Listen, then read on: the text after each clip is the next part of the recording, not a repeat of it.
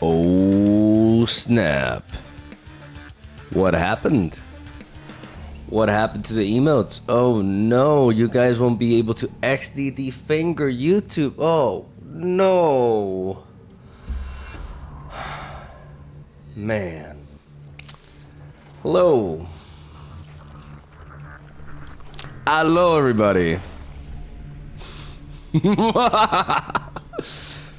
How y'all doing today? Hello, Phineas, Nova, Nicolox, Zerk, Michael, Ikpupwa, Toki Powder, Eternal Emo, Peyaki, Kilimanjaros, Neutral Response. Hello, Idalo, Nicolaus, Moont Pix, Great Bird Purr.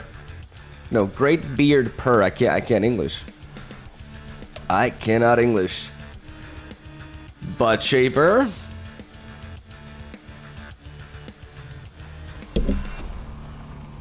Narachi, Neutral Response, Zifus, Jimba, Creams. How y'all doing today? Hello, YouTube. They can't middle finger you now. Virus, Wei Chang, Extraño. Why is the chat not working?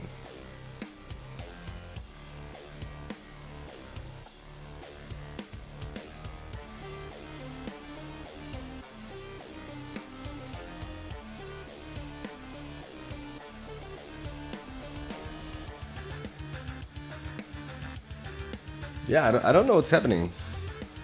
Nani? Hello, JP Soft. Nice, man. Thank you for the kind words. I appreciate you watching them, and I'm happy you like them.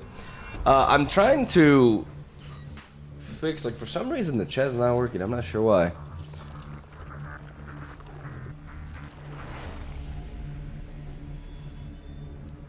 Why isn't there a drops command? There should be. There should be. Give me a moment.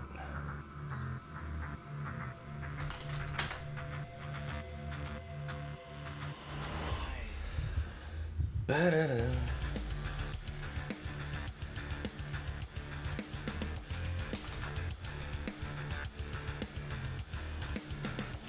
I don't know why I seem to have deleted it.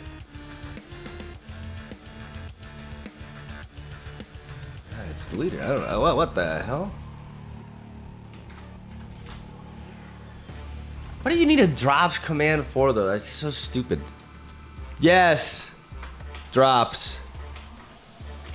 Here. Thanks.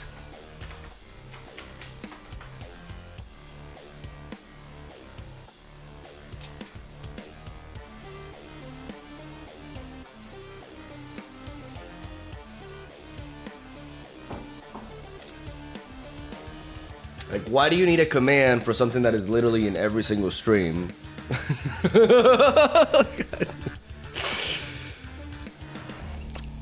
Mr. Nachos, hello. Okay, what is this? What? Rad, bro. What is this mustard? I actually like this a lot.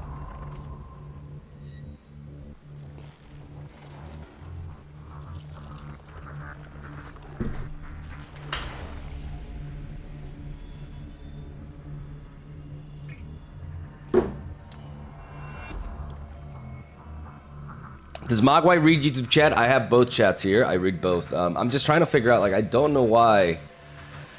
For some reason, my Twitch chat isn't working. What if I switch over here? No, it's just not working today.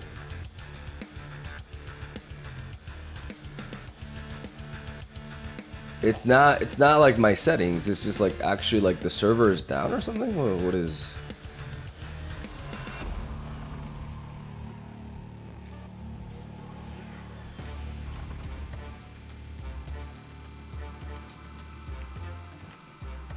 That's weird. I don't recall the last time like that the chat like actually did not work.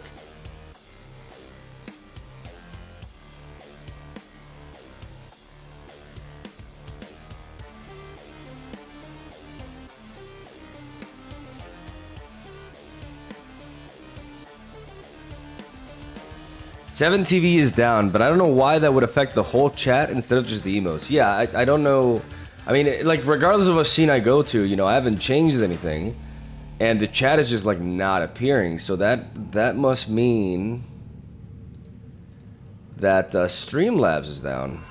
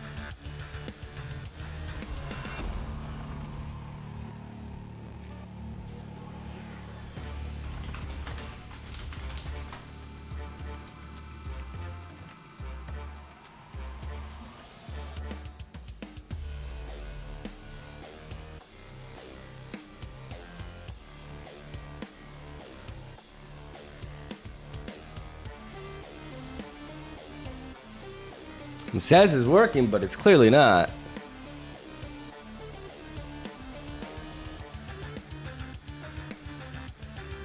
Hey, when are you playing Pokemon next? I think Tuesday. I think I'll be playing it on Tuesday.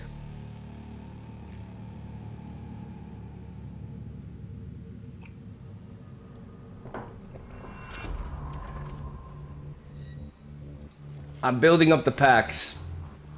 And yeah, this triggers me. When things don't work, it triggers me. What if I do this? What if I refresh the cache again? Nope, guys. Y'all don't exist today. I don't like saying this, but you all are invisible today.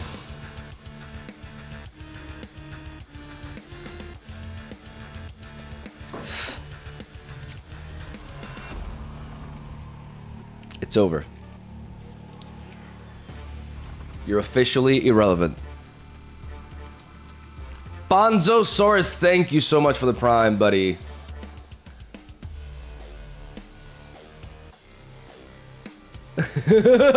So this is how YouTube feels. Yeah, maybe I don't know. Maybe a little bit of empathy now.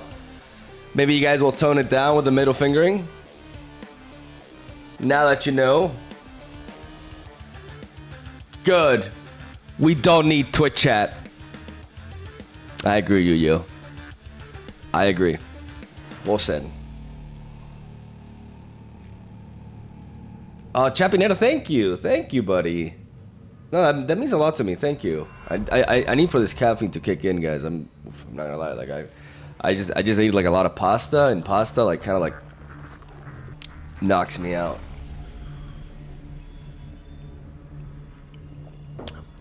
I made the mistake that I always do of like lying down after eating spaghetti, and then my body just like shut down. Ugh. You're a great streamer. Thank you, Makoto. Wow, what is this? What is all this kindness I'm perceiving today? I'm not sure how to react to it. Suck it, Twitch chat. I mean, we could just like, you know. I'd rather see you guys hold hands and singing, but what am I gonna do? Will Literate. I actually, that's actually a good name. Wow. What am I seeing here? An actual good, funny Twitch username. Will Literate 69 making their debut with an anime surprise phase. Welcome to the stream, Will Literate. Was Weekend successful yesterday? Yes, it was actually. We climbed 1,200 ranks in over like 3 hours. So it definitely worked out really well. Oh, infinite misery. Oh, the misery.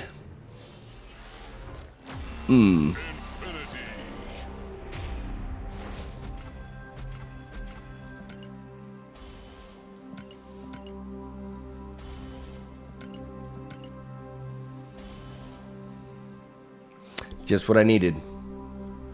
Exactly what I wanted. A Thanos avatar.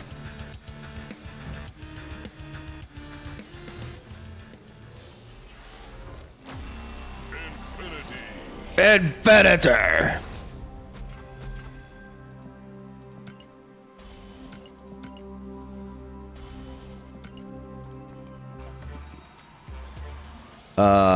Yeah, screw it. I'm gonna pass this one too. I'm like kind of like upgrading both warpaths, but you know, this is the one that I actually want to get there. Okay, well I get another. Maybe this time a pixel avatar. Oh, okay. Okay, a different storm variant, not the one that I want. I want the B one. Actually, this seems like no. It's not the B one. What's the one that I want? Is it the Max Greek one? I think that is. The gang's all here. Wait, that was for my album. Oh, meu Deus.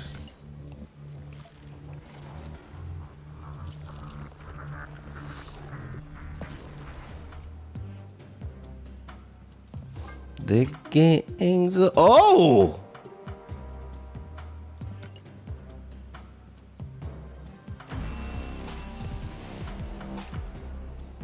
Oh yeah. Oh yeah, we got the Keck Insane here. You know, now, oh man, now more than ever, I can just play this and be like, oh, and it's like super fitting. Awesome. Awesomeness. Okay, let me actually change, because I'm gonna make that one my favorite.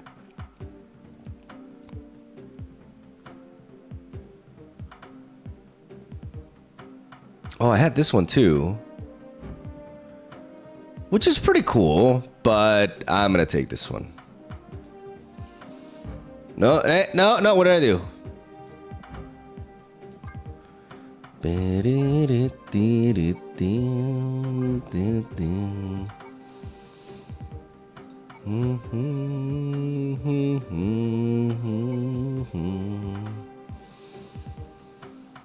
So the ones that I have are like the pink cosmic. God, that's hideous.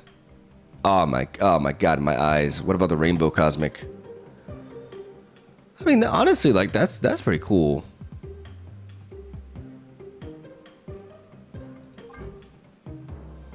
But I like all my cards being the same. Maybe I am a little bit boring in that regard. But that is a sexy Green Goblin.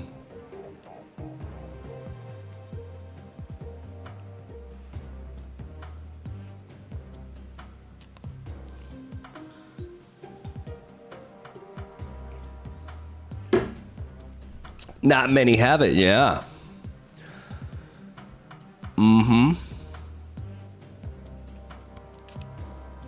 That's what my stream is known for, man. We have what others don't.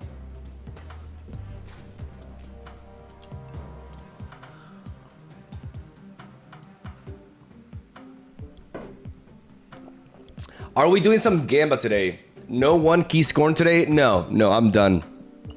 I am done one king. Because I'm always gonna get this. Like, if you guys don't know, like I got the random series 4 or 5 card like 3 times in a row. I would not be shocked if the odds were a little bit geared towards opening this over the other ones. Like if there was a little bit of tweaking going on there, you know what I'm saying? So I'm not opening like this is such a stupid system.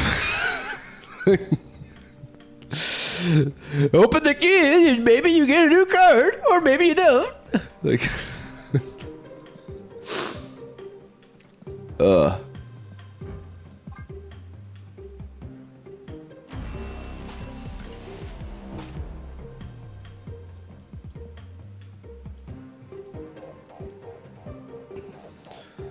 let me check real quick. Because I know misery needs to be, yep. The misery. My life is a misery.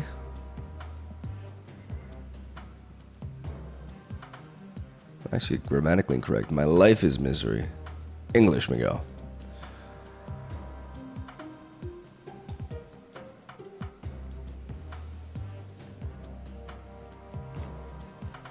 Mog, I can get you another key right now if you listen to me. Okay, okay, you have caught my attention, Mr.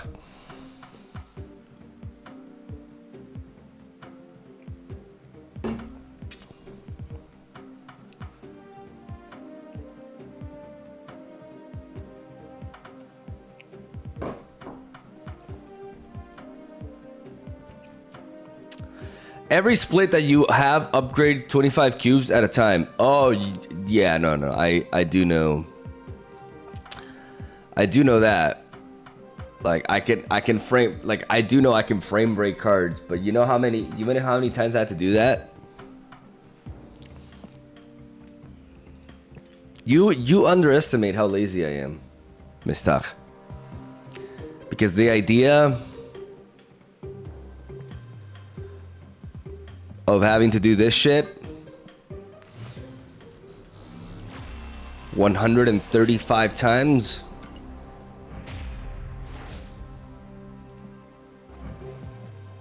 It's just kind of like an annoying concept to me, you know.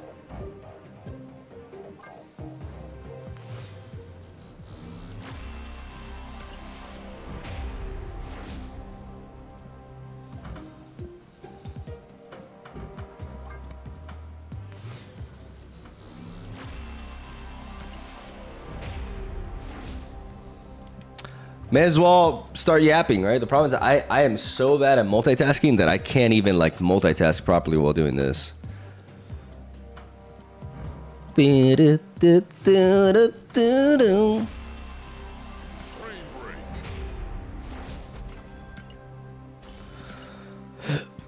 But, you know, given that I don't... Like, the problem with this is that I do like... But most of my cards are in infinite, so it's fine. It's fine. Like, I don't have to worry about that. Like, I can just use my credits.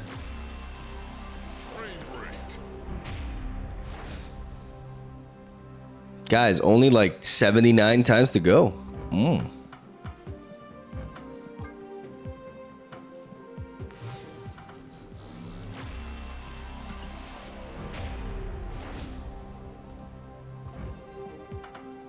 Okay, quality. Probably better to do it this way, yeah.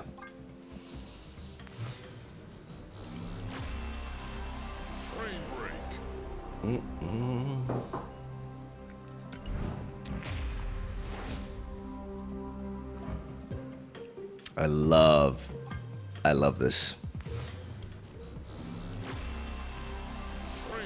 Frame break.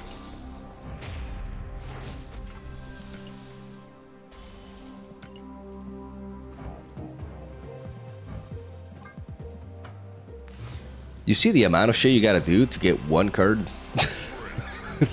Oh my god. Oh, okay.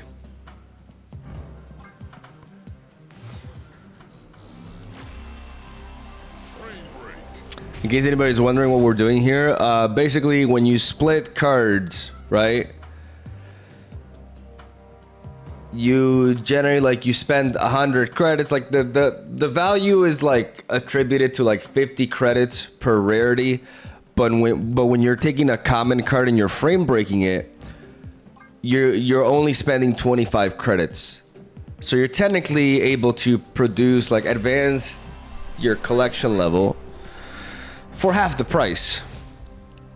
But speaking of price, there is a price to pay for this, and that is having to do this 80 times.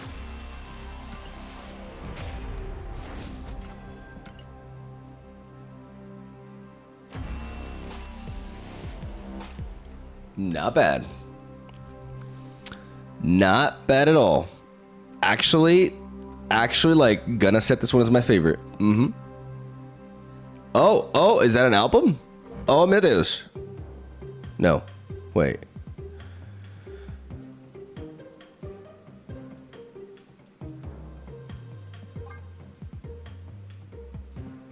Wait, what was it? Companions or something? Cosmic Companion, yeah. So what is the... Okay, 1,000 credits for 2 more Dan hit variants. Which ones would I like? I don't mind Howard the Duck.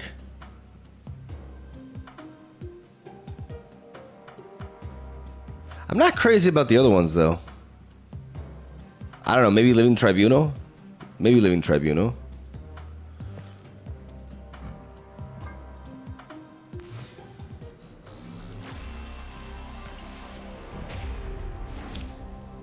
That Martyr is very nice, though. In fact, it's so nice, I want to frame break it.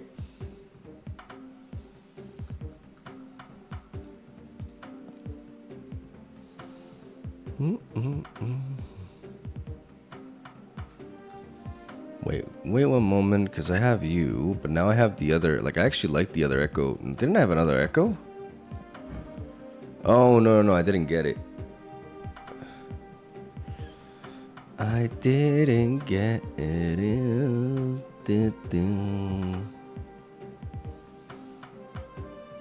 So I'm upgrading this now, but oh wait, no, never mind. I don't have Martyr boosters. Shit. Okay.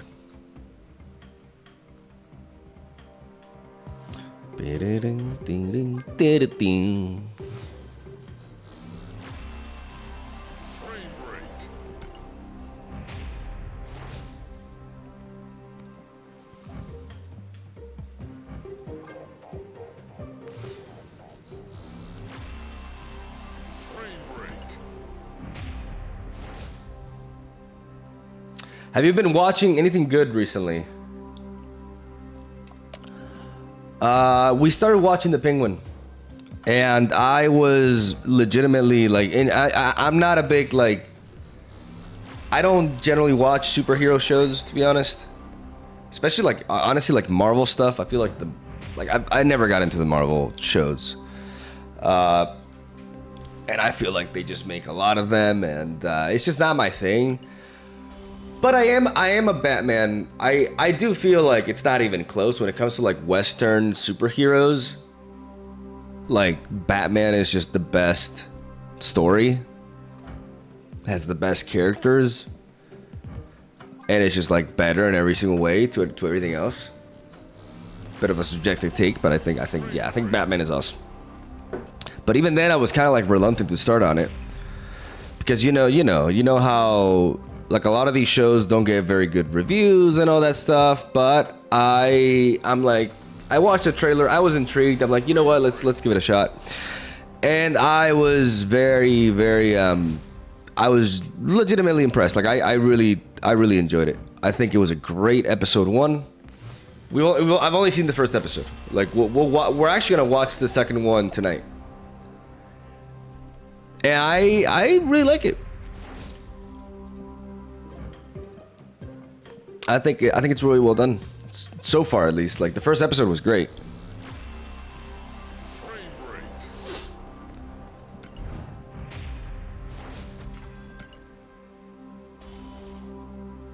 Both you and Batman are edgy, so you relate with him. Anything that compares me to Batman, I will gladly accept.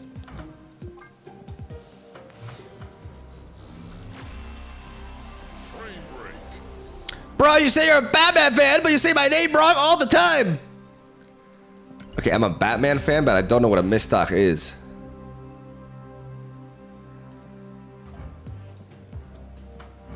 What is that? I'm actually confused. What do you mean? Mr. J. Mr. J. Oh my. You expect me to? Oh, come on. Oh, come on. That's nonsense. Nah, that is far-fetched as hell. Get out of here.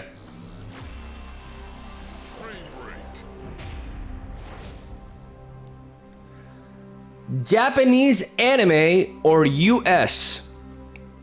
Wait, Chang, I'm not really sure I understand your question.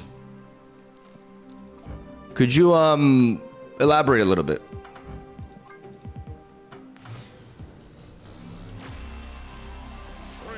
We can see Twitch chat. I know, Potato Farmer. I can't either. Or rather, I wish I couldn't. But it's not appearing. Like the Streamlabs is down. Like today, like the emotes on Twitch are broken, and the chat is not working. Like regardless of what Sween oh my god. See, this is my brain, guys. Like I get so far up ahead of what I'm about to say that I just mix my words. Because I was gonna say this Sween, I did it again. The scene, slow down. The scene I'm switching to. Okay, that's what's going in my head, but I'm just like, I'm trying to go over it so fast that I end up saying this Sween. My mind is just like really weird. But yeah, this scene I'm switching to doesn't like fix it, you know, like it's just the chat is just like not working.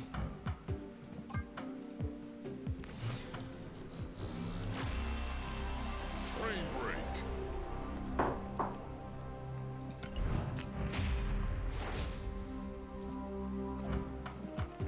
That's why I had like, when I was younger, I had trouble like with my enunciation. My parents would get really upset because in my head is like, well, I know what I'm saying, so I would just like talk fast and like not even properly pronounce words and shit.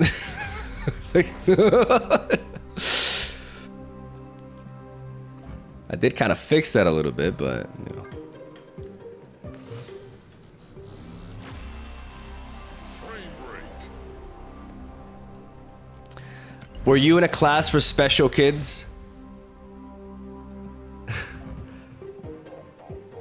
When I first moved to the United States, I may have been put there, yeah.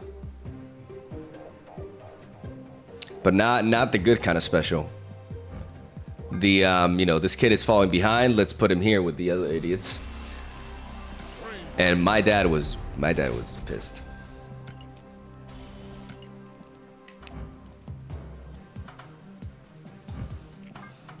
Frame break.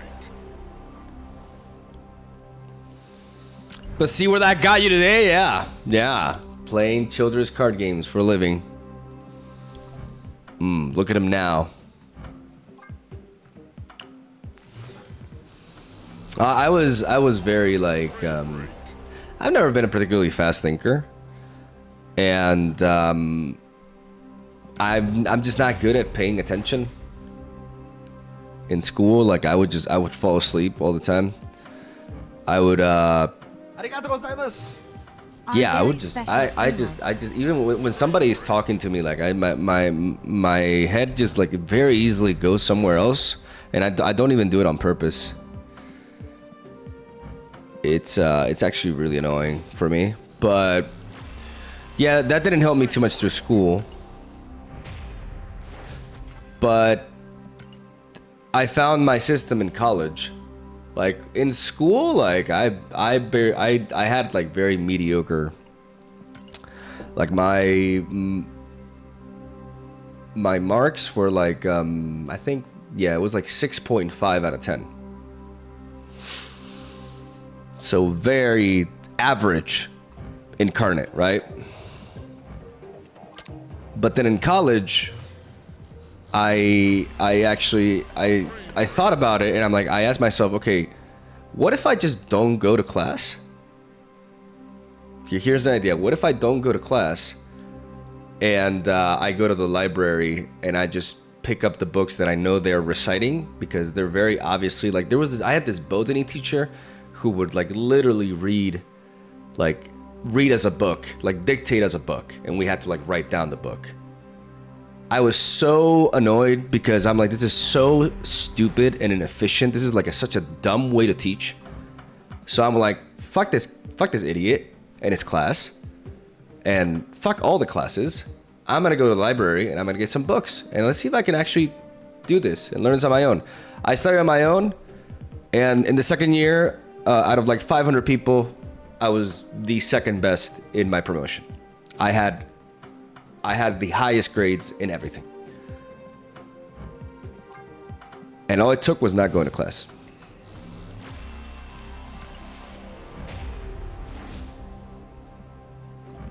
Going to class is kind of stupid.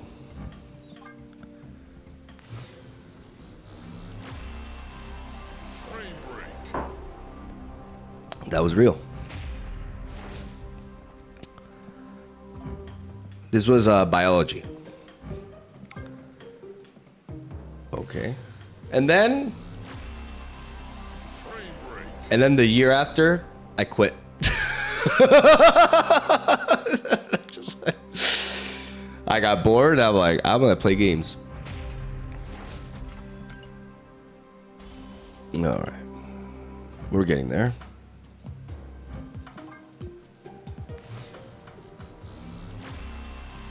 Frame break. Still pisses me off to this day, man. And I found this so ridiculous that everybody would be going to the class when we knew from the beginning that it was all going to come down to an exam, like a test, and everybody like sheep were just like going in there, sitting down, and literally like writing like, I don't know, like 3 to 4 pages in like an hour. I was like, what is going on, man? Why is everybody so stupid, dude? It took me like, it literally took me 2 classes to figure out what book he was reciting. Man, it felt good to get like, I got better grades than everybody on that class, and I didn't step on it once. That was a moment in my life that I remember a lot because it gave me a lot of confidence. It was like, you know what? You don't have to do things the way people tell you to do things. You can just like do a little bit of critical thinking and put yourself in a position to be ahead of others, especially those who just blindly follow, you know, the path that's laid out for them in front of them.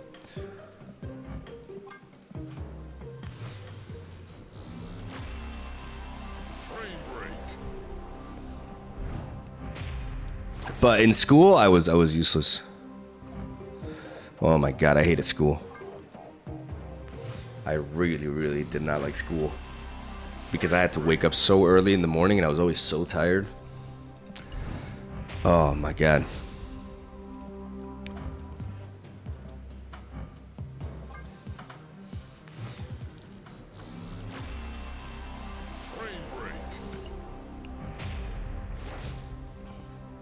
Only 41 to go, guys.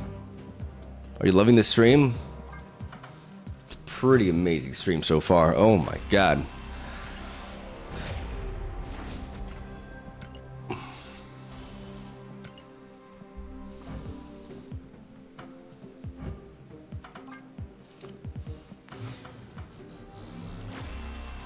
I also hated school. Now I learn things I know I want to learn and give me knowledge for my work, so it's much easier for me to actually learn stuff. It's just not like, you know, I mean, it depends. I can't speak for other countries, right? But I think the education system in Spain is awful.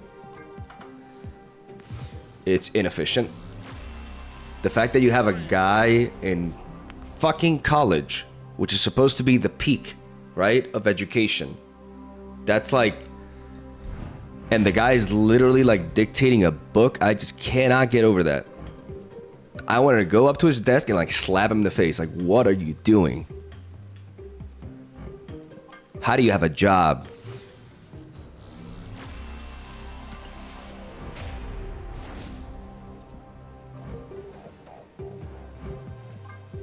If I did that, it probably would have not ended well for me though. Like, it's important to, yeah, this is a metaphor. I wasn't actually, okay, maybe I was fantasizing about doing it, but I would, you know what I mean.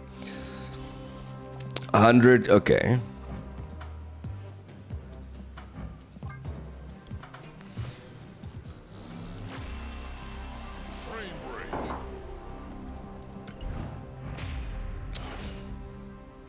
You know what I wasn't very good at though?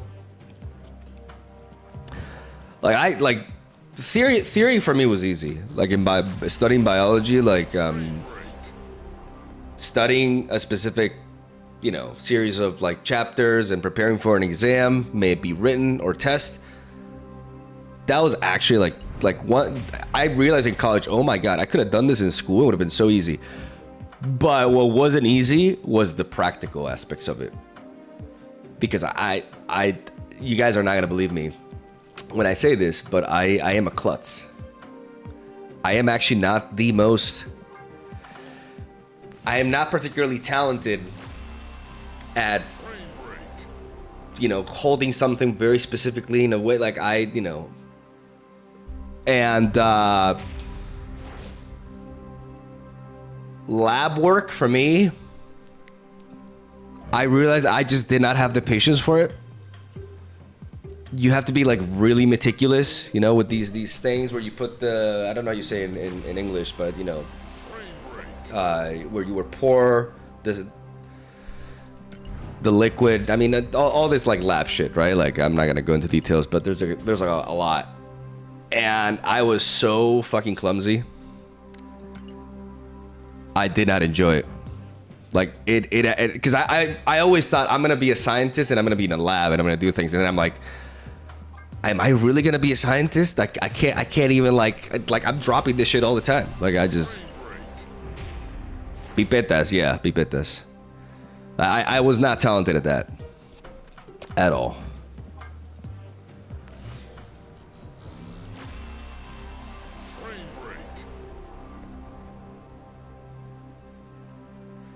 Why did you choose biology at first? I didn't choose biology at first.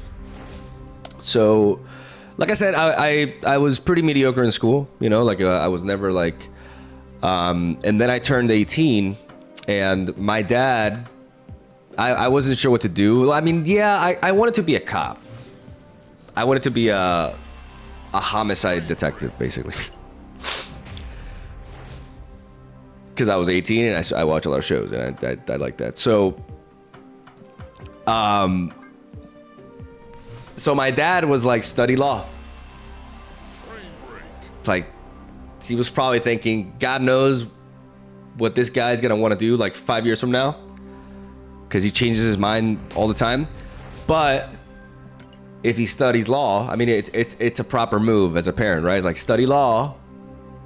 Like, law is legitimately a very good degree to get because it opens up a lot of doors, right? Like, if you study law, like, you can be a lawyer, you can be a cop, you can, there's just like, there's so many things, right? You can be a politician, you know, like, it's just you have a lot of options. So it made sense. And I still remember my first year in law school. I walked through the doors, I sat down in my first class. It was called Filosofía del Derecho, which means law philosophy.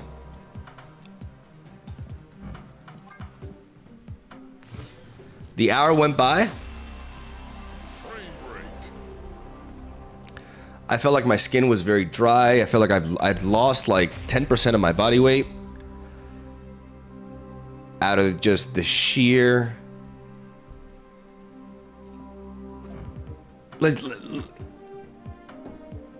I never went back.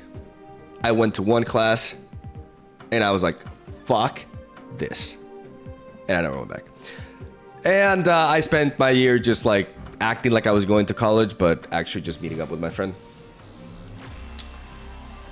And yeah, because the whole law degree is about like sinking, it's just sinking elbows and memorizing shit. Like, that's what it is. At its core, the law degree, it's memorization. And unless you're like into it, it is so boring. So I wasted a year. I didn't do nothing. I wasted a year. And then after that, I wanted to like, oh, God, beautiful. Amazing. And after that, I got into environmental sciences. because I actually like in Spain, I don't know if they still do it that way, but when you enter like the last 2 years of school, you have to choose two different things, two different types of education, like science or letters. It's called ciencias o letras. I studied science, which shocked a lot of people because I was very lazy in school. I didn't really care. And letters is just easier, right? Like it's well known that if you study letters, it's easier than studying science. Like you don't have to study physics, you don't have to study chemistry, like all that weird shit. Like you just, you know, read some newspaper articles and try to like act like you know more about them or whatever. And it's just easier, simpler. You know, you study social sciences, all that garbage, right? So, but I was always very intrigued by like I actually, even at that age, I was curious as to like how the world worked, right? Like I looked at myself and I'm like, okay, what the hell's going on? What am I? I kind of want to learn a little bit more about that. Even though, again, I was still very lazy in school, but when I did this first year in law, I realized, well, I kind of want to study something where I'm not just memorizing something abstract that humanity has created, right? And instead, like I like to study something that actually like I want to understand life. But biology was not available around me, right? Like in the because I was in Cádiz, the provincia of Cádiz, right, which is the very south of Spain, and there's no biology there. You have to go to Sevilla. So I started with environmental sciences, and then something clicked in me, and I actually started to get really competitive. And I was the shit, man. Like I was getting really good grades in environmental sciences. And we had a class that was zoology and botany. And I was like, this is my shit, you know, like, and I got really competitive and I was the best in the class. And I was like, and I actually for once like started feeling passion, you know, in this whole thing. Like I went from like being a bum in school to like, you know, like not doing anything on my year in law, wasting everybody's time, to actually like being like, you know, no, I not only want to do this, like I want to be really good at this. So I talked to my parents, I made a trip to Sevilla, and I enrolled in biology there, in college there. So I moved to Sevilla, where I would spend like the next like 5 to 6 years of my life.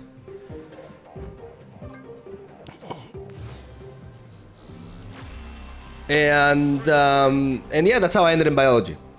Like I've always had like interest in science, but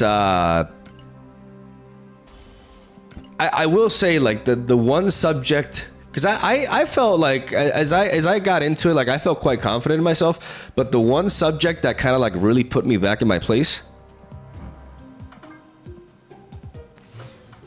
was physics. People who do physics are on another tier, and I don't know if many people actually realize that. I don't know if like many like normies like realize just how crazy physics is.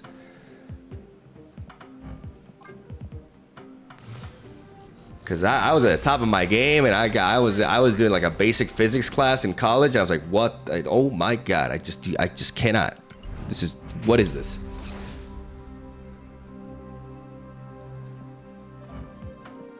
So like when somebody tells me I'm a physicist,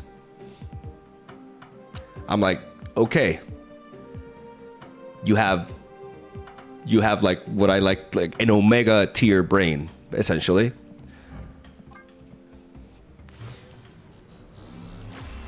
And some people brush it, so he's like an engineer or like a doctor or like no, a physicist, bro. Like that you have no idea. That shit's crazy.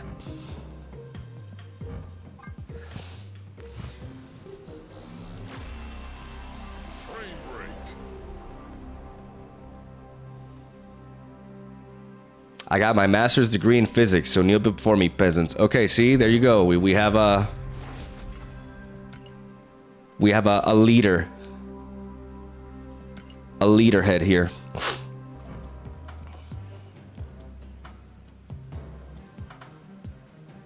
Okay, guys, we're actually getting close. It's happening. And I've been able, I haven't done a great job. Like, I would have been talking way faster if I wasn't like opening stuff. You guys see how hard it is for my mind to like do two things at the same time? Like, I would have said all this in like in nothing if I wasn't like doing this shit too.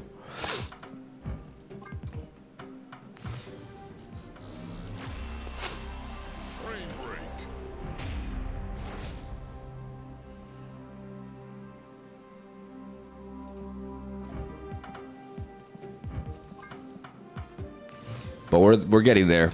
I've literally done this literally like over 80 times. Like, I'm not even exaggerating. Like, normally I just throw crazy note 80. Like, I've actually done this like 80 something times.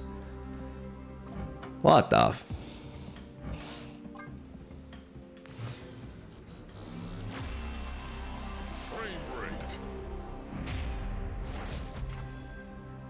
Where did you start making YouTube content though after all that? So so screw it. Yapping stream. I'm gonna tell you my life story a little bit. Don't worry. Only a small chunk of it. Okay, so we get to biology. All right, I'm doing great. It's the second year. Then I burn out. I don't like the work in the lab, and I also don't like the prospect of my future, because the reality is that the degree is beautiful. Like, I loved studying biology. Like, I learned so much about the world and about us, and it was great. Like, I would spend I would spend days just in the library just reading these books, and legitimately like intrigued about what I was reading, which is like I really liked it. But then at one point, it's just like, especially in Spain, the prospect of like working as a scientist in Spain, TLDR, all the scientists in Spain go somewhere else. They leave the country and work in like places where they actually treat their scientists properly. And I just was not excited about the prospect of like, you know, having to work on my PhD and have like a minimal salary until I was like 40. I was maybe a little bit negative about it, but I just lost interest in a future in that. So as my mind goes, I find another obsession. And that obsession was grappling and mixed martial arts. And I did that for... Like, I was doing that a little bit. Like, I was already training when I was studying, right? But I just devoted myself to that. I had like well over like 40 something like grappling fights, and then I also competed in MMA at an amateur level. I had 3 fights, and for a while I was like, oh, I'm gonna be in the UFC. That's my objective. Until I also like kind of like hit reality. I'm like, oh my god, this is actually probably like a terrible idea, because you have to be so hungry and obviously talented.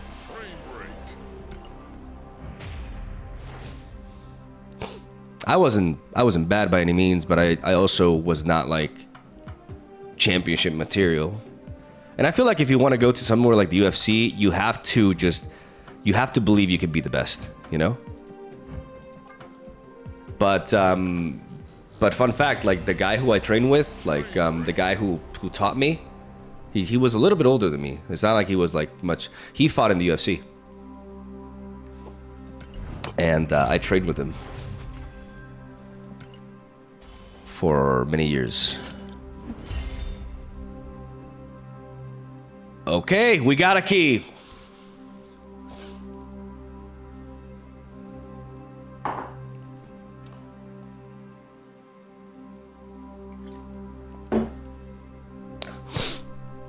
Now what? Yeah, I didn't think ahead. I just wanted the key. But can somebody link me like the schedule?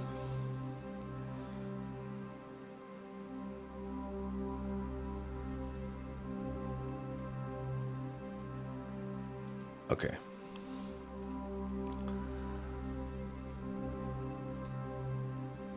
And TLDR, you know, I started uploading YouTube videos because of Pokemon X and Y.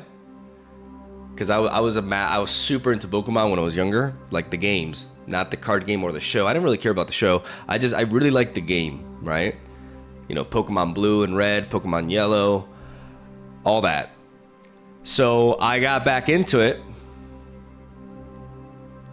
Okay. This Elsa, what? Oh my, Jesus. Let me get my,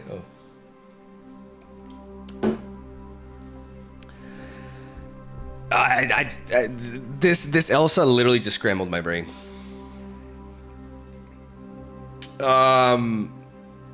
Holy crap. I want a poster of this.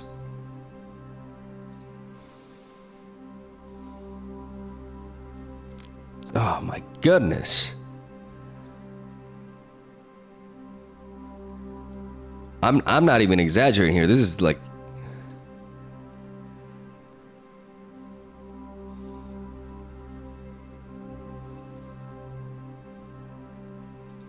yeah, wow. So yeah, I did that for a bit, and then I started doing the YouTube videos, and it was actually like a secret thing that I was doing for like a year. Like I didn't tell anybody I was doing it, except for my parents. And my parents, you know, I remember my mom telling me, but you know, you can't make a living with this and all that. Like you need to get your shit together, you know, because they were freaking out because I essentially stopped going to class and was dropping college, and they're like, what the hell is this? Is our son doing, right? And but eventually, you know, the YouTube took off, and you know, it's been such a long time since then. Like it's been like 10 years, and now I'm in a midlife crisis. You know, now is when my body is starting to age, and I'm losing. You know, it's kind of like downhill from here. Bit of an aware moment, but it's fine. It's fine. Reality is reality. You know, you don't have to run away from it. And I'm at a point where, you know, I'm like, okay, what am I doing? I'm playing Marvel Snap. That's what I'm doing. Okay, so Toxin. On reveal, return your other cards here to your hand, plus 2 power for each returned. So like a beast. A different version of beast. And we got a sub there. Shalumpo, thank you for the prime. Thank you, Shalimpo. Toxin, return your other cards here to your hand, plus 2 power for each card returned. Like if there's 3, you're not reducing the cost of them, but you are like essentially with 3, this guy is like 7 points, obviously, and 7 points is really good. It's like you're spending 1 less energy than Beast. Even in a case where you're kind of like forced to play this a little bit earlier, for whatever reason, you're still getting 5 power out of it. It doesn't like it doesn't come off like broken, but I feel like bounce is just gonna be nuts when this card comes out, because it's not like bounce has kind of been craving for another bouncer. And this is a good bouncer, right? Like if you play this on a location, exactly. Like if you play this on a location with 3 cards, I'm saying 5 power in a case in which you're what I was saying is in a moment in which you're playing this early, right? You're forced to, because there's gonna be a lot of scenarios where you just cannot afford to like bounce 3 things with this. you know, because of your draws or whatever. But even in those cases, it's 5 power, which is sick for a 2-drop, right? But the fact that, you know, more often than not, when you play this, is going to be 7 power, and it's going to allow you to reproc a bunch of your, and it's cheap, right? Like, there's a reason why Beast got nerfed.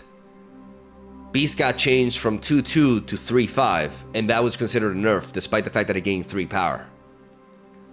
There's a reason. The cheaper, the bouncer, we're calling it that, the bouncer is the better. Because these decks rely on you chaining a bunch of cards, right? So it's a massive difference between being a 3-drop and a 2-drop, because that means, like, if you play this, I don't know, let's say you play this on turn 5, right? You can play 3 1-drops alongside it. Like, there's just a lot. You can even, like, the fact that it's, like, you can even, instead of, like, resorting to Falcon, if you have this 3rd balancing piece, you can Beast and Toxin on the same turn in 2 different lanes. Like, we'll see how the deck ends up looking like, right? Like, I do believe that balance decks will preserve both Beast and Falcon and just incorporate Toxin. And I think that's going to make the archetype potentially... Because balance has taken nerfs, multiple nerfs, throughout Marvel Snap's history. So it's going to be strong, I think. Very strong. And also, very important to note here as well, we cannot forget about this detail. Elsa.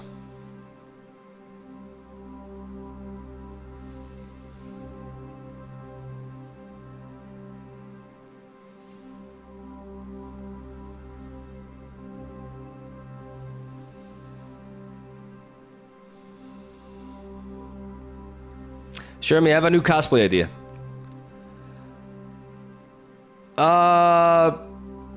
What else?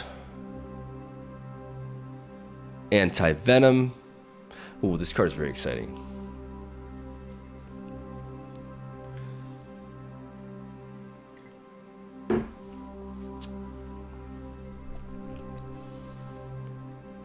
You aren't spending your keys for a variant, are you? Guys, I already went down that rabbit hole once. I promise, never again. I spent 8 keys. 8 keys to get my Super Giant variant. And then I never played it.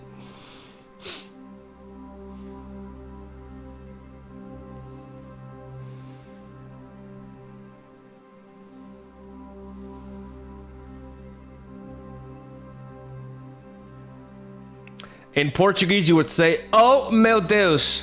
Man,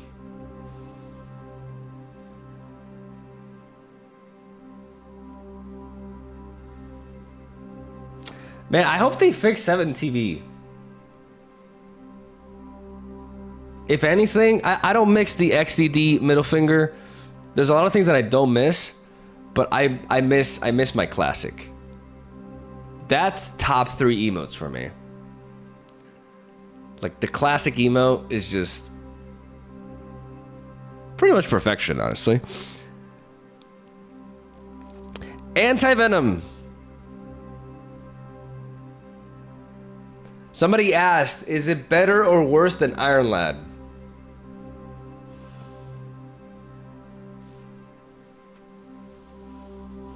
It's just kind of different, right? Because with Iron Lad, it's strictly about the ability.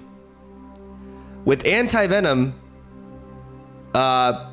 it's doesn't have to be like a strong ability that you know what I mean. Like, in a way, the cards that Iron Lad interacts with positively is ultimately more limited than Anti-Venom.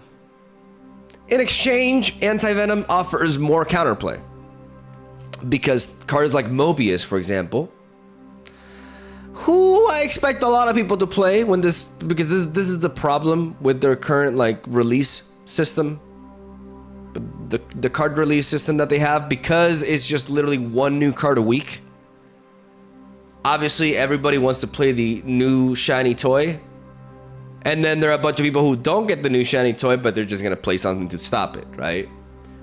So expect a lot of Mobius when this card is released. That's gonna be fun. But yeah, it offers more counterplay than Iron Lad because of this. But it also works with cards that don't necessarily give you power through their effect.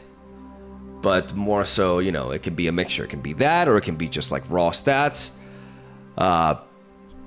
This card fundamentally shines hitting a very high cost card at the top of your deck. And it kind of like, compared to Jubilee, right?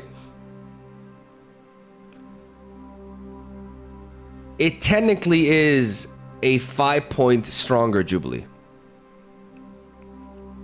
Though not exactly, because you still have to draw that card. While Jubilee just like automatically plays it, so you get to draw the card after. That's important to note. But I think that downside is most definitely worth when you're adding 5 points to the equation.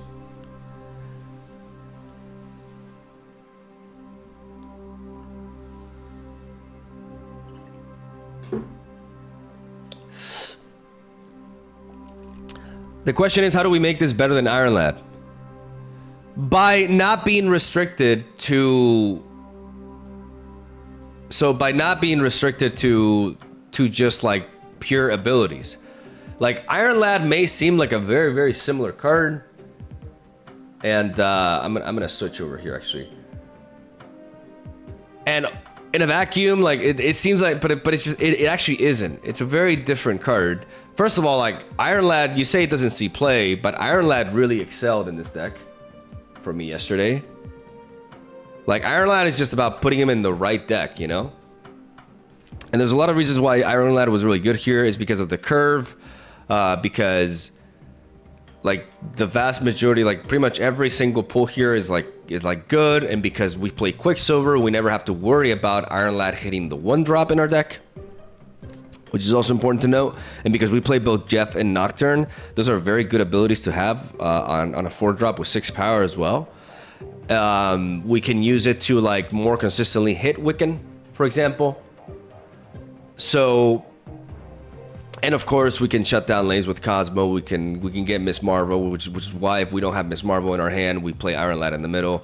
Like Iron Lad in this deck is legitimately good. So you say he doesn't see play, but I disagree. I think the card is very much playable and it's a good card. It just like depends on the meta and what decks are being played and stuff. But it's a very different card fundamentally than Anti-Venom. Because Anti-Venom does not care about the text. Anti-Venom just cares about the raw value that the card is giving you. So you can very easily Anti-Venom. Like there's a big difference between Iron Lad on Magneto and Anti-Venom on Magneto. Like in that case, if you hit a 6-drop with this guy, shit's crazy. Shit is more than crazy. Because you're getting 6 points out of this play. I'm again making the comparison is not Iron Lad. The real card to compare this to, again, is Jubilee. Not Iron Lad, Jubilee. Iron Lad is a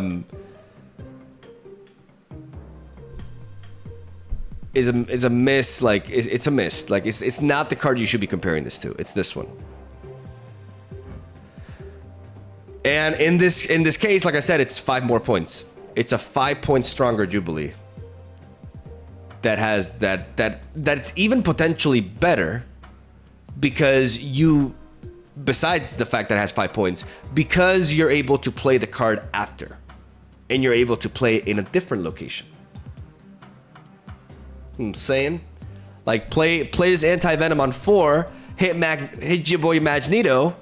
And all of a sudden you have a 0 energy Magneto that can be played in any location alongside something else. So, TLDR, there is no universe in which this card is not meta defining. This is a ridiculous card, and it may see a nerf. Oh wait, oh god, oh my god, okay. Oh my god, I didn't read the card right. Oh my, okay, yeah, obviously that doesn't make any sense. Oh my god, okay, please ignore what I said. Please ignore this last like 10 minutes. Oh my god, okay. Oh fuck, oh my god, that's embarrassing. Oh shit, okay. Oh Jesus. This card could not be real. What are you even saying, Miguel? Like, the more I was talking about it, I was like, this card is like broken.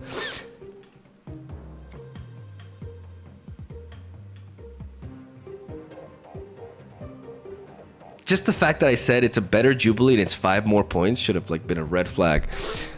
Oh my. Okay, let's start over. Oh my god.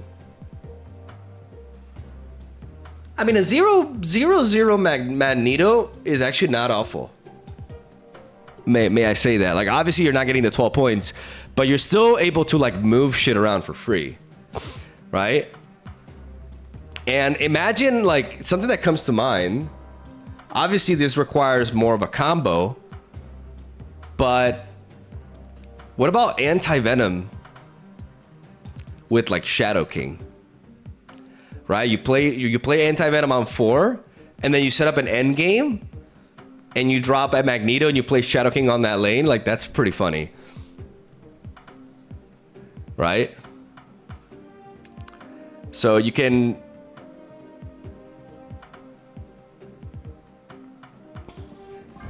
Because, or Luke Cage, exactly, or Luke Cage. Instead of just like going Shadow King, you can just go Luke Cage, which is more straightforward. But I think Luke Cage Anti-Venom is gonna be a very, you know, despite me not reading the card and going on this like just yapping about a card that would be absolutely and utterly ridiculous. I still think this card is going to be meta defining. For sure. This card is going to be wild. Just like the idea of like playing Luke Cage into Anti-Venom, right?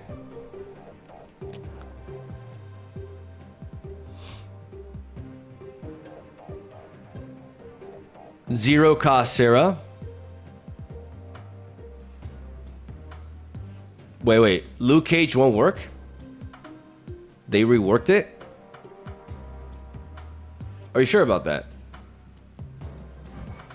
Your cards can have their power reduced. I don't know. I'm pretty sure it should work. I'm not sure, just asking. Oh, no, I mean,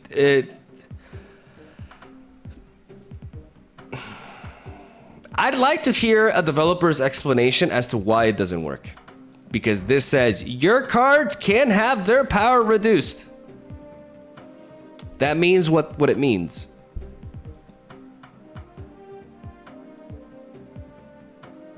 Exactly, Luke Cage works in Quantum Realm, exactly, yeah.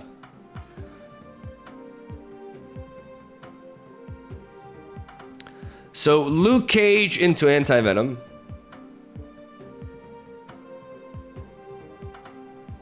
Jesus. How long, guys, how long was I yapping about, like, Agent Venom without actually reading the card properly? I don't want to know. I don't want to know. I'd rather remain clueless. No. Like, just don't tell me. Don't tell me. I'm not gonna look at chat. I'm gonna look at YouTube chat.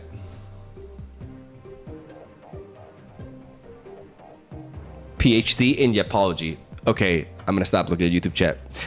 But yeah, this card actually gets me thinking.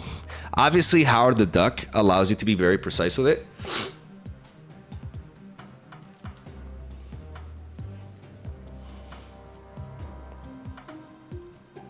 You have to really think about the curve, right? And you have to have like ways to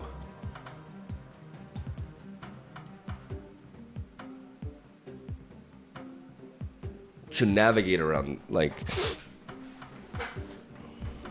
something that comes to mind is just Zabu, because you play Agent Venom and you play Jubilee. Anti-Venom. So you can play Howard the Duck, Zabu, and then Anti-Venom, Jubilee, but I don't know if that curve makes sense, right? Because then you would also like, you know, if you take the Luke Cage route, you would like for your deck to also synergize with Luke Cage in one way or another, right? Besides just Anti-Venom. Because the other option is to just quite simply go for cards that are like, you know, low power but expensive. You know, Taskmaster. I mean, Taskmaster could be pretty legit, right? But then you have to have other big cards being played, and you know, it's about how do you figure that out, right? Arnim Zola is naturally something that comes to mind. But you need actual big targets for Arnim Zola.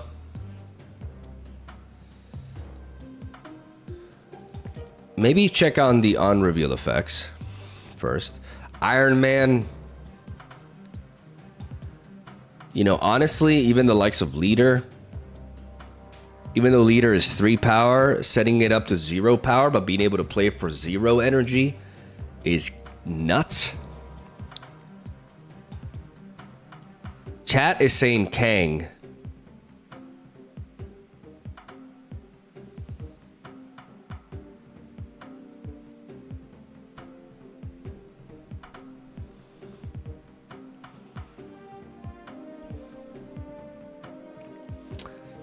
I mean, they're joking, right?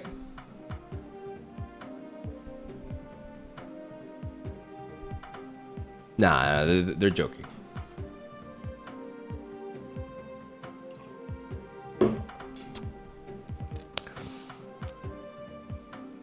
Like 3 people said it.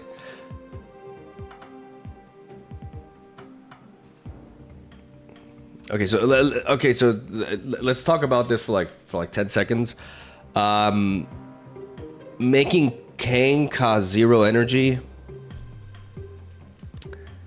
doesn't amount to anything, because it doesn't matter how much energy you spend the turn you play Kang, because the turn is gonna rewind anyways. Okay, Timmy? So because the turn rewinds anyways, there's literally no benefit to playing Kang for 0 energy. In fact, if you play Kang for 0 energy, I would argue that it's detrimental, because what are you gonna do with the extra energy? Play other stuff? Give your opponent more information? Yeah. Okay. So you know, obviously stuff like White Tiger.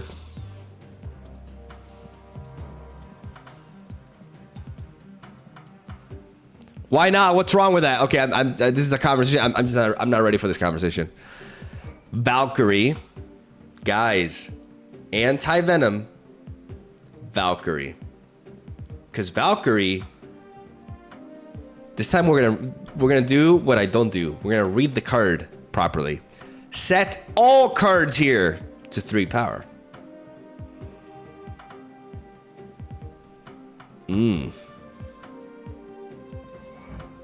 That has a lot of potential.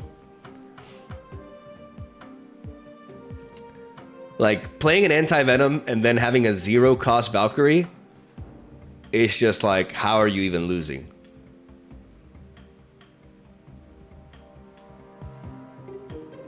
Bro, stop yapping and go to the next card. This one is ass. How about you stop yapping for a minute? That's actually really, it's a fun card for sure. It's a very fun card, and I think it has a lot of potential. There's a lot of like neat combos. It's doing a lot.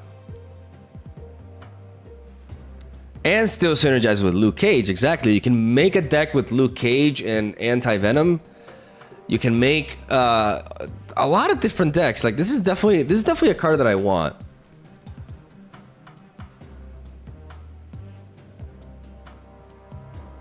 It's a card that I want. Like Leader.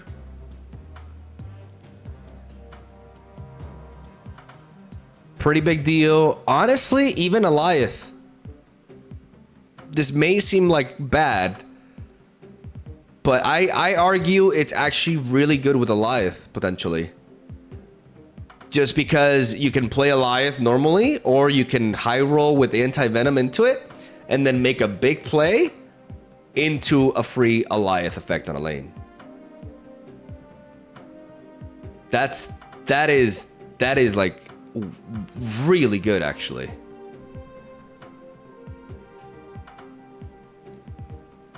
Legitimately good.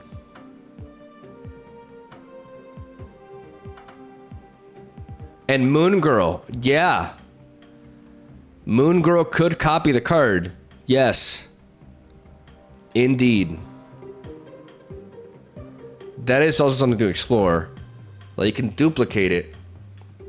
But in order for you to be able to play Moon Girl, you would have to, like, if you play anti, because both of them are 4-drops, right? Like a Zabu deck with like Moon Girl, Anti-Venom, and other shit could definitely work. Figuring out the curve so that you can actually like deplete your hand and duplicate it, and having combos outside of like pure Anti-Venom with it as well. Yeah, no, there is definitely stuff you can explore with this card. This is a very exciting card.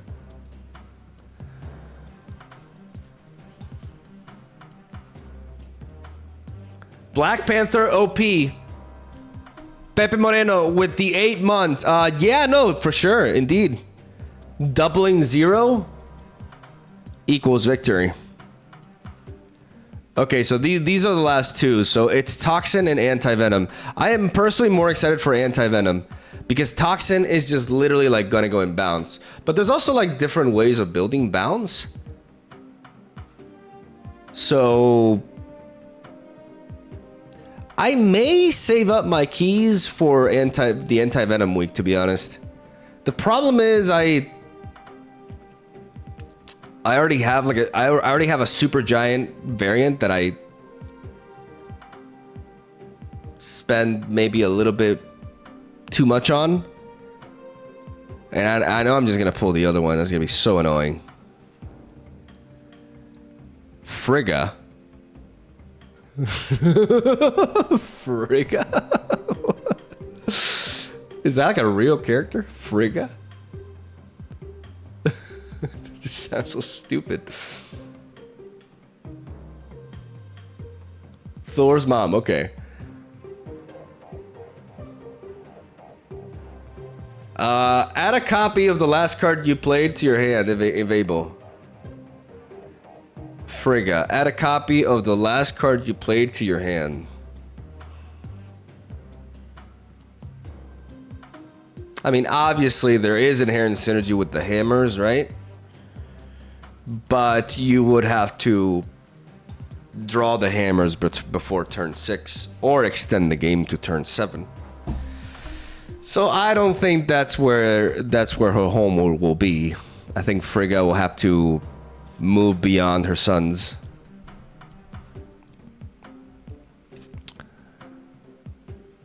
Somebody mentioned Silver Surfer.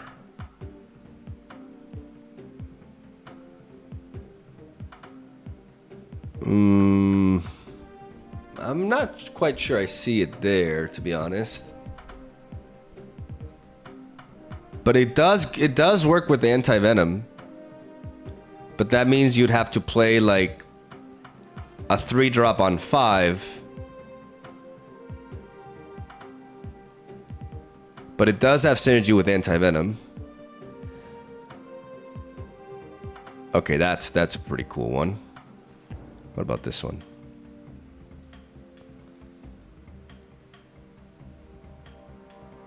Surfer is her home.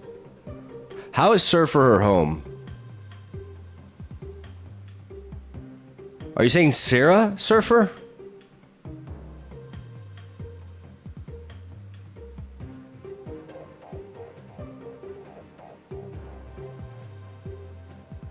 Like, I don't follow that. Think about the curve of a surfer deck. When are you legitimately going to play this and capitalize on it?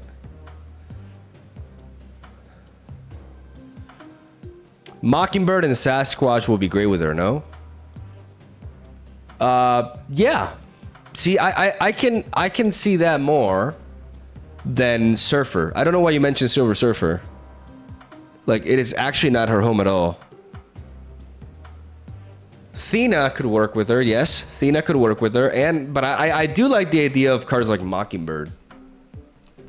You know, cheap cards that you synergize towards.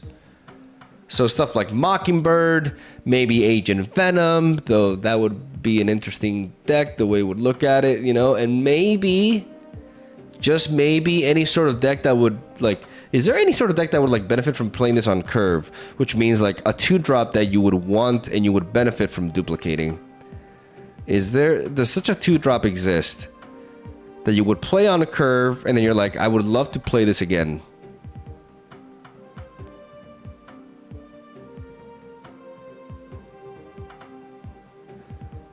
Honestly, Master Mold.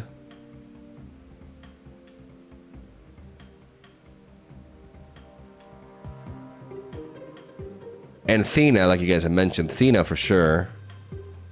Thena is probably like the best 2-drop for this scenario. Yeah, she definitely works really well with Thena, if you think about it. Because you Thena on turn 2, you Frigga on 3, and then you Thena into 2-drop on 4, and you're just good to go. Yeah. Even though you are generating 3 power on turn 3, but then eventually, like, those 2 Thenas are gonna make that combo worth.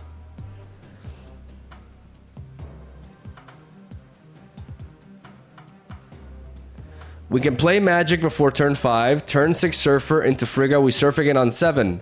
Seems good, no? Like, the problem with that setup, Nachos, is that you're asking for a lot. You're asking for a lot, and the reality is, in the vast majority of scenarios, like, finding a moment to play Frigga is going to be annoying and awkward. Like, you're better off just playing Absorbing Man.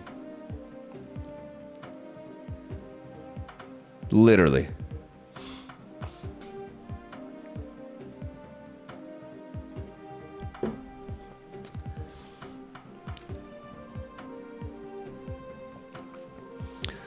Scorpion. The Scorpion is not like Frigga. Scorpion. Scorpion is good when you play him on 2.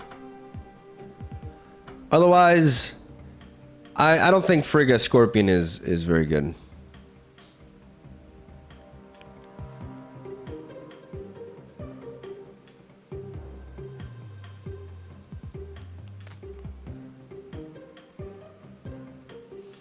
She could see play in Mill.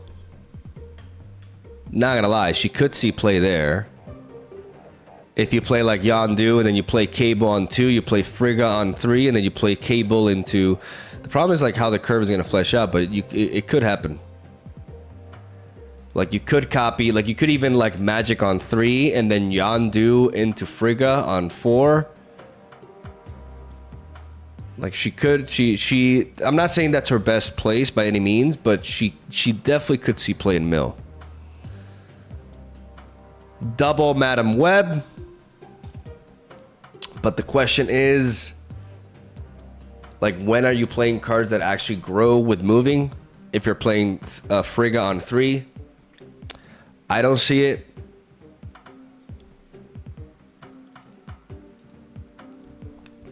Thena is definitely like the one that I like, the combo with her that I find the most exciting, and like stuff like Mockingbird as well.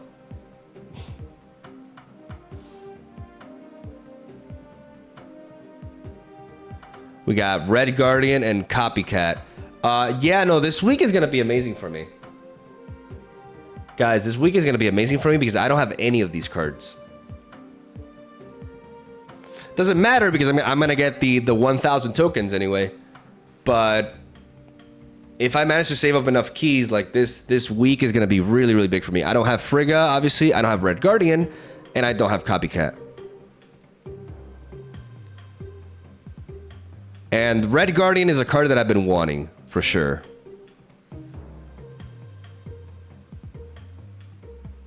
Like, I will actually get cards. And then the week after, there's Thena. There's Thena. I don't have Valentina. It's not a card I'm crazy about, but I could have some fun with. And let me read this guy. Add 1, 2, or 3 cost cards from your deck here. It reveals at the end of the game.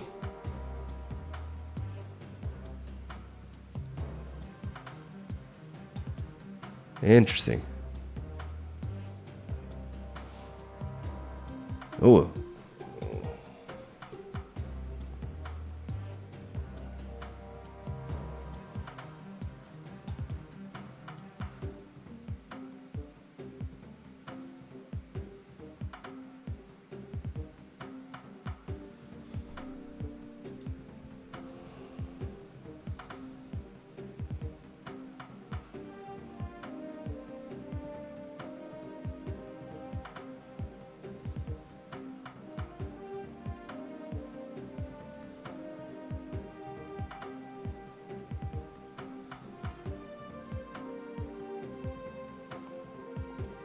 Killmonger synergy is nice.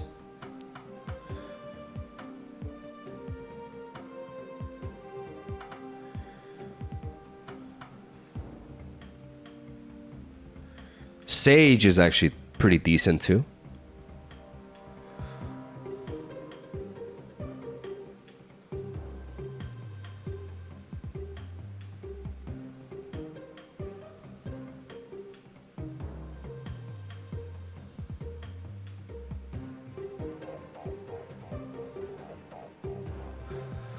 Even stuff like Hazmat. This card could see play in like Hazmat, Luke Cage decks, actually. Because it kind of like it helps you find those pieces, right?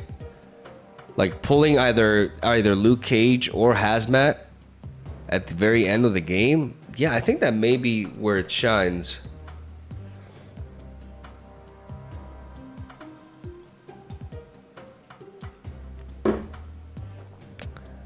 That may be where it shines.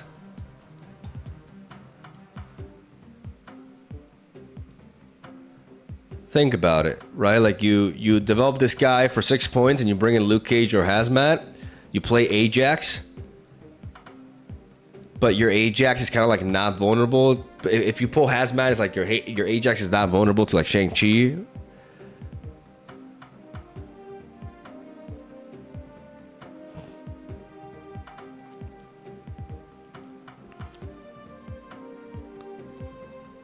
You don't have to go that hard into the combo in order for it to be consistent. Like, you know, you may think, oh, what if you put Wong there? Yeah, but if you put Wong there, if you go like Wong, if you like, oh, I play Zabu into Wong into this guy, and then it's just like, okay, and then just put Cosmo there, right? Like, you don't need to go that hard into it.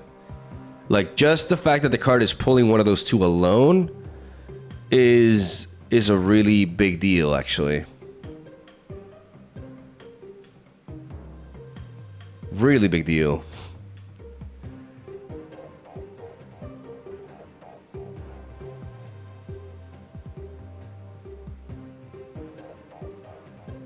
I think Hazmat Luke Cage is like the biggest.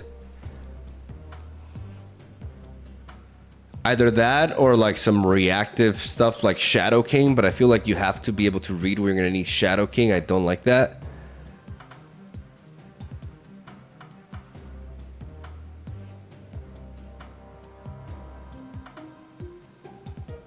And then obviously there's stuff like Ebony Maw. But I'm not crazy about that because you have to think of like what the rest of the deck is looking like. And, you know. Nani?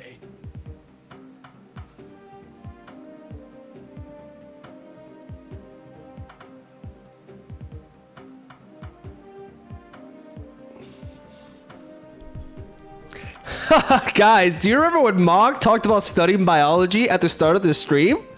This inspired me to do the same, and I just finished my degree and got nominated for the Nobel Prize. I also married and found a great job. Thanks for inspiring me, Mogwai. You keep in japping. Thumbs up. 5 out of 10.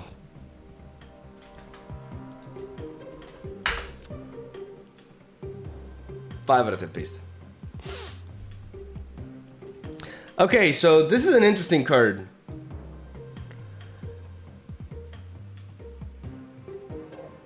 And maybe it could just be used in like just for the raw power, right? But you're still spreading between two. But it's a lot of power. But keep in mind that you do pay the price of like that power is splitting into two bodies. And that's always a price. Which makes it so like analyzing this card like for pure numbers, it may seem kind of busted, but you know, there is a downside to that.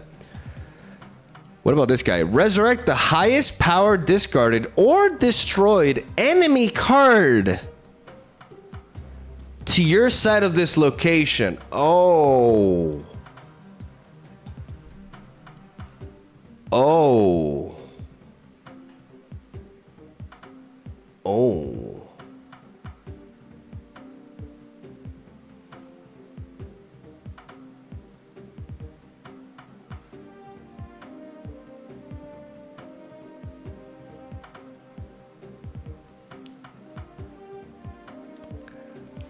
I mean, the first thing that comes to mind, it's Shang-Chi into this on 6, right?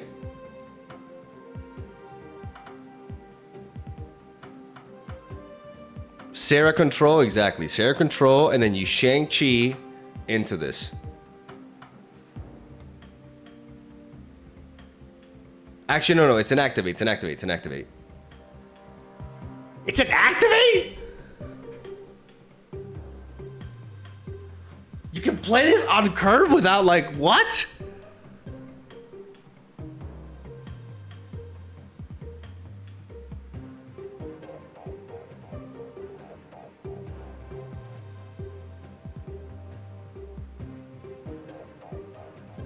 Okay, so believe it or not, there is a downside. There is a downside to the activate.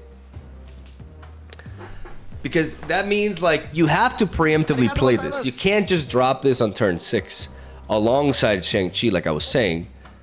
You have to play this before. So that means that you're committing it to a lane, and that also means that you're giving your opponent time to react to it. How can they react to it? Well, if they are a clog deck, they can clog you in that location.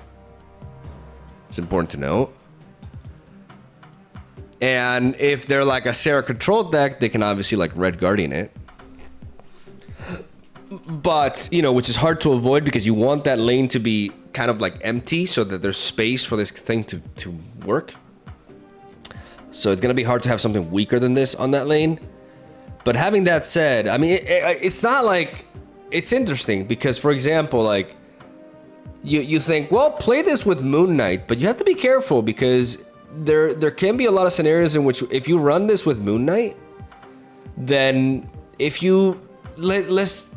a very likely hypothetical scenario with this is you have Moon Knight in your hand, but you haven't drawn Fenris Wolf.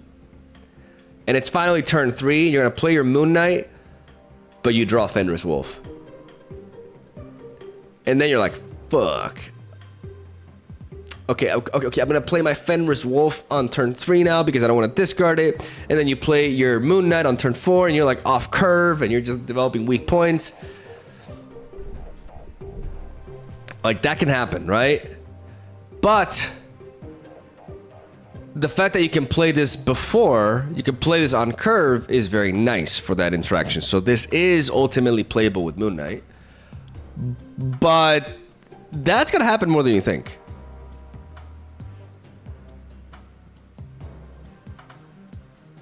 Besides Moon Knight, the other two possibilities are Silver Samurai and Black Bolt. Black Bolt just feels kind of like, I mean, it could be good, but a lot of times it's just not because it's the lowest cost card. There's a big difference. I think this card, the card that I'm most excited to mix it with, is actually Silver Samurai. Why? because in a meta where like anti-venom stuff and shit, like I'm pretty sure we're gonna expect like some low powered, you know, cards, you know, stuff like Iron Man and stuff to be played.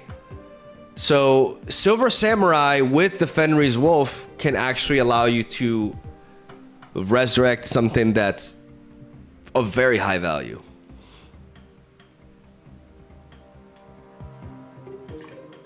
It's easier for you, especially considering the metagame environment we're going to be heading into.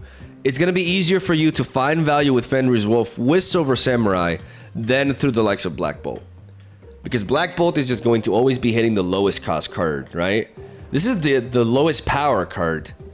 So there's a lot of shit that you can hit with this that's like actually really, really valuable.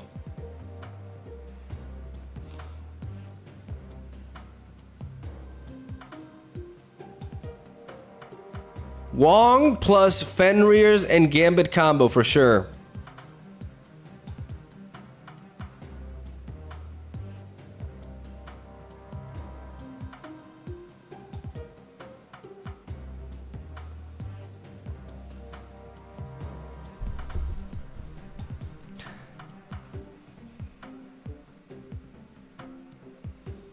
This is the kind of shit I gotta read. Like, okay. Yeah, no, that is. I don't know if I would call that a combo. Like you need to like think about what a but you know, yeah.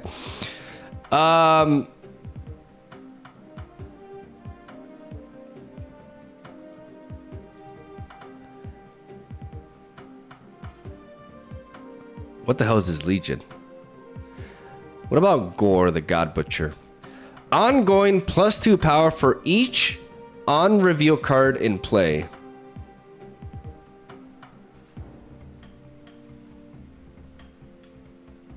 The funny thing is like anti-venom.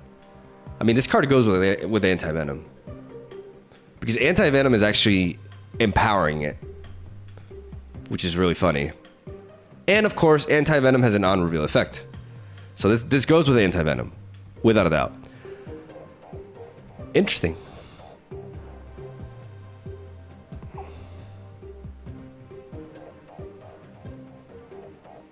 Interesting.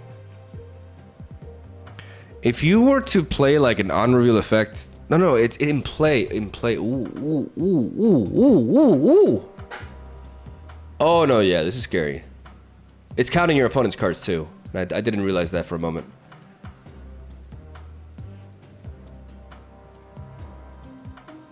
Oh yeah. Oh yeah, anti-venom is gonna love this.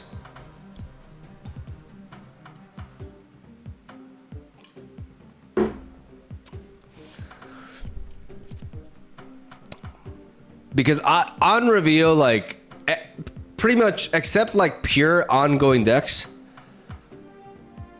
the vast majority of decks have on reveal, like a lot of on reveal effects. So this guy is just gonna like, if you make sure that your deck is filled with on reveal, like this guy is just gonna go crazy. Absolutely crazy. Especially with anti-venom. Like this is the perfect card for anti-venom.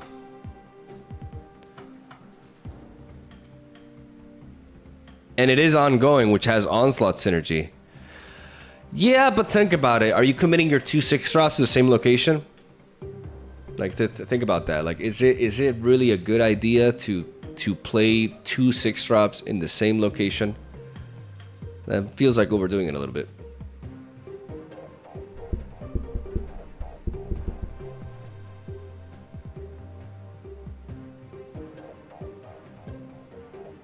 Check the new cards that are not in the spotlight. Well, the season pass card. What's next? What's next season's like pass card?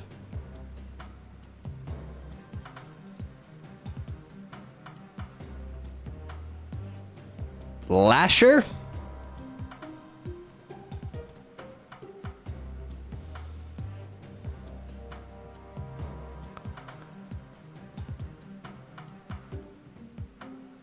Wait, why are these cards? How do you get these cards? Like, why are there so many different cards that aren't in the spotlight? Can somebody explain that to me?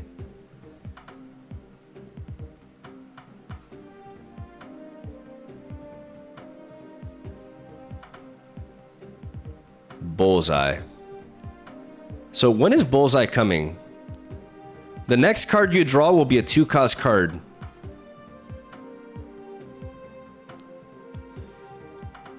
Event rewards. Okay. Okay, let's look at them. Okay, so King Atiri, draw a card that didn't start in your deck. Activate, draw a card that didn't start in your deck.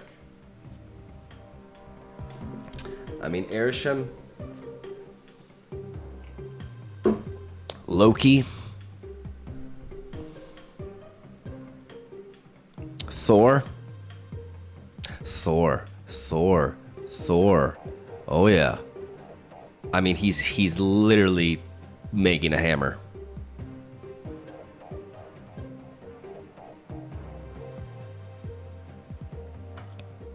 He's literally making a hammer. So it makes sense. Yeah. Thor and Beta Rebuild. Lafe, on reveal, steal 1 power from each other card here. So 4 energy, 5 power. Alright, comes in on a location. Let's say like Spider-Woman. It hits 4. Alright. 4 or 5 becomes 9 power. Like this is Spider-Woman a joke to these guys, or what is this insane power creep?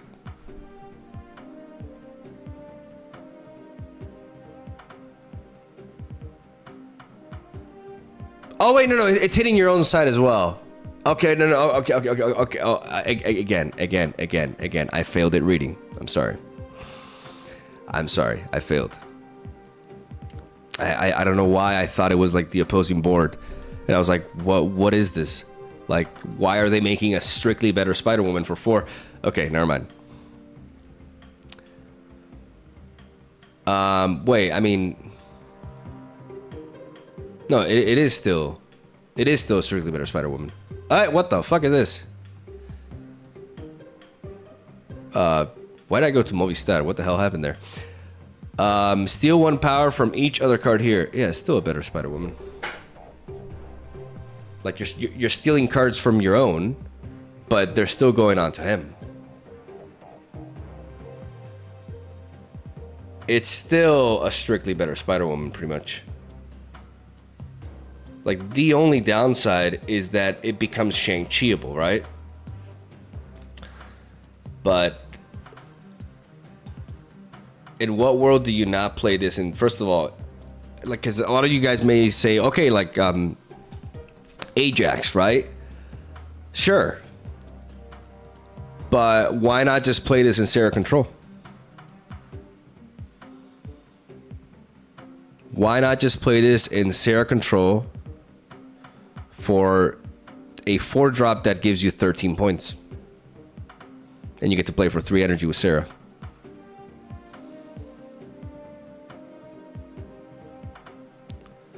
Like, I think that's where it's going to be the most competitive.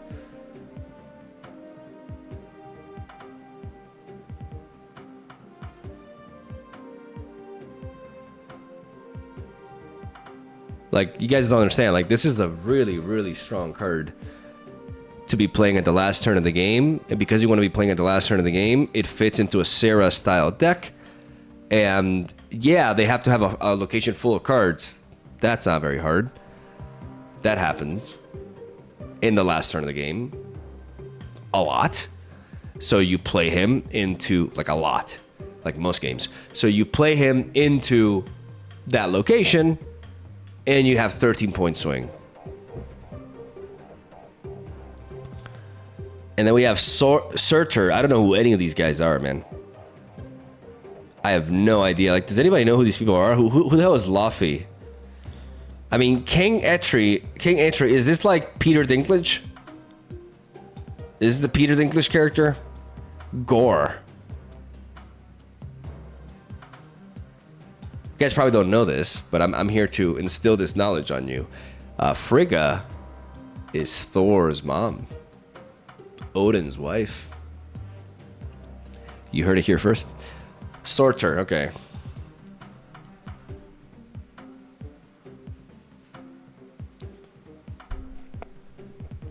After you play a card here, after you play a card with 10 plus power, this card gains +3 power.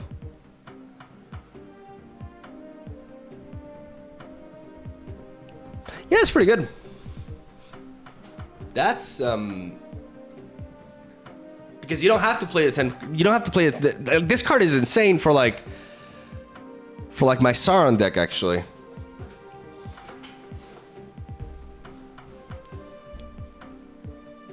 Oh yeah. It just becomes like I would take out. Do I have a Gladiator in that deck? I'm pretty sure I do. Unga Bunga. No, I don't. I actually don't. Maybe I would have to change the...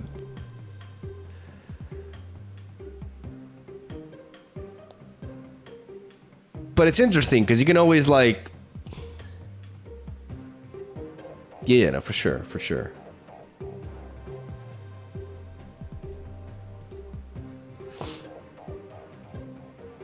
Unga Bunga card becomes a Gladiator without the downside. And 8 points for three energy. Good. Somebody said kind of boring though. I mean, you know, there's only so much card design that Marvel Snap's core design of the game can allow, right?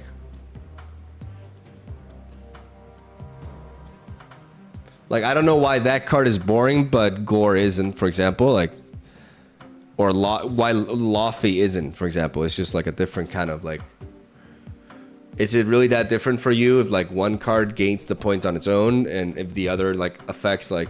I mean, yeah, I guess, yeah, ultimately Laufey is like more interesting because of that, but...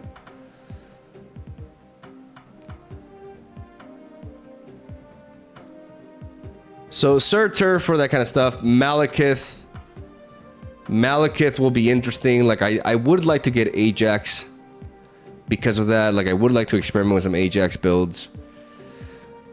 King Atri is a card that's, you know, gonna be fun for like I do enjoy playing Thor, and it's nice to have more tools for Thor. Maybe because of King Atri existing, then Frigga actually is a legitimate consideration for Thor decks. Because having King Atri makes a big difference.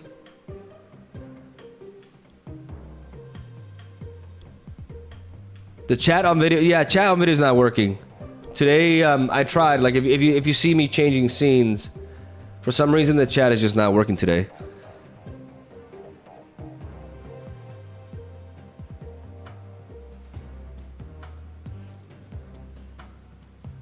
But this is the important week. I think I'm just gonna. I may just be hoarding. No, I'm not getting Toxin, guys. I'm not getting Toxin. I mean, I don't have Elsa Bloodstone, but I'm just gonna get Zabu, and I'm gonna be so pissed. So no, I'm gonna save up my keys. I'm not gonna get Toxin, and I'm gonna save up for Anti-Venom because I really want Anti-Venom. I'll try to get him with as little, like, as soon as I get him, I'll stop opening, and then in November, I preserve my keys for this. Because this is just like, it's been a while since I've seen like a spotlight where I just do not have any of the cards. So we're gonna peepo burn our money November 5th. It's happening. I could buy Anti-Venom with tokens, yes, but I do want to buy stuff like Ajax with tokens. I haven't looked at my shop, by the way. Like, if I see Ajax here, I'm gonna lock him.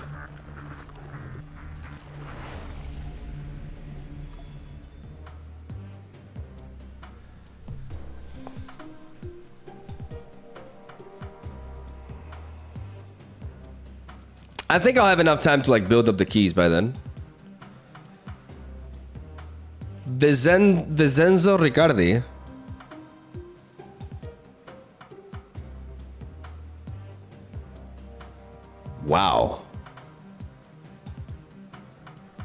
Wow, these are pretty. Oh yeah. Oh, this is America Chavez. Meu Deus. Yeah, I like this style. I prefer my. I have the best Ben Brud, but this absorbent is pretty lit. I'm not crazy about the face, but it's still lit. Why am I saying lit? Oh, this forge is. Oh my god, this juggy. Oh my god, this juggy. Look at how that's a big ass juggy, as it should be.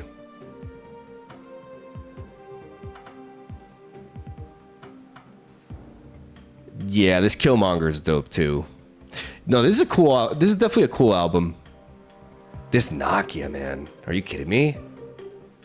Okay, this is the best Nokia I've seen. This is the best Nokia I've seen, and it's not even close.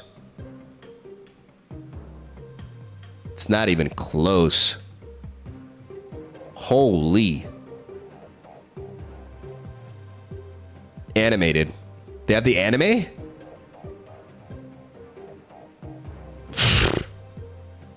Guys, look at that anime. Look at that anime. That is a Nokia. That is the Nokia. What about Polaris? I mean, I like my Polaris, but I don't know. Let's see how the anime looks.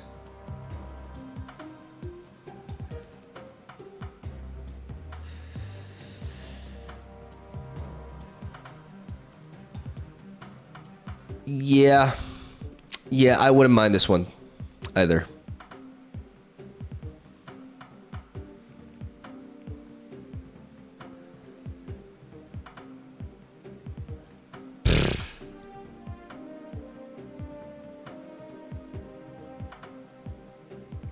No, yeah, this album is good. This is a good album.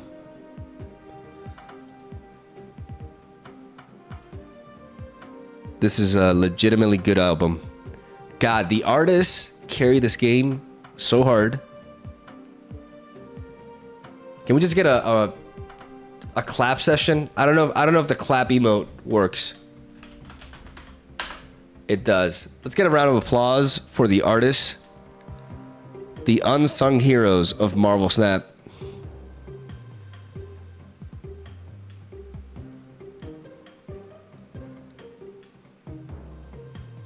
Shoutouts to Vincenzo. I assume he's Italian. Good shit.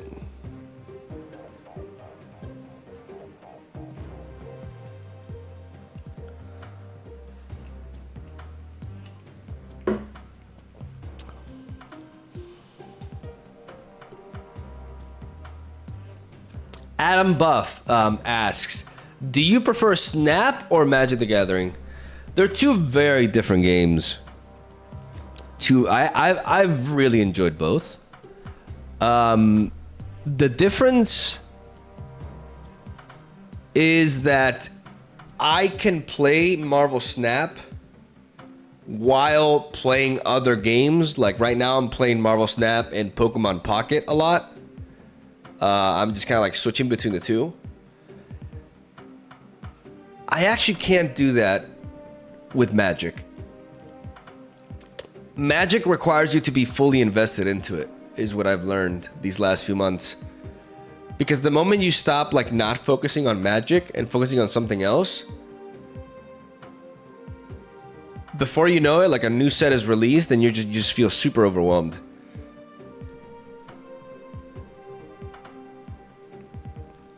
Magic is very time consuming.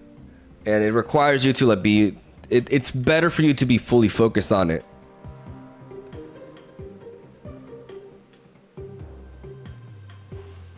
And I think that was one of the reasons why. I think that was one of the main reasons why like I lost a lot of my audience when I started covering Magic, because a lot of people just could not follow it. So it makes sense. Guys, I think we're gonna play a game. You thought this was just... We've literally been yapping for 2 hours. This is the biggest just yapping session we've had. And I'm not even... I don't regret it.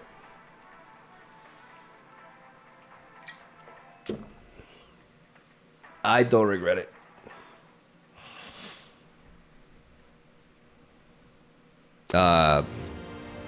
Holy mother of lag.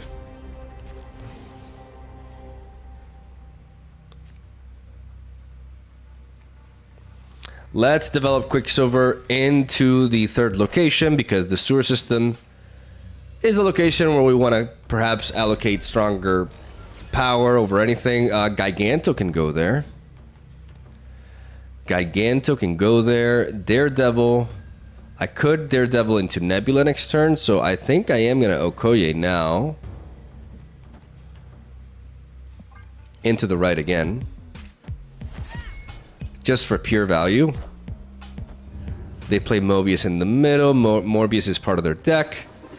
They have Triskelion going on here. And I literally just opened the raft. I do not care if I miss out.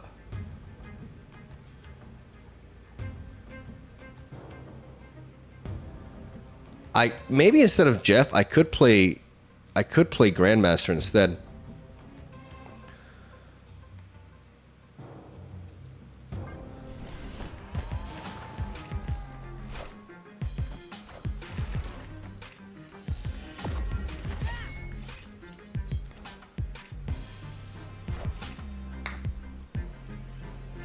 Okay, that is a pretty dope Colleen wing. She can clean my wing anytime. Now we have nullified Miss Marvel here.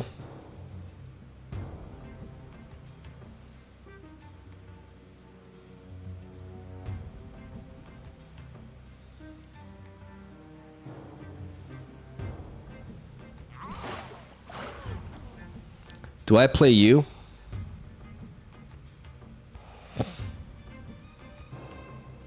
Over Miss Marvel? I think I do.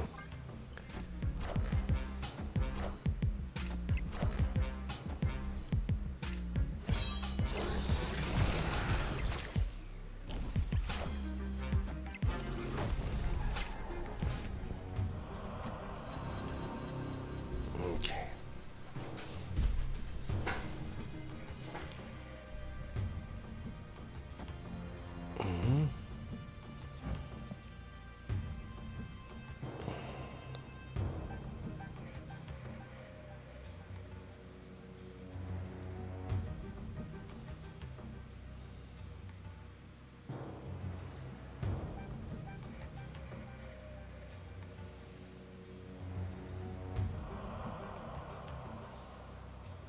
Opponent snapped.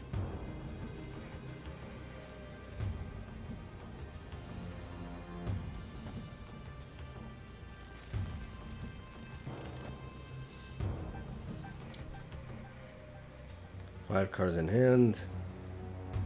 Plus 10.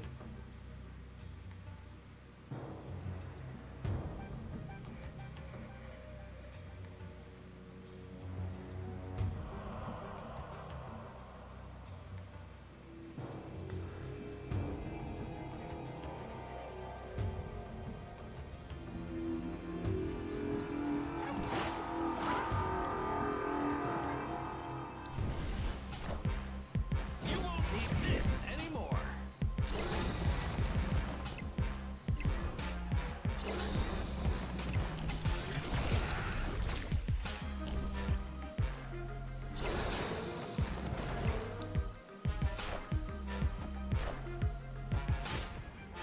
Are ye worthy?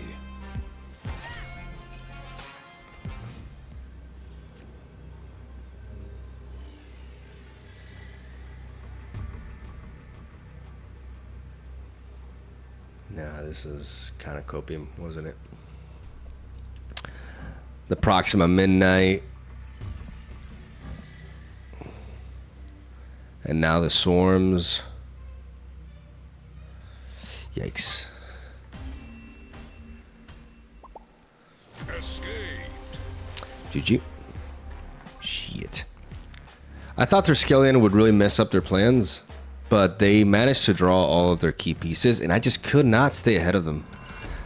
Maybe I think the mistake was perhaps dropping the there. I mean, like the raft felt like such a good play there.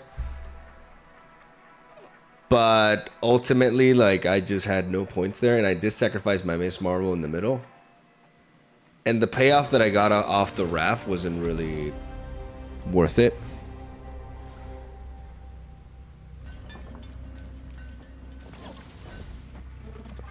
Quicksilver into the Davalier. Hoping we find that 2-drop here. This 2-drop is kind of everything.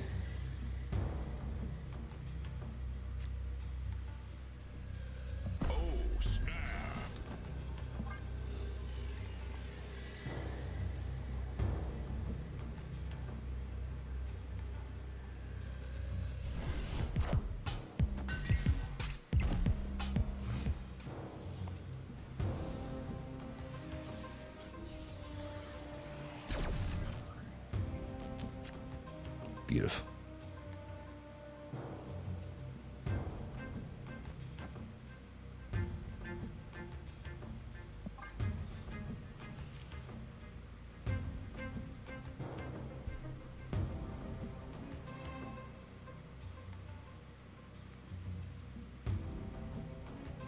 Wiccan.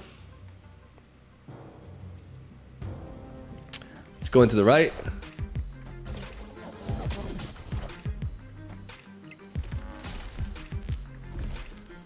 Electro. I think this is a bit sus. So I'm gonna Juggy here. I feel like they want to play something into this location. Yeah. Maybe give me a Sunspot? Hmm? What are you gonna do? What is that?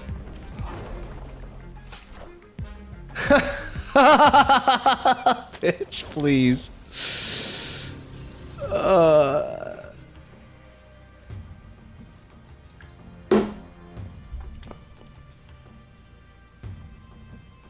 Oh, they thought they. Oh, come on! Like, could you telegraph that any harder? And now they're fucked. And now they're fucked because that's what you get for playing this cheesy ass combo.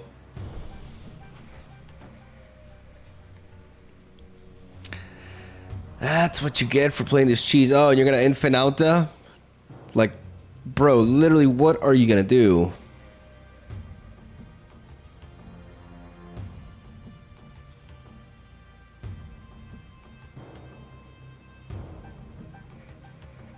We could rescue here.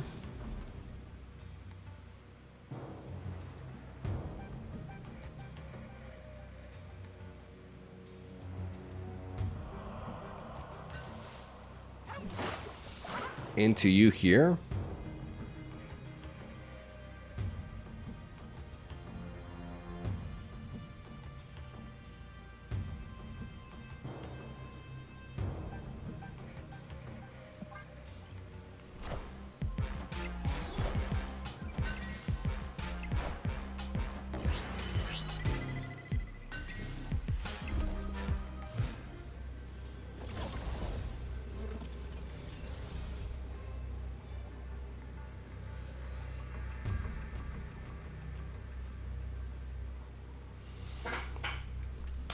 And I'm just thinking, how do they beat this?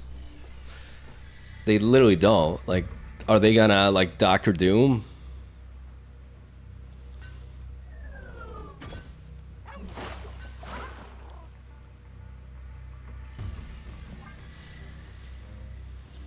Like, there's no world in which they stay.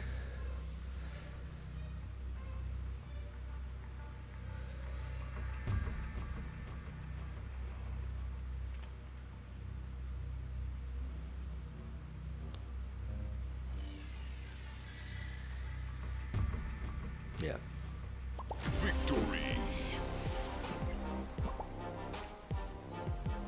Okay. We started off rough, but this game we dominated. Electro Viper. Yeah, War Machine allows to ignore Electro. That's true. I kind of forgot about that for a moment. Yeah, let's act like I did not forget about that. Yeah, they played War Machine. But still, like, we were so ahead. Like, we just play like Cosmo on the left. We play Iron Lad in the middle, can pick up Miss Marvel, and we just cover every lane.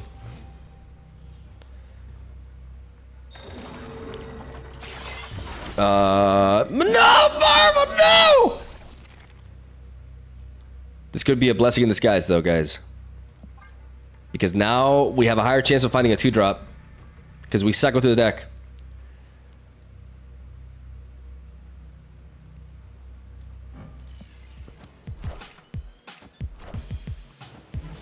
Oh, it's Arishem. And they just stole my Wiccan. It doesn't matter. I don't want it anyways. Wiccan is cringe.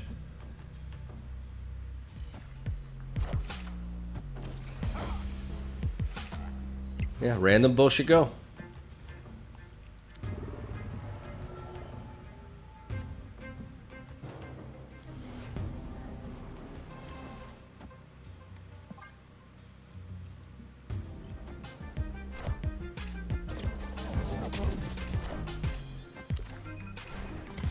That's my Wiccan. In case you're wondering, that's my Wiccan.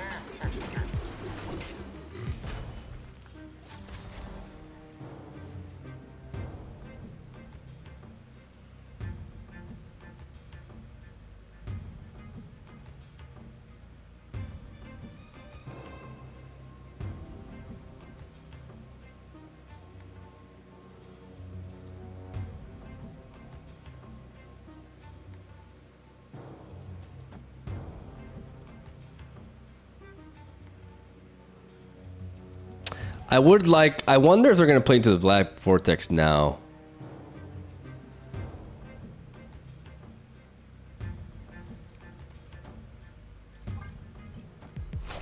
Get the fuck out of here.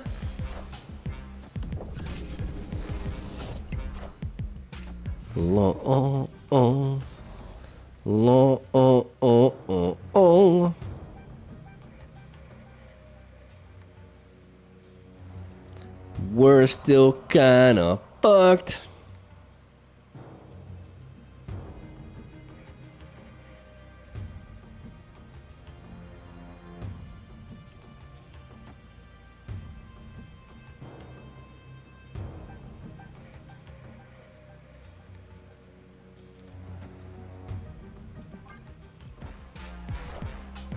Power must be controlled.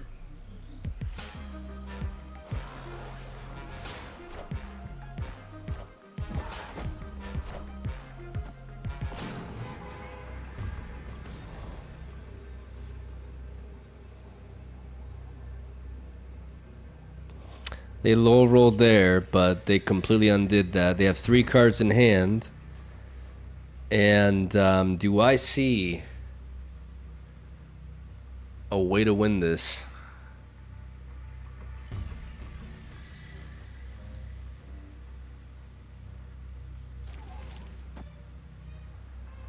Literally, my best play is this, so no.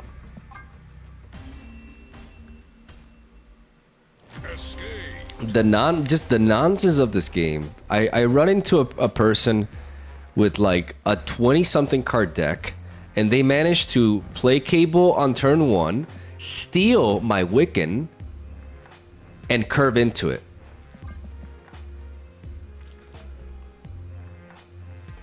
People think, like, some people watching my stream think, oh, he just gets upset every time he loses, and that's just not true. Like, you lose games. It happens. Like, we got bodied by that discard deck earlier. But losing against Arishem just feels really bad because it's like, it's a really fucking dumb design.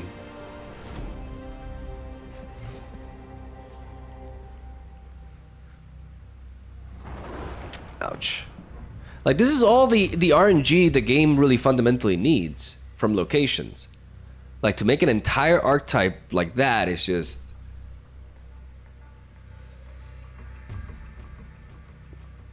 I hate it. I hate it. It just I don't think the game needs it, but you know, whatever.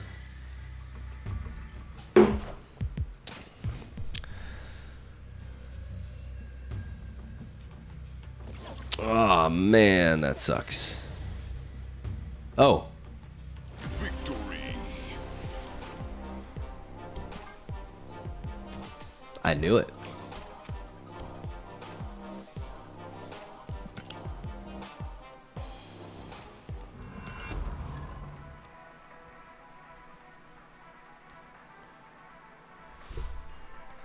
But I'm gonna stop bitching about Airshim. It's part of the game. It's not gonna go away.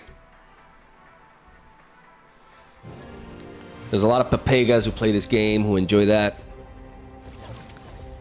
So it is what it is. Okay, Super Scroll. That could be a legit counter.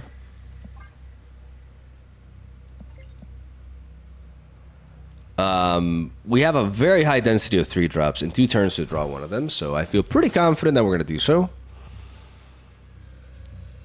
Surely. Oh my god.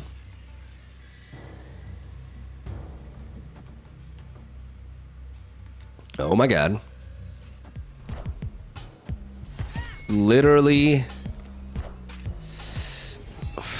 It's like a 60% chance, or oh my god, come on, come on. Oh, thank you. Oh, Invisible Woman, huh? Created by the hub, though. I don't think they're gonna play into here. I think they may play into here. I'm gonna play Juggernaut here, and I'm gonna snap.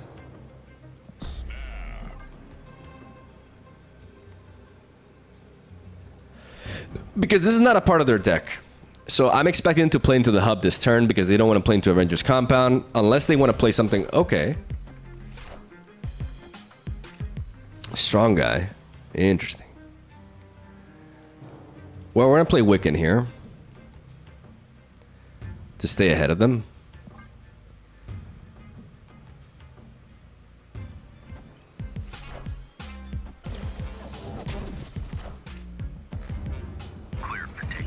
So it's a Dracula dump deck.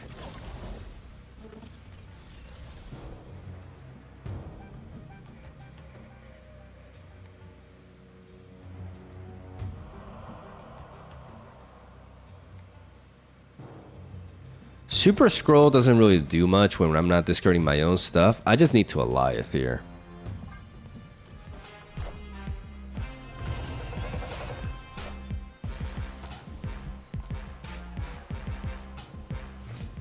Deny them that discard and make it near close to impossible for them to achieve value with these two.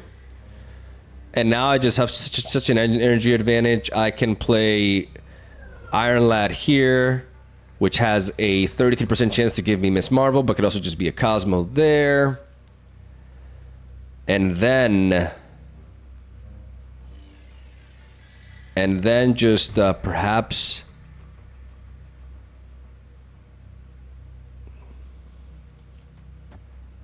Agent Coulson here.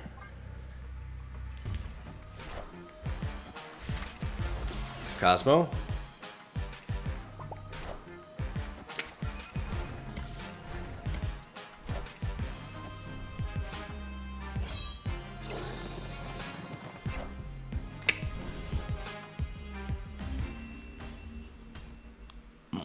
Victory.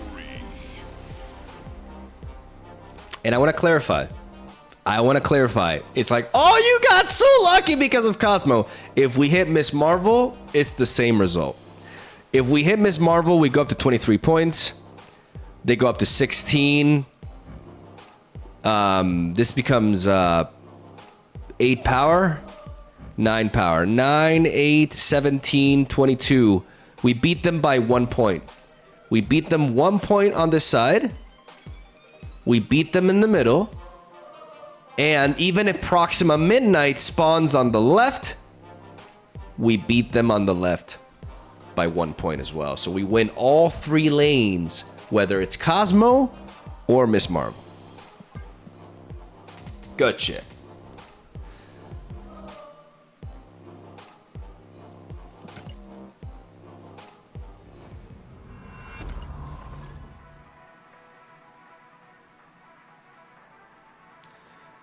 Please, Mogwai, snap overlay. It is annoying to check all the new cards and change one. It's not working?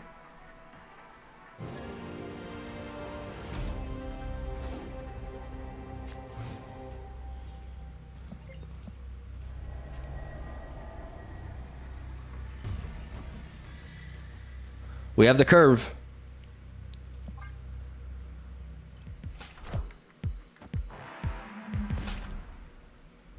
Quicksilver to trigger Vormir.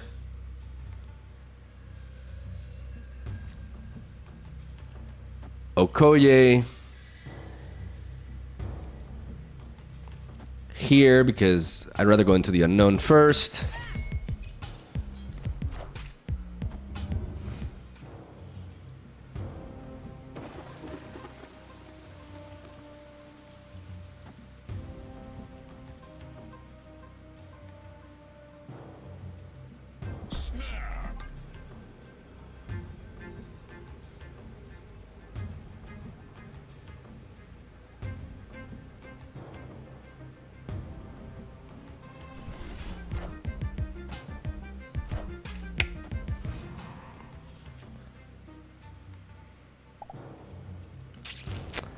Well, you better believe it.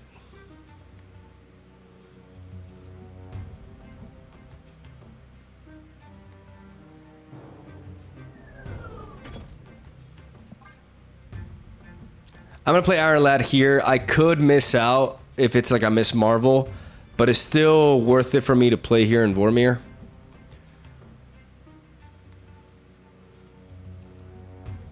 Because if I get a Nocturne here, that's huge, actually. If I get Wiccan, that's amazing. But I also want to be ahead. Sometimes you can look at the locations and you can just tell they're going to play in the raft, obviously. Vormir, you know, whatever they play here dies. You know, they don't want to play here where they're going to have to play later. Like, they're always going to play here. So the Cosmo here was very, like... Elias, okay.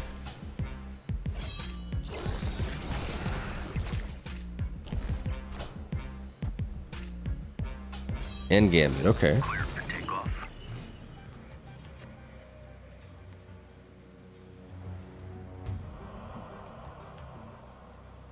They know we have Elias. We don't want them. We want them to have to be stuck here. So we just want to play Agent Coulson into Jeff. If I got Nocturne, I could have moved this Iron Lad over here and played Jeff here. And triggered the raft, but I didn't.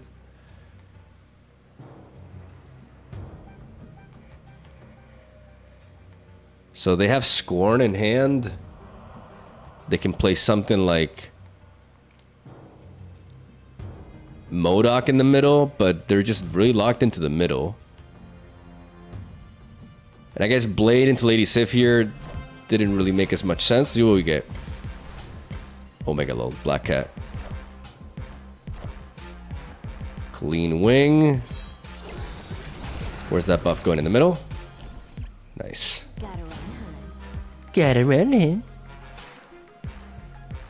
How about a Nocturne? Or a Daredevil?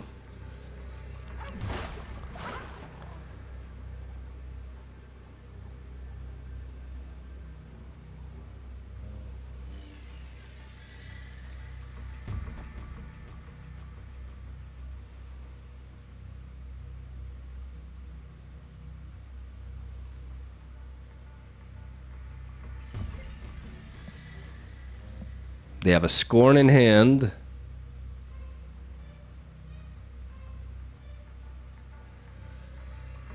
The Scorn is like 6 points, though.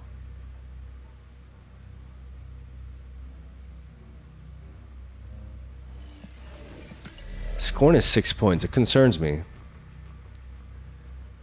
It legitimately concerns me. Okay. Like, I don't know, man. I don't know, man! Like, something weird could happen, like Scorn into Dracula into, like, I don't know.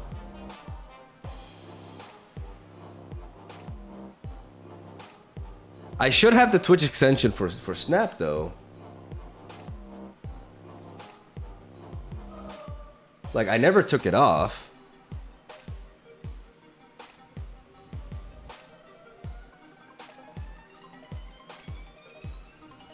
Why don't I have it?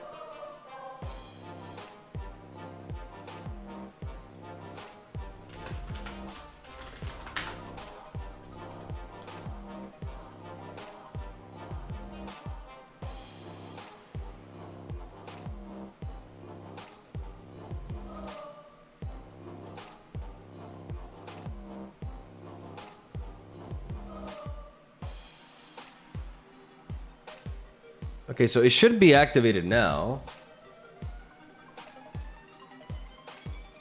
I don't know. It wasn't activated for some reason.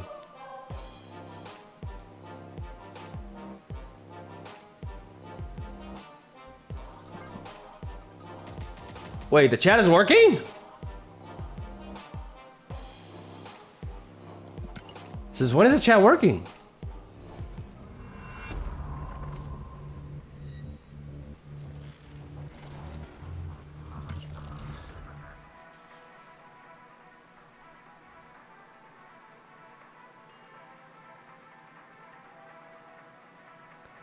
Is 7TV working?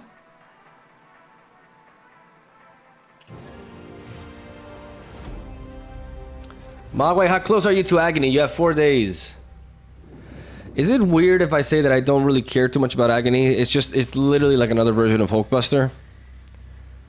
Like, I don't know if I want to play that many games to get it, to be honest.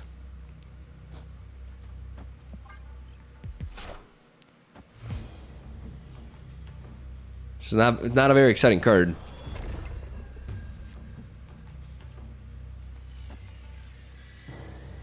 Okay, let's Quicksilver into Daredevil on the right.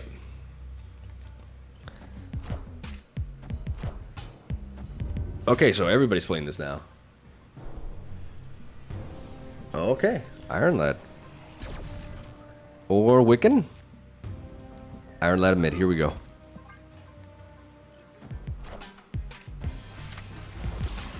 Miss Marvel. That's why we played in the middle. Dracula over there. Oh my god.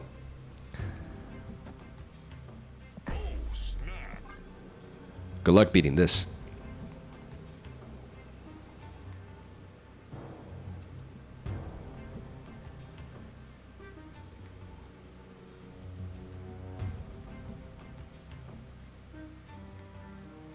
Good luck handling this.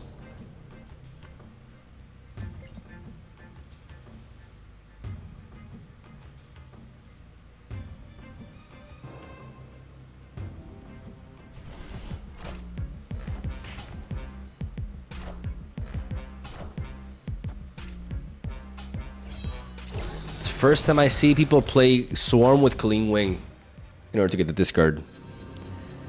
Oh, baby.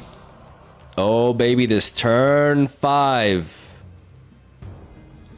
This turn 5 Daredevil, though. With double Miss Marvel effect. And we're just like, nah. Nah, I'm not feeling it.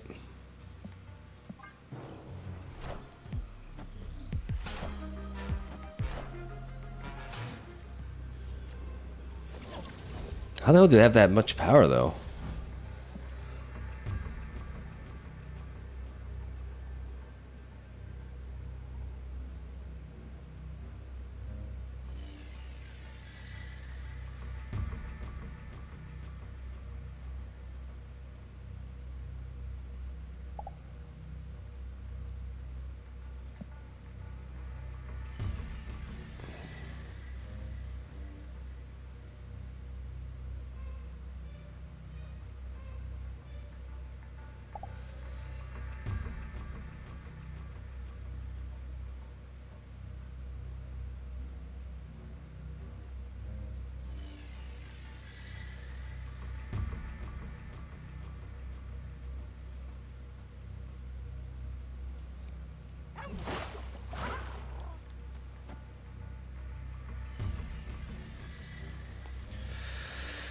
Are they gonna play something into here, into something like a MODOK?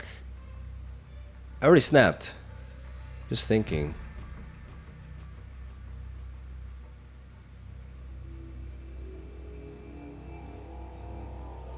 Is this Goliath here?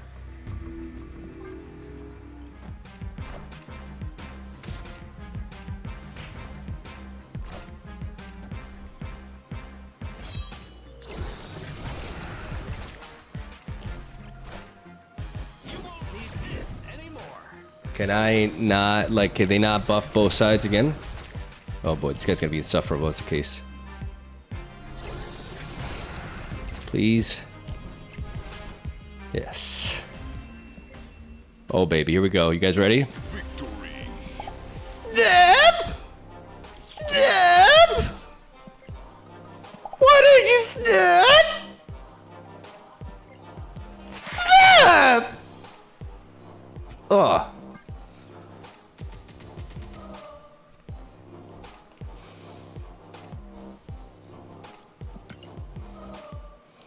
I knew the Goliath wasn't right in the middle though. I have to grow some bolas and actually like Goliath them in the middle. That was the play.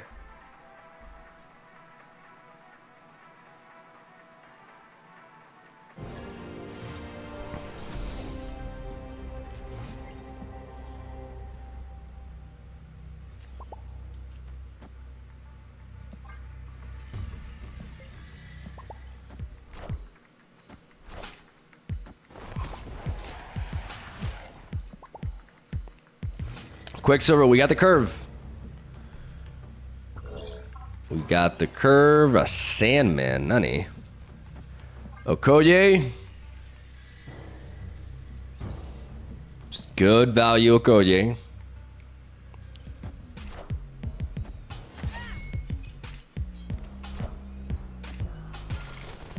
Bounce. Falcon could be incoming.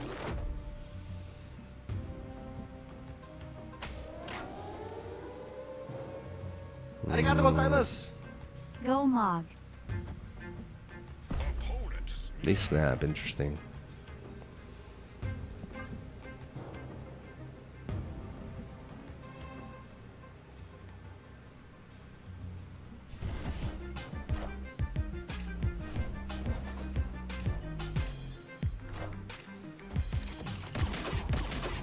We need this to hit the middle. I want this to hit the middle.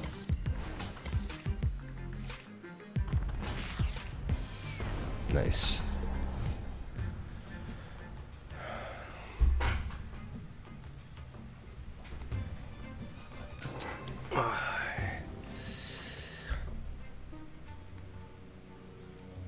They want to bounce. They want to play here. We're going to play a little bit off. But we have to play in the middle.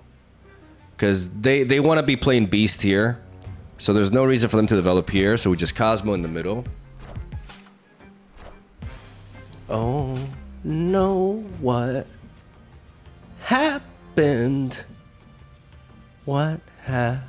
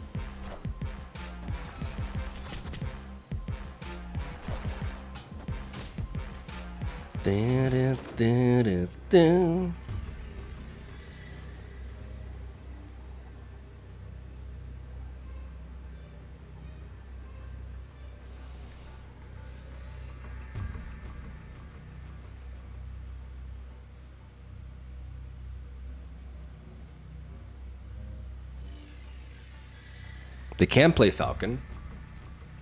Playing Falcon makes them lose too many points in the middle.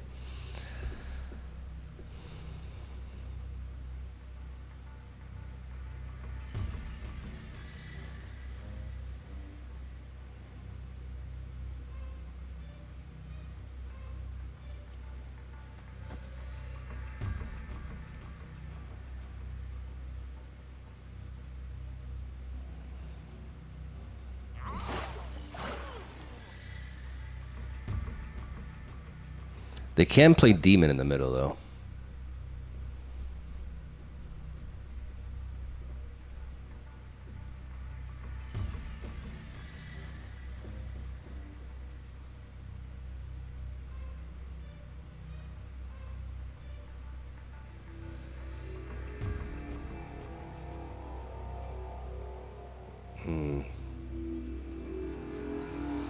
It's actually tricky.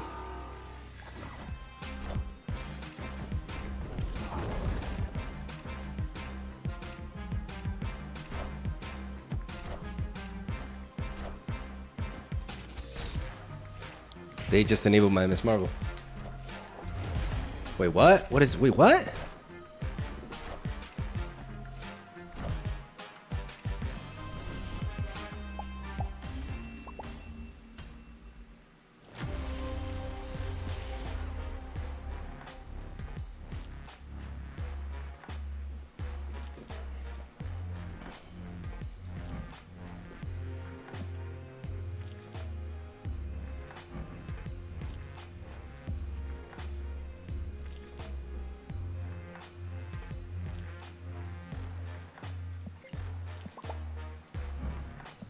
Shit.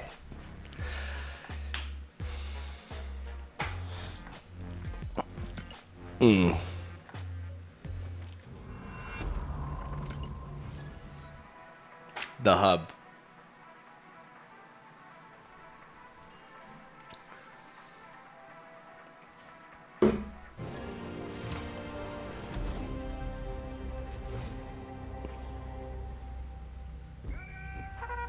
Maybe I should have Sandmaned, yeah.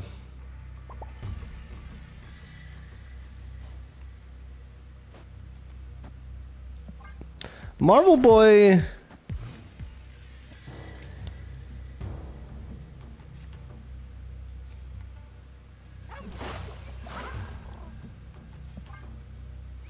This sucks because I can't play Miss Marvel here.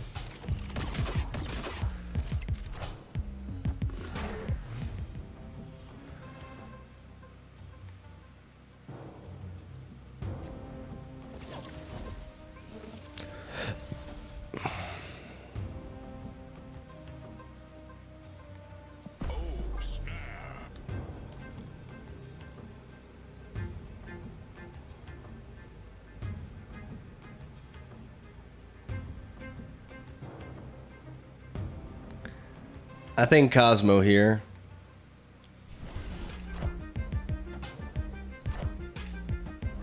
Okay.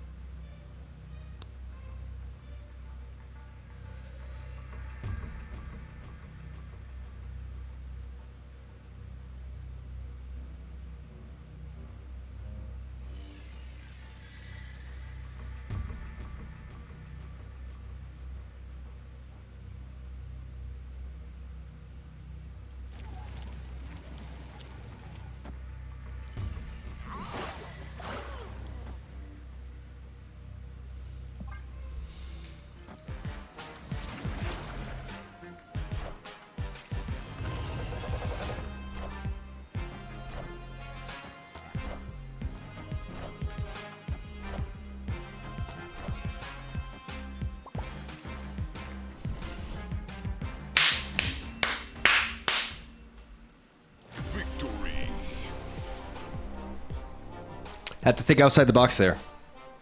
We used the Miss Marvel as bait. Because I calculated that if they split, like if they play 2 cards here because of Bost, there's going to be a total of 18 power. So I'm gonna move Nocturne here. I'm gonna tie on the left, and then I'm gonna win the tiebreaker on the right.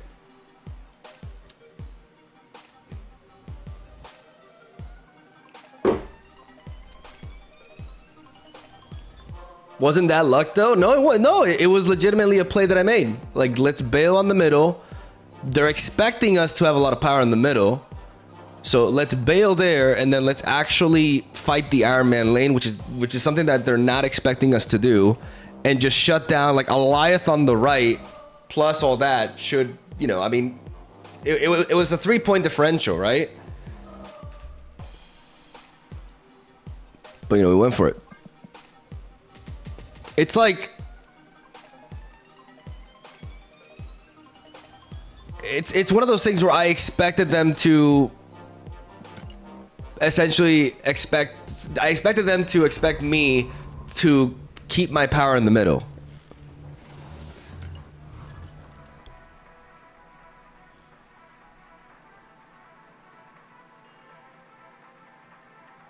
But then again, like they somehow like they could have just played Hit Monkey in the middle.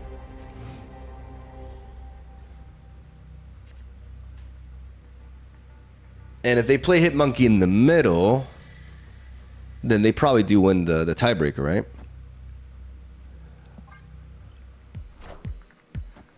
Okay, let's go Daredevil here. Elysium is a little bit... No, come on. Don't do that to me. Don't do that to me. Nah, no.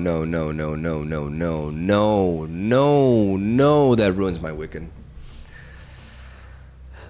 That ruins my Wiccan, and I'm out of here.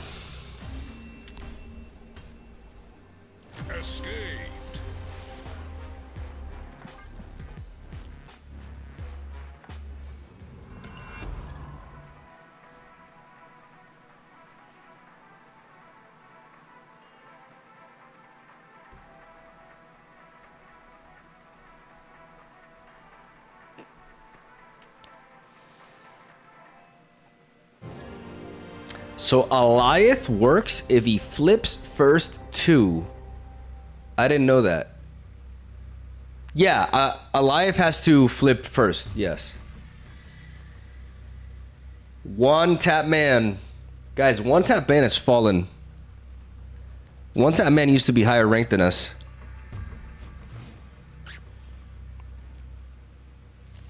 Can we get some F's in the chat for 1-tap man? Okay, Wiccan. Okay, baby. Okay.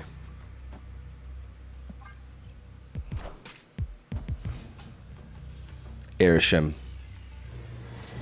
Oh, you're kidding me. You're kidding me. Fuck off.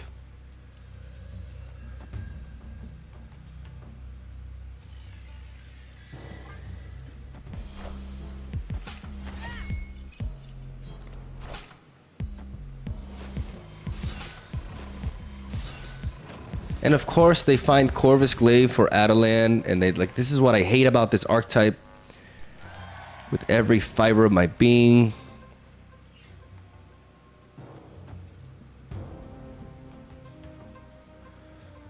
I'm gonna play Nocturne, so I have control over Mojo World.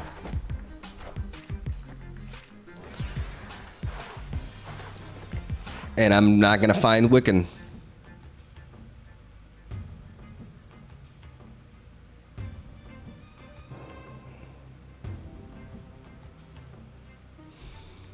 Probably expect him to play in the middle at this point. They're definitely not going to play into the Jessica Jones lane. There is a universe in which they play mid and I get Cosmo.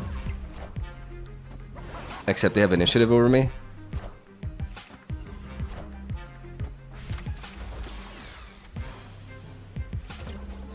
Okay, we do find Wiccan. And we can Wiccan again. Wicked.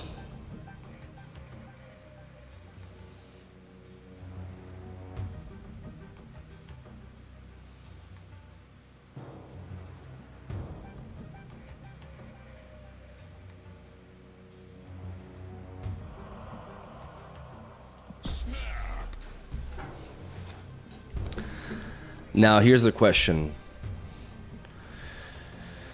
We want to preserve Juggernaut for the end.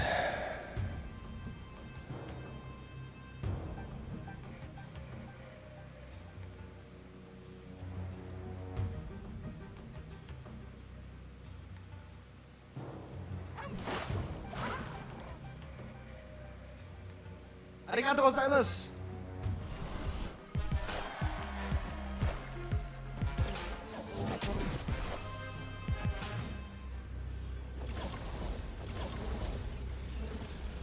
And we get to play our entire hand. Beautiful. So naturally, we just need to play Juggy here. Miss Marvel here.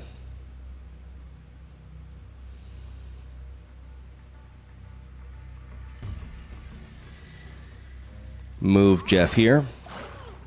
And play Agent Coulson here. 12 points. They have 3 cards. They have 8 energy. We have 10. 12 points in the middle.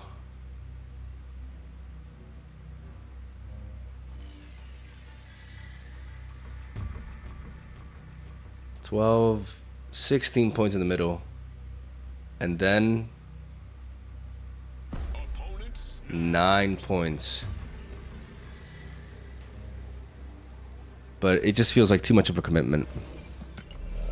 So instead what we're doing is we're playing Miss Marvel here.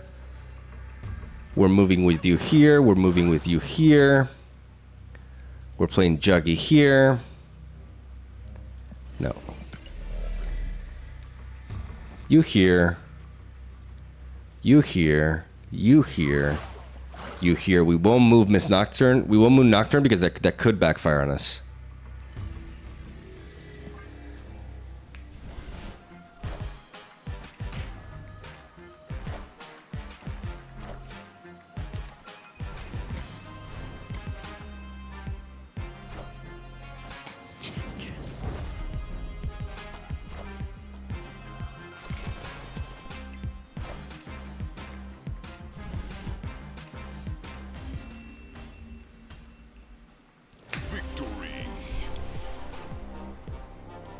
I think I should have played for left. I think it would have been better to play for left.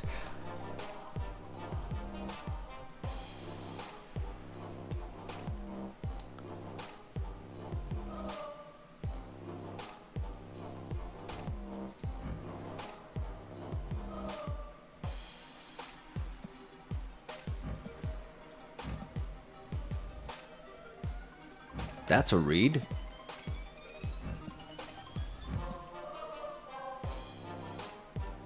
The snap and then the Enchantress in the middle.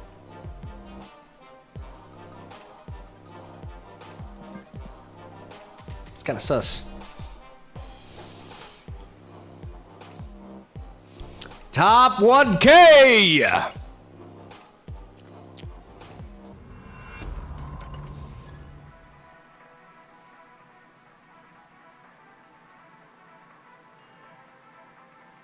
You keep overthinking too much. And you keep typing what is essentially vitriol, Shun.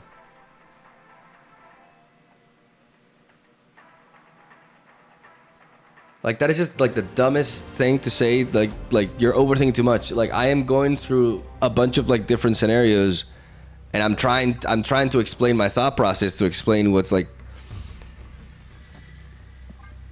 why I'm making the decisions that I'm making.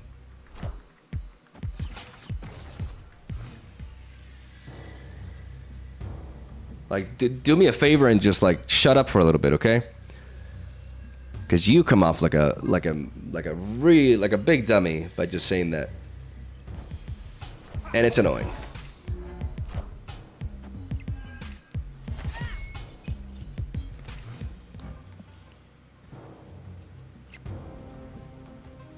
I'm sorry, I just don't click buttons.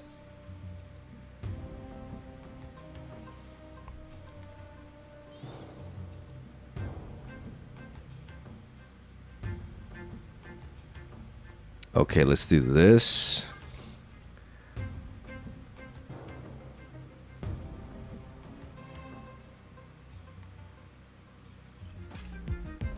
And I'm going on you, man, because guys, you can middle finger.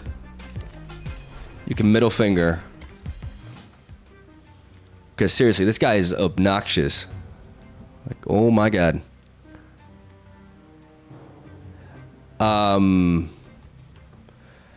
They play copycat here. I think I snap on them clearly.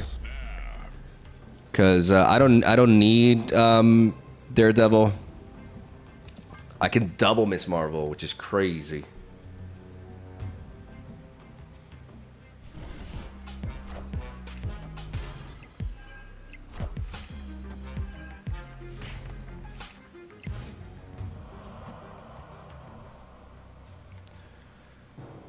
Elias.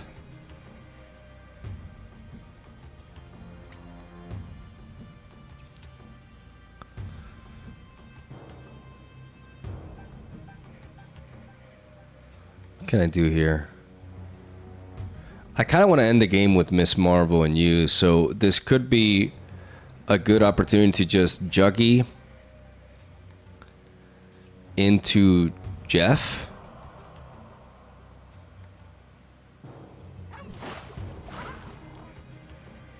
And then Miss Marvel Daredevil, is that good enough? It's a lot of points on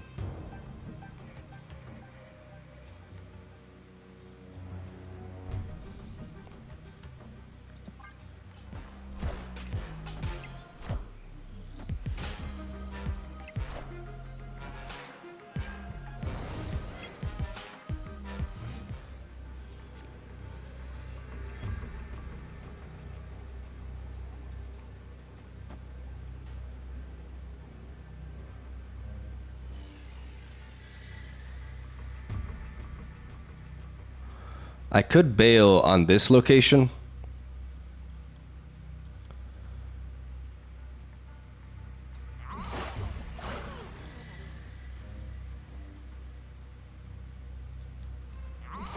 Because the problem is this Miss Marvel is just not enough to, like, it just ties in the middle, right? They have 5 cards in hand.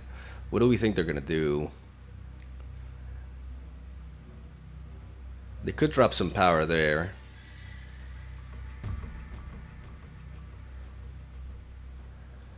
Like, there's no way we don't play this here. The question is, what do we bail on this side? This gets us to 14. They need quite a bit of points on the right.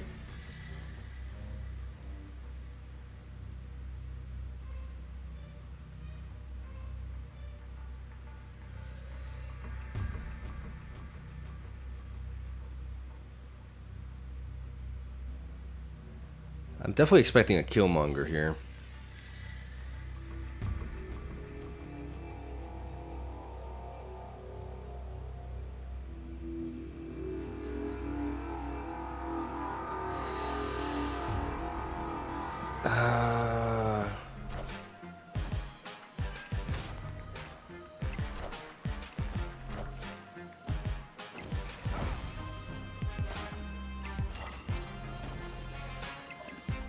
Ah, dang. I had to follow my instinct there. I had to go with Jeff here. Jeff here wins. I had to go Jeff mid. I have to give up, abandon this lane. I had to abandon this lane. I was very, like, a Killmonger was very likely. So they could kill off my Quicksilver. So I always had to reinforce this location. But what I was thinking about was, do I move my Jeff middle or not? I should have built on this one. It's kind of, it's a call though, right? Because they could, but with Cosmo in the middle, like, it's not like they can put that many points in the middle. The problem is, like, just 3 points in the middle makes them tie, but then I had so much power on the other side. I should have definitely gone in the middle. I think I ultimately, like, it was just better to go there.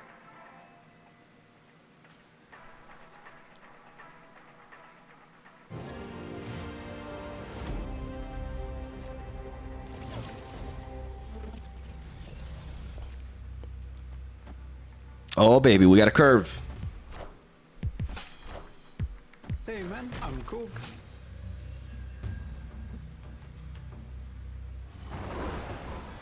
Yeah, good. Good stuff.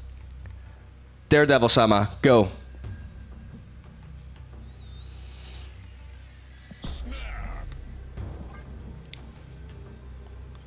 Let's keep this rock in hand, because if they do run like Black Bolt, it'd be nice.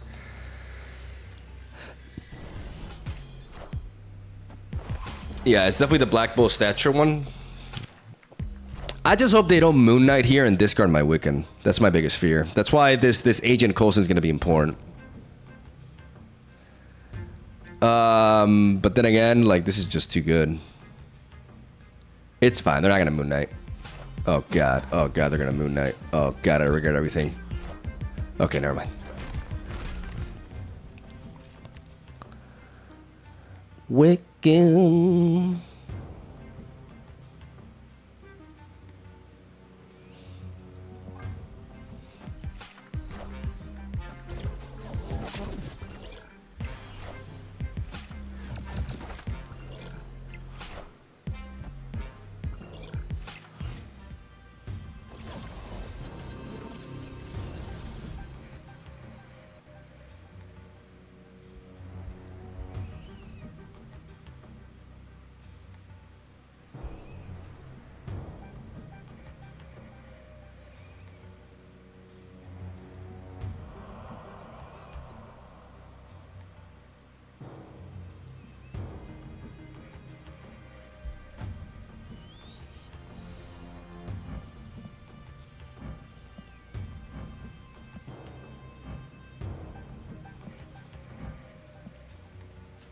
Easiest Cosmo of my career?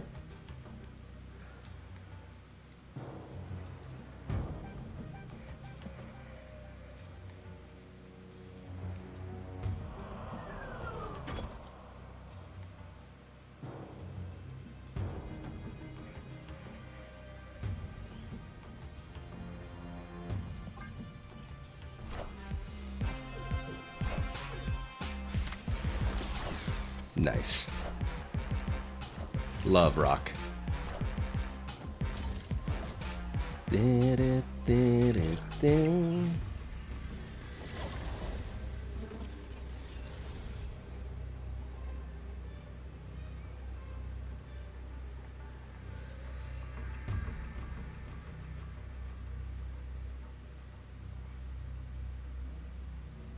We got really unlucky because we drew like 2 rocks, and it's not like they shuffled. Like, we literally drew all of the rocks.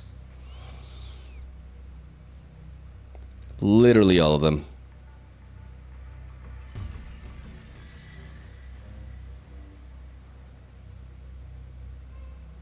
Is there a way we can win having that happened?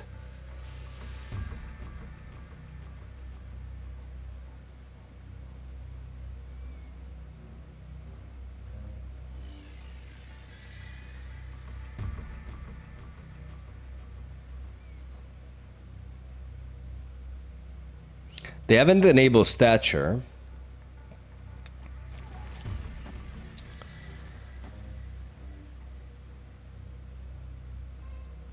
So I don't think they can get into this location. 13 points. They're how strong is their Darkhawk? 13 points. 6, 12, 15. 15 points. No way. We need to retreat.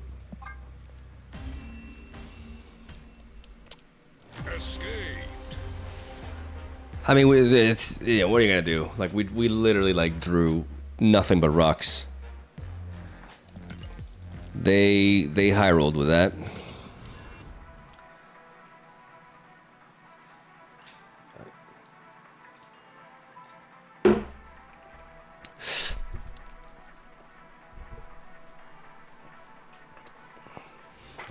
I am gonna take care of like my mental health a little bit.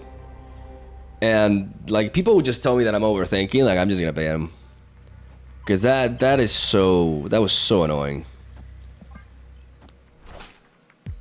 It happens way too often.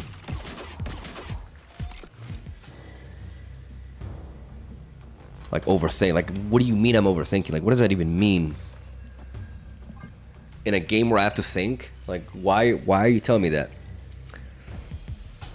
And now I said this, and now everybody's gonna say it. Because you're all dicks.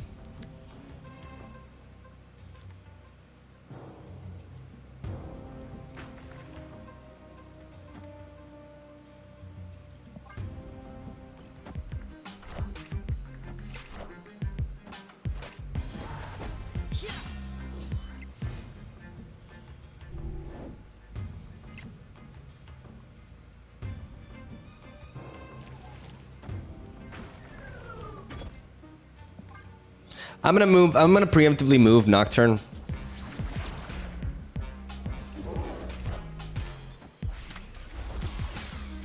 Okay, pretty terrible draws here.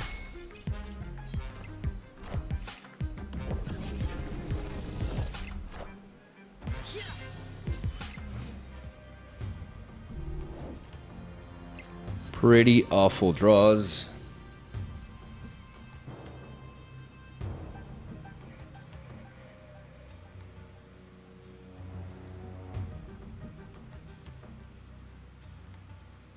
Not being able to get initiative on them. Claw.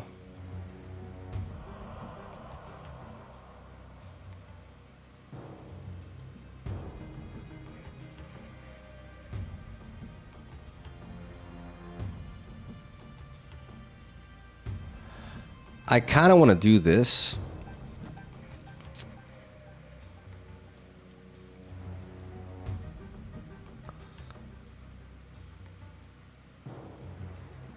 Because there's a chance that I move this here. And then they need to specifically... Like, I think that's the only way I win.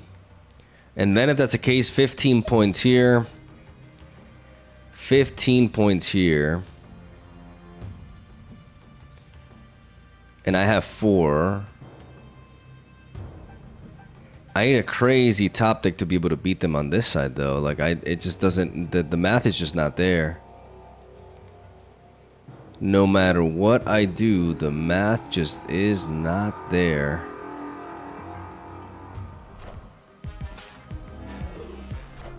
So even if I push it here, which doesn't even happen. Yeah, this game is omega over. A match has never been more over than this.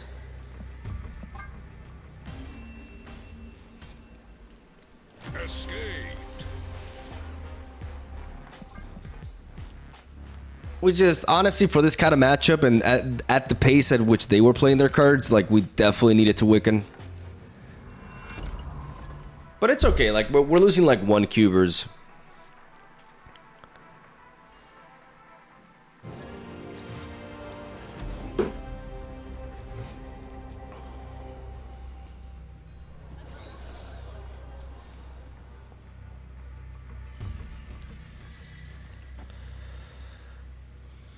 I hope they don't play into Feast immediately.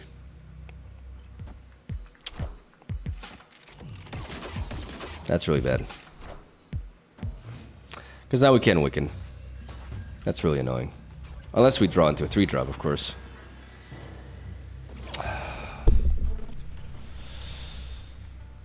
That's rough.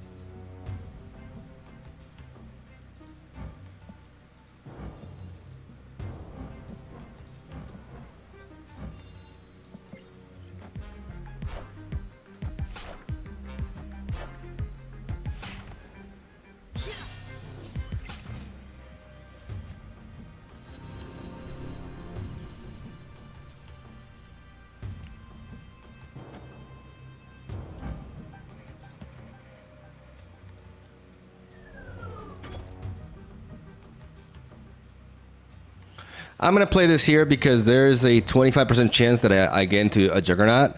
And there is a universe in which I hit Juggy and I move it here. Hopefully or not. No, no. Absolute low roll. Absolute low roll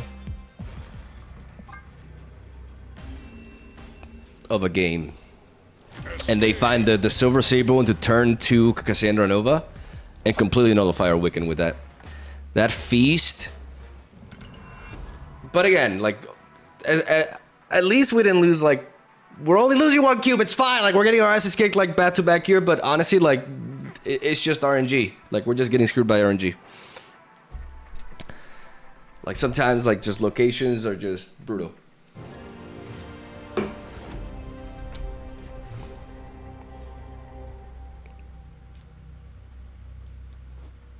Quicksilver on the right. We have to keep Miss Marvel into account.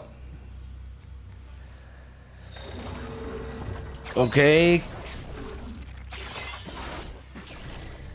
So, oh my god, and we find the 2-drop. That's huge. I'm a little bit concerned, so I'm gonna play Daredevil in the middle because I feel like something, I don't know, this location is giving me some weird vibes. Sometimes you just gotta trust your instinct. Oh yeah. Juggy with Rickety Bridge. Let's go Agent Coulson here.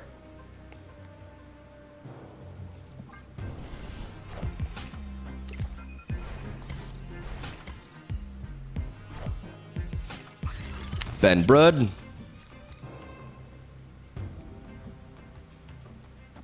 We can get it because we can win. Nocturne. Okay, so it's Silver Surfer, and they can undo the Rickety Bridge. But now it's turn 5, and we have 2 more energy over them. And I cannot help myself.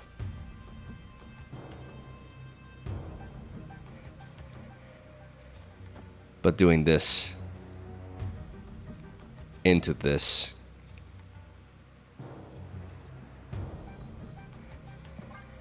Because we either clog them or we get rid of it.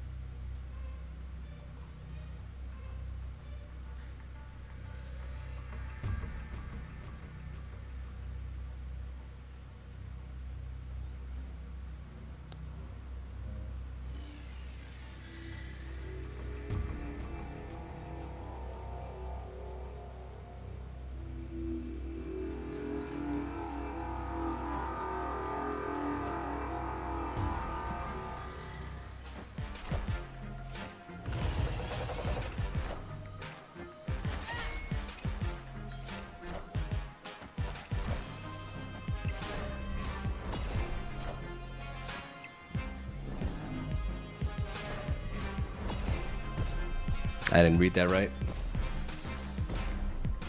I got baited.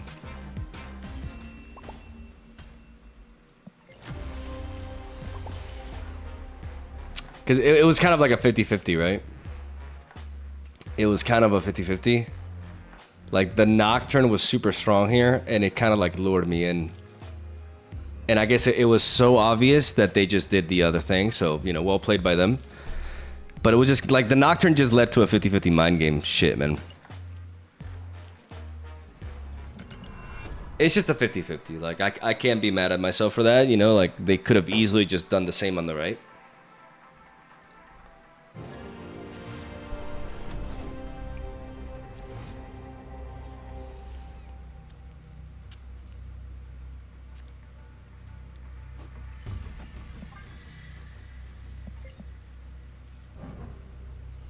Maybe it was Eliath on Sarah.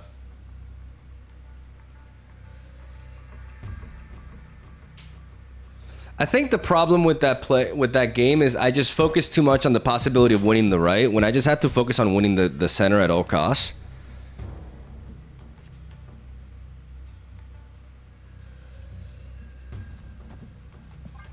We play Okoye here.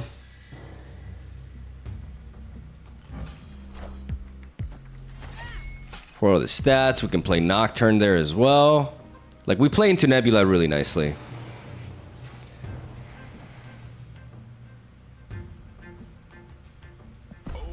I'm gonna snap because I have been curving out, unlike them.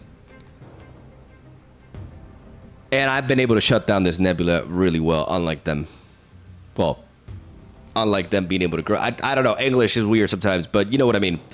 Like, playing consistently on curve into an Adelina here, shutting this Nebula down.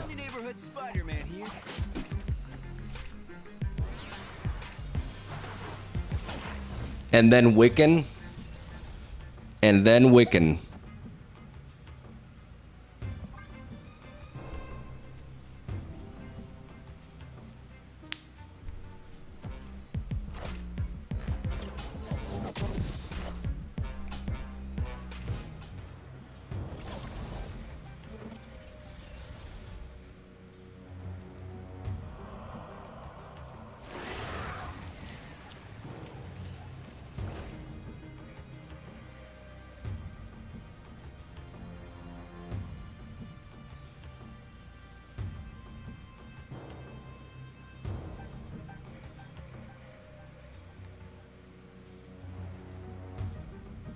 Not worried about an ongoing effect. Like, this scream is a problem.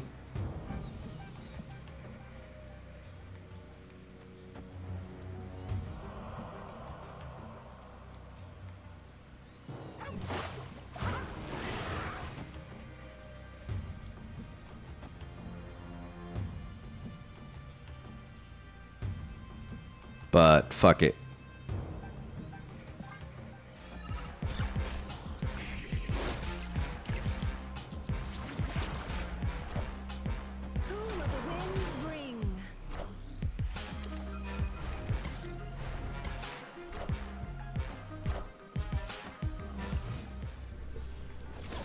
And we still preserve initiative. But this Wiccan is kind of useless here because of how this is played out.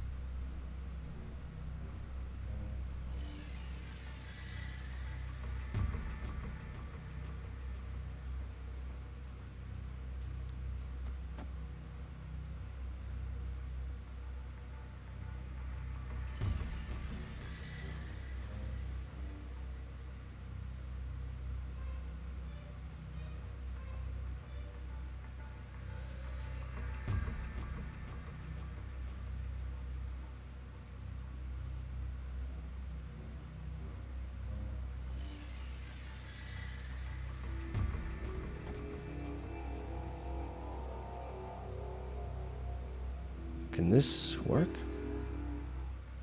Got it. Victory. Because if they play Magneto, they play it on the right.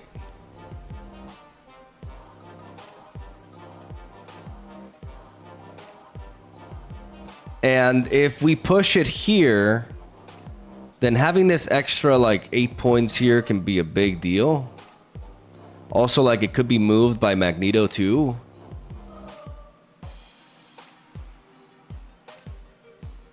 I felt like I couldn't afford the Alioth play there, which is a little bit sad.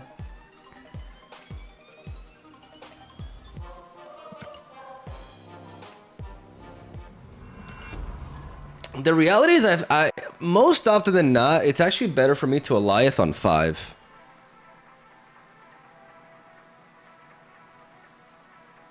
After I Wiccan.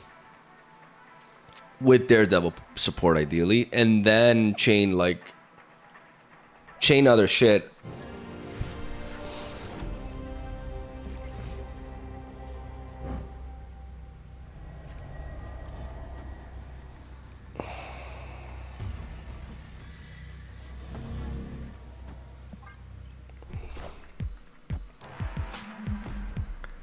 I'm gonna use Quicksilver to just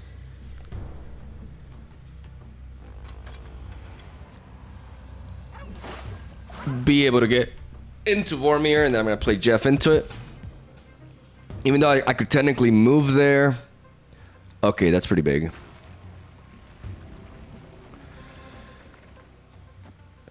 And we go Nocturne now. And I think I am going to want to move Nocturne so I don't draw these Vibranium Mines. But I don't need to do that now because right now what I should do is develop Iron Lad. Because if they play something here and we pick up Cosmo, we shut that down. Cosmo or Wiccan are the ideal procs. I mean, Agent Coulson's not bad either. Daredevil's also not bad. I just don't want a Koya at this point. And I think I'm confident snapping because I have this Alioth that I can literally play on 5. And because they haven't played anything in the first 3 turns.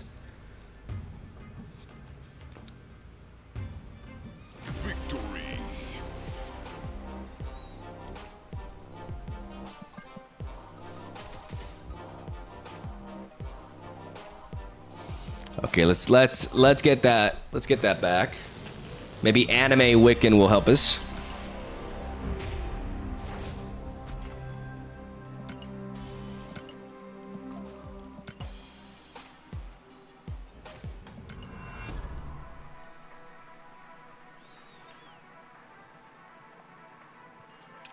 I could Vibranium there.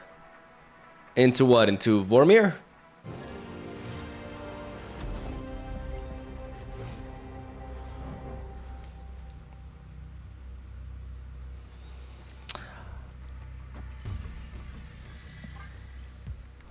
I like to live dangerously. Here we go.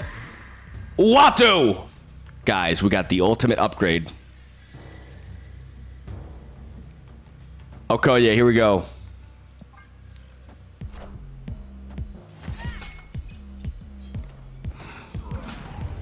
That is horrible. Oh, Mega Lol.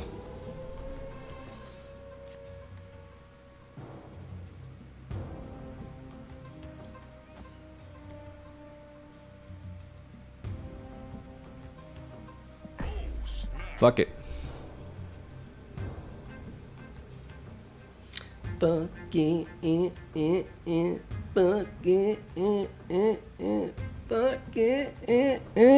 I'm gonna ride this Cosmo.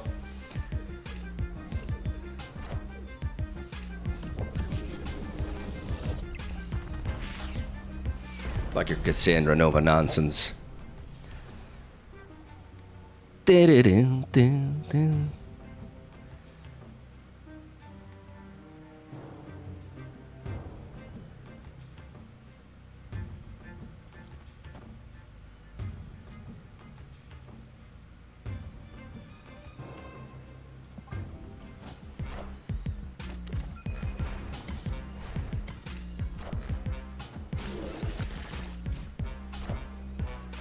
Pimp arrow, okay.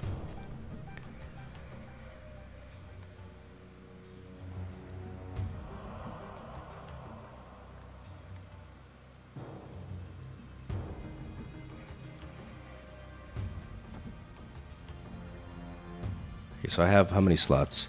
1, 2, 3, 4, 5, 6, 7. If I play these 2, I lock in 4 of those slots.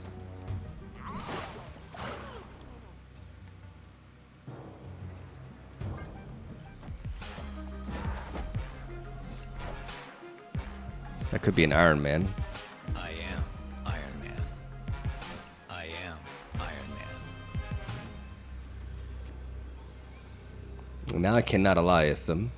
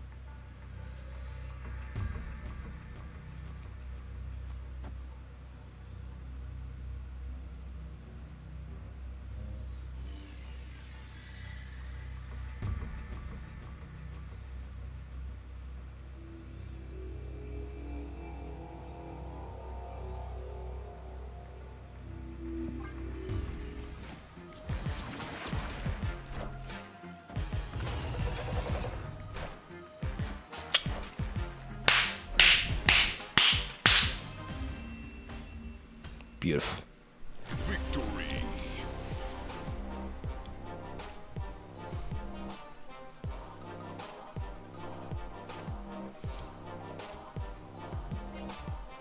Top 50 guy. That was a good one. Good shit. Hey, I used to watch you in Legend of Runeterra. Is Marvel Snap better? Has potential. Marvel Snap has been out for 2 years now. It's ultimately a very different game to Legend of Runeterra. But if you enjoyed Legend of Runeterra, there's no reason why you wouldn't enjoy playing Marvel Snap. You have to prepare yourself for one thing, though. You're going from essentially the most free-to-play friendly card game, digital card game ever made. Like literally the most free-to-play friendly digital card game ever made, to the least free-to-play friendly card game ever made. All right? Marvel Snap is expensive. It's not that you're gonna need like an insane amount of money to be able to just play. It's just that you're gonna have to be okay with like playing the same deck for long periods of time if you're not investing money into it, because it's at first it's gonna be easy to build up your collection, but then you're gonna reach a point in which you're gonna struggle to like get new cards, right? But it's more of a problem if you really like making a bunch of different decks. If what you liked about Legend of Runeterra the most was the deck building aspect of it, then you're probably gonna run into a bit of a wall with Marvel Snap. But for pure gameplay and just like, you know, if you're okay with just like playing one deck, then it's amazing.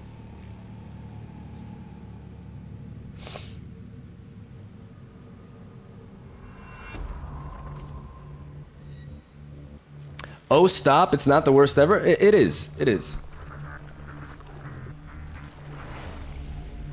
It literally is.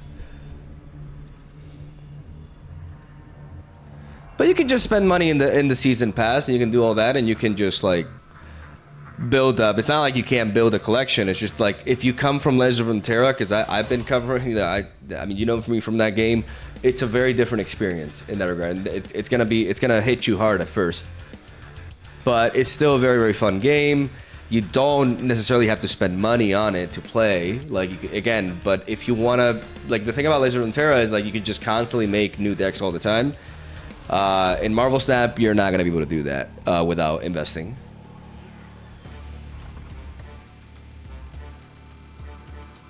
No card game is... I'll say this every single time. No card game is more expensive than Marvel Snap. For the simple reason that Marvel Snap is not actually a real card game. Like the card pool is less than 300 cards. Arigatou gozaimasu. Every other card game has like, I don't know, like way more than that. And getting individual cards in Marvel Snap costs you like big bucks. So like what I mean by big bucks is that, you know, after you reach a certain point, like you'll be spending like, if you want to really get a card and you haven't built up your keys and stuff, you'll be spending like 50 bucks to get a card. And there's no other card game that's gonna make you pay like 50 bucks for a specific, like an individual card, unless we're talking about like a trading card game, like a physical card game in which you're looking for a specific card that's like very expensive, right? But card acquisition in Marvel Snap is way worse than any other card game because it acts like a card game when it really isn't. So keep that in mind, like, and you'll realize what I'm talking about once you reach a certain point, like once you've been playing for a bit and you're like going through Series 3, and then you notice like, oh man, like I would like to make this deck, I'm missing 2 cards, and that shouldn't be a big deal. But if you're missing 2 cards in Marvel Snap, it is actually a very big deal. It's gonna take you a while, and no other card game, it takes you so long to like get a specific individual card than in this game. That's what I mean by like, it's not an opinion, it's a fact, but people don't understand it. I'll be right back. I gotta pee. Wait.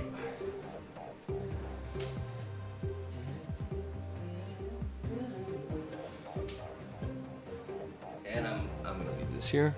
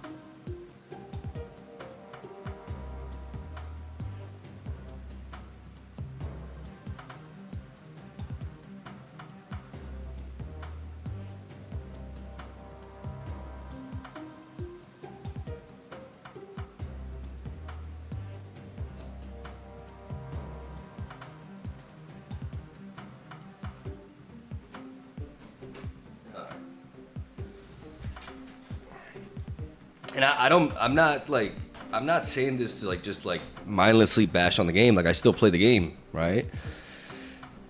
But I'm not gonna lie to somebody who comes from Legend of Runeterra and is used to that. And because it's just a fact what I'm saying. Like it's not like an opinion. It is like an actual fact. And it's important to inform people of that. But you can still like, that doesn't mean you have to spend money to play the game.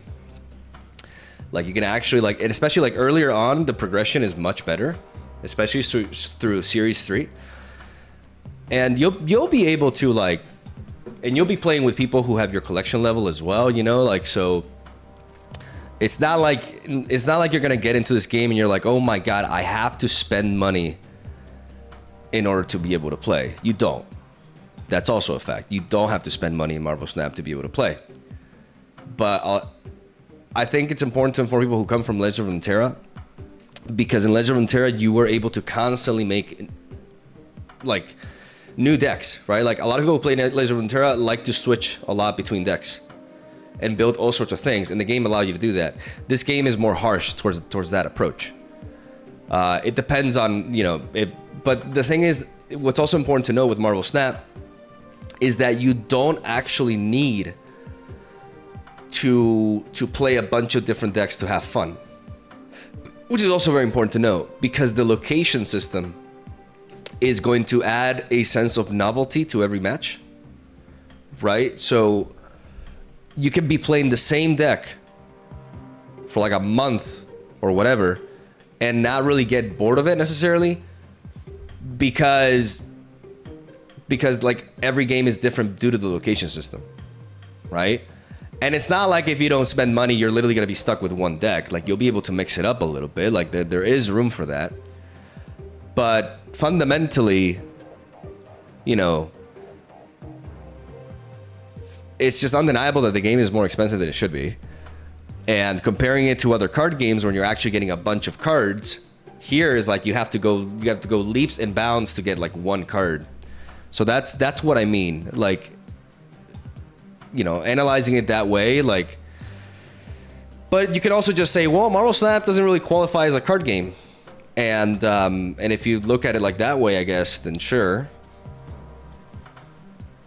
But I mean, it technically is a card. It is technically a card game, right?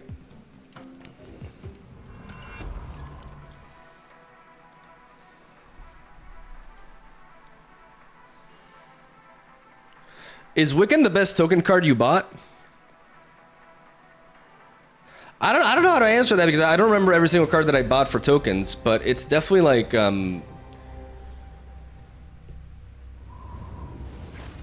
okay, it's fine. If we draw a Wiccan, this is completely fine.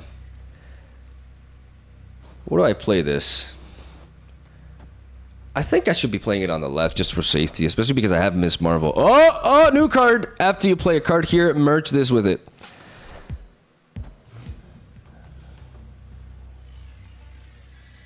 Oh man, this Juggy. Oh boy, this Juggy. If I can get initiative here.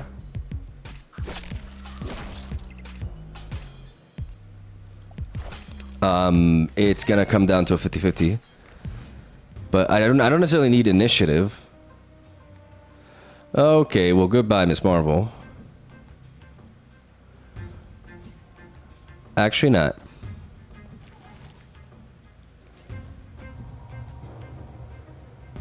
So they use that with Jeff. Interesting. Is this worth snapping? I think it is. Because it's gonna make them paranoid about me, like, going into the Space Throne. They've already played Jeff on the left because they wanted to mix it with Agony, and that's actually gonna really hurt them. And this Nocturne is definitely gonna give me an advantage here.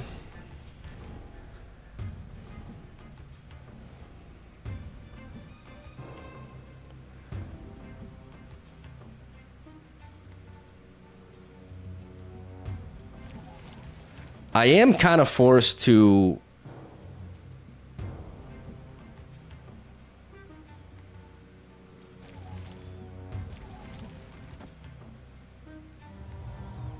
I don't think this is a Miss Marvel game anyways.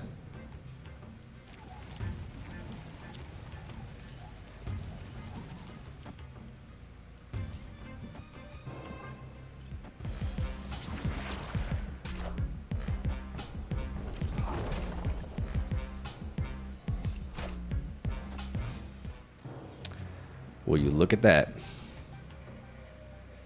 They have initiative over us, though.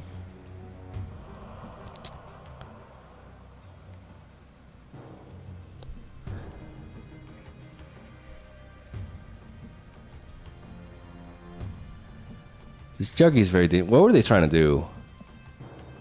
I mean, they're obviously trying to name Mora.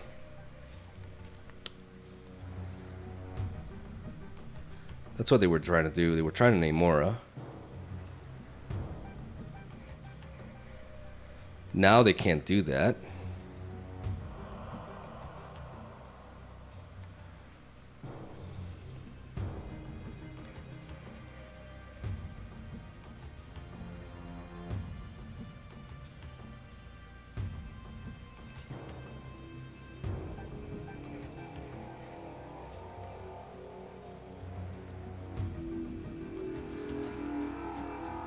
I think this Juggy, they may not be expecting it here. They still haven't decided their play, though.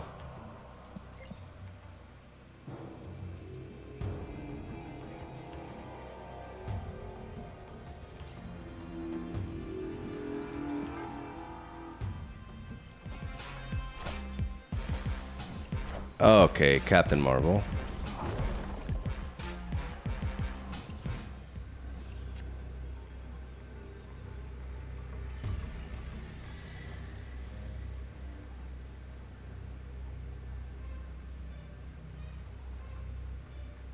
This can move here for 5 points. They could name Mora here. We don't have initiative.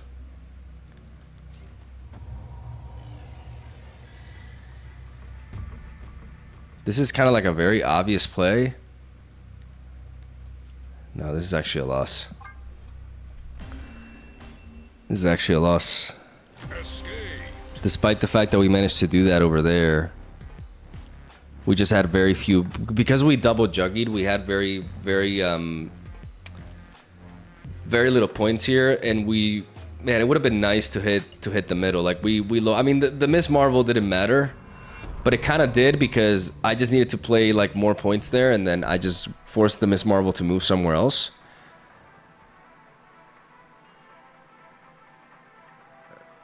But then we just kind of like, because we just played Juggy back to back with no other plays, we kind of like ended in a position where we just did not have points. Okay, Wiccan. Okay, 2-drop. Can we draw a 2-drop? We're gonna play Quicksilver in the middle because of Miss Marvel. The Central Park has hit the flanks. Oh man, every time. Like that's maybe like one of the biggest flaws of this deck, like the 2-drops.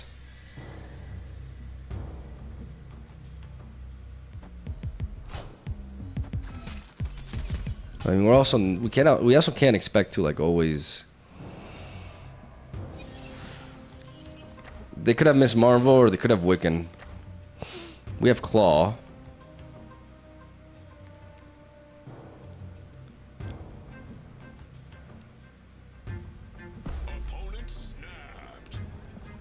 And we retreat. Because missing our Wiccan sucks. And they could have Wiccan themselves now. Like, that snap is kind of like, I got your Wiccan and I can enable it and I can't. So that's just... We get the hell out of there. Let me see. Am I missing... What could we say this deck is missing? Are we happy with Agent Coulson?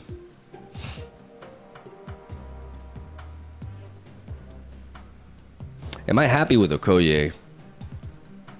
Because sometimes I want to play Alioth with like...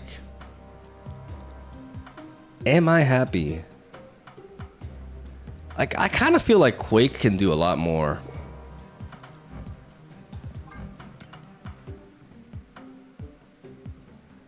I feel like Quake can just be way more useful. Especially, it gives me a reason to play like Alioth with Quake. Turn 6. Is very tempting. The only downside is playing Quake on turn 2. But we could mitigate that. Like, how much have we liked Agent Coulson? It's a good proactive 3-drop play, but...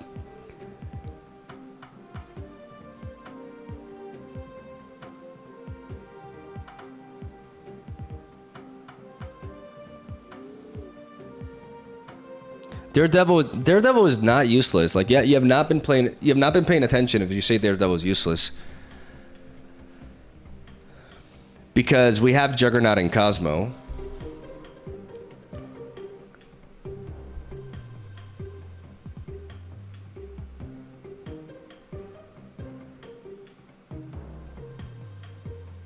And the idea is we Wiccan on 4 and then we 4-drop into 3-drop with Daredevil support.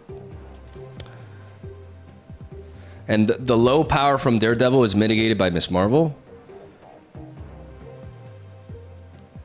But I'm just thinking here, like... The problem with Quake and Miss Marvel is I want to play Quake in a specific location, and a lot of times that can be a bit of a detriment. Unless I start playing Daredevil more in the middle, but then that's going to limit my...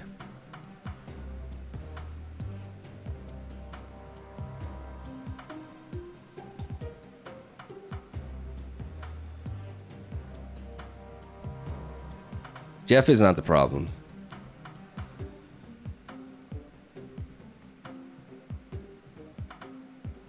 Maybe Psylocke is the way. Maybe dropping Agent Coulson for Psylocke.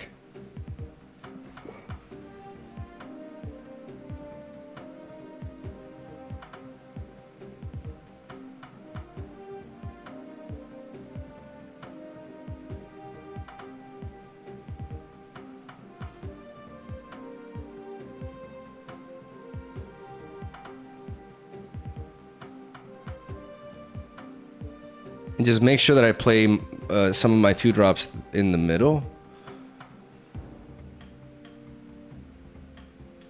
Try this.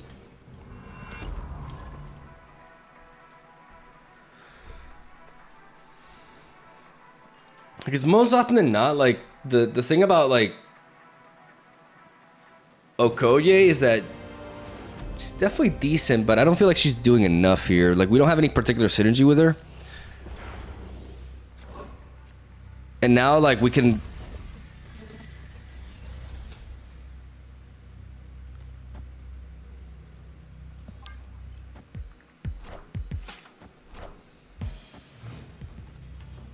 If we top deck Psylocke here, it's amazing. If not, we can just Quake.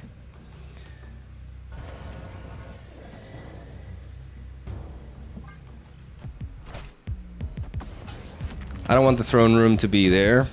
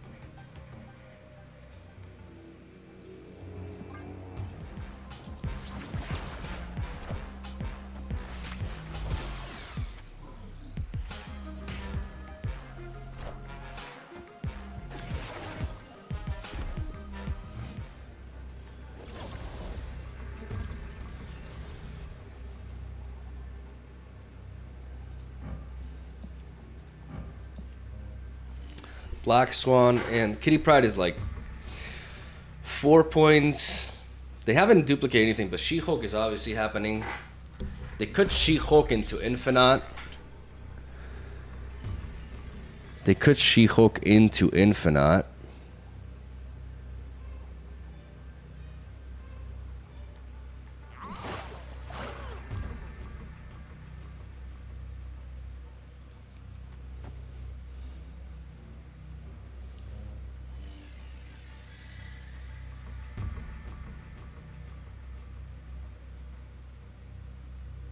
Yeah, no, they can't. They can't. I forgot. They're on the ramp.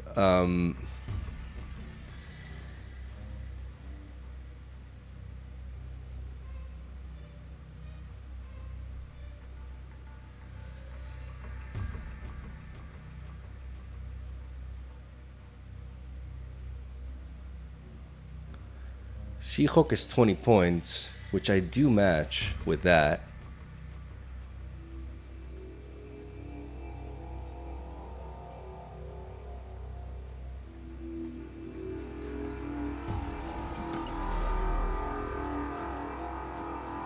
What about this?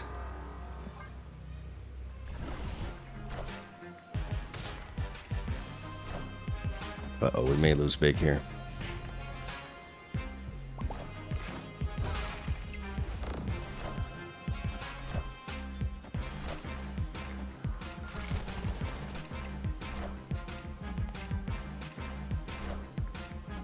Damn. Ouch. Ouch. I thought they were gonna hit monkey here. I thought they were gonna hit monkey here. But they hit monkeyed mid. Oh man, I should have seen that coming. They attacked the mid. They knew I was gonna have double. Ah, no. Oh man. Oh.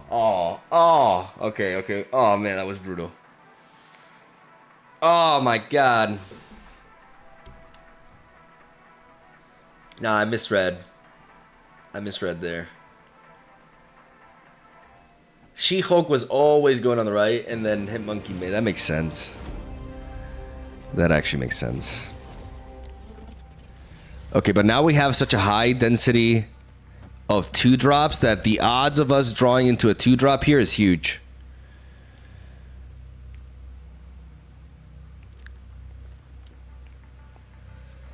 Ideally, Psylocke.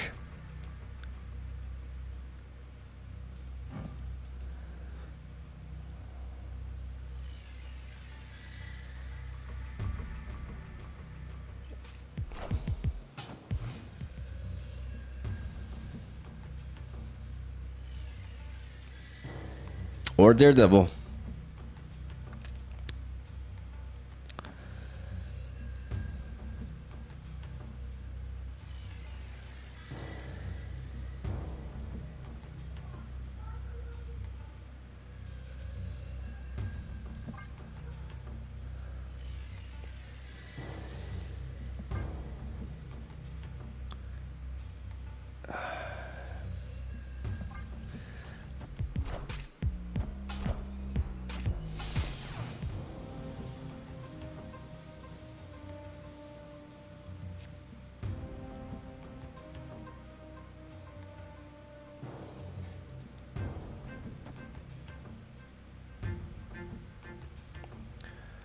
I'm gonna Cosmo mid because I'm expecting Brood in the mid.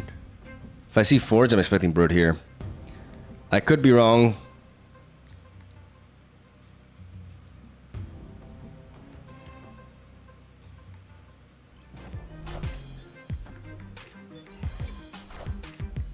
They just go Brood there, okay.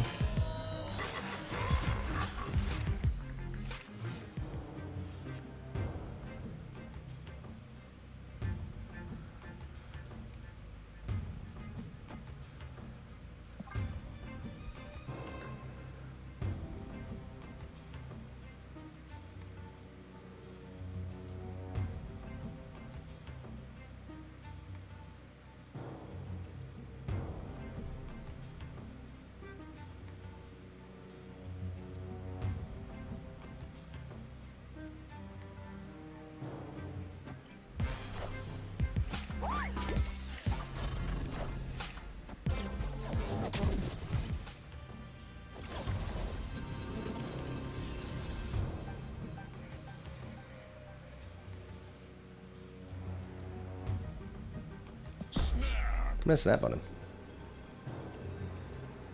Before they reveal. I know I lost the left, but I think I can win the other two.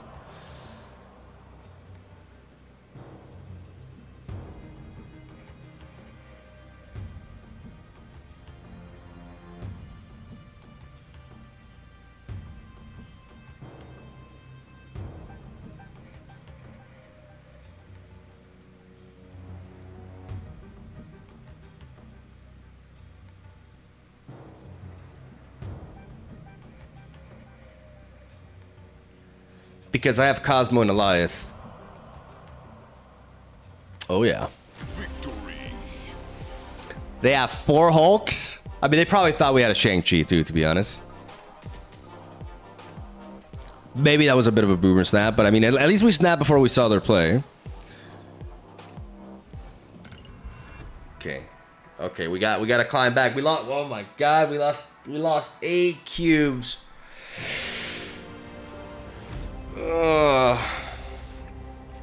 Meu Deus.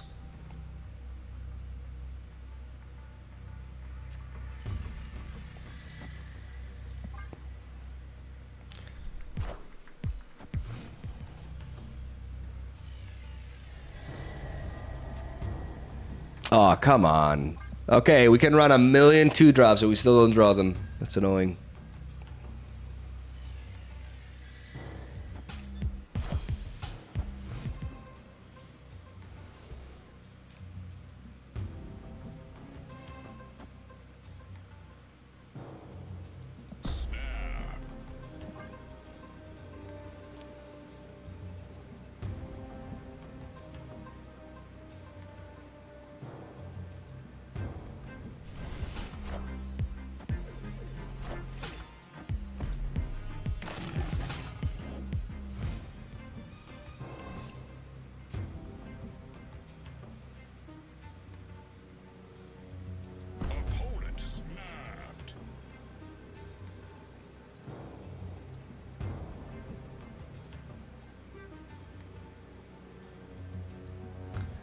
Ah, this Quake.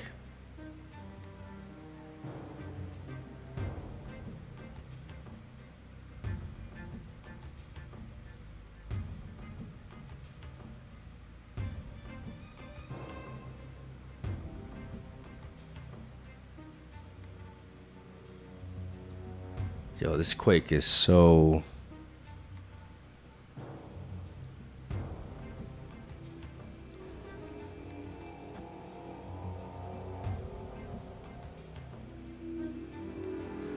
Fuck it.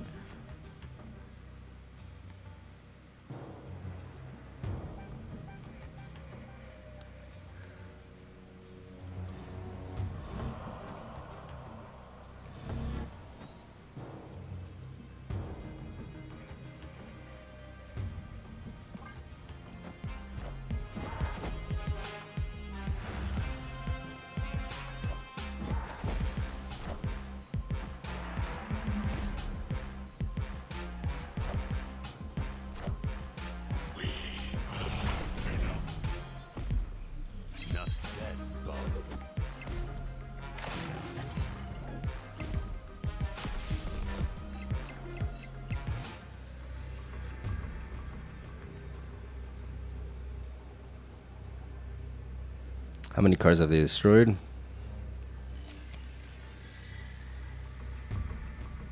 One, 2, 3, 4. That means their death is worth 4? They could just try to play something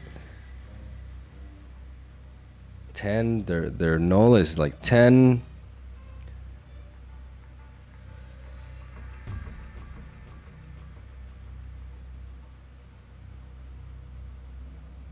Their null is 14. And I destroyed 1 too. I mean, this, I don't know what I was thinking here.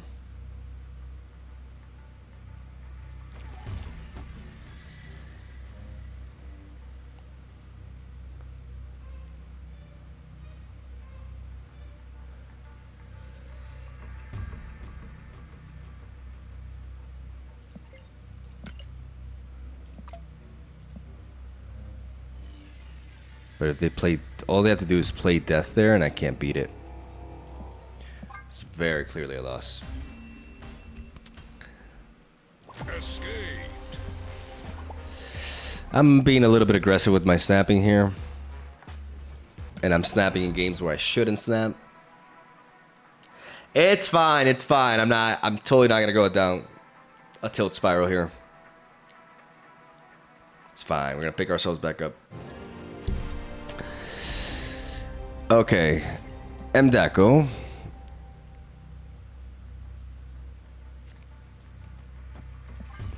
It's gonna be another game where I don't draw my 2-drop because that is starting to get a little bit annoying. Like I have 4 2-drops now, bro. Please. No, I cannot draw my 2-drop. I need 5 2-drops.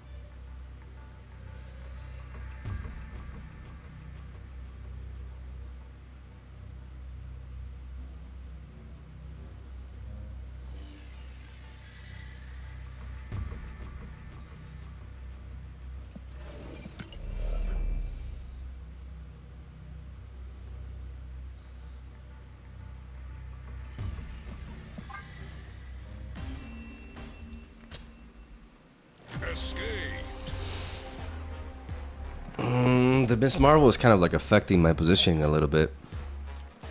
Like I should have gone for that Cosmo there. But the problem is if I go for the Cosmo early, then I can't really like shake things off from there. From the Nexus. The fact that it was the Nexus and the problem was that it was the Nexus. Because then I have to like keep developing points into it unless I draw into... Okay, I mean we have a 2-drop. And 2 turns to draw into a 3-drop. Or we can draw into Psylocke next turn. Like the odds here should be pretty decent. Jesus.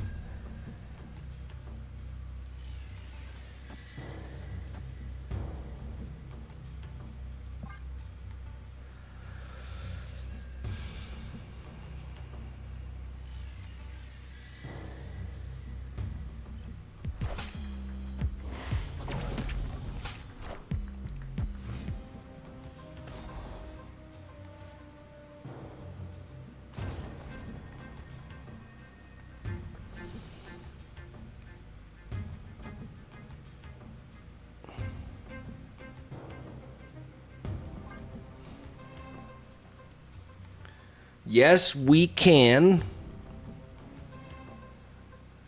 Thing is, Wiccan is kind of like more redundant with Elysium. So...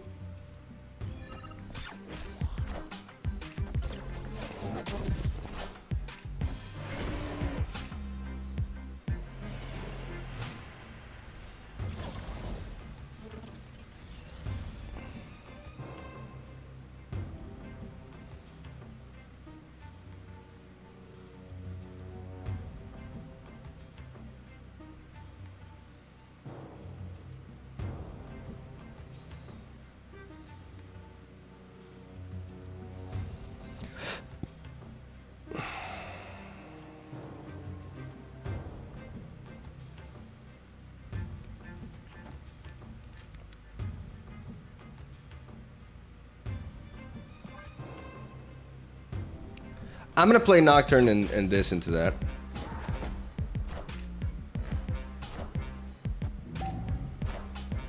Who will the winds bring?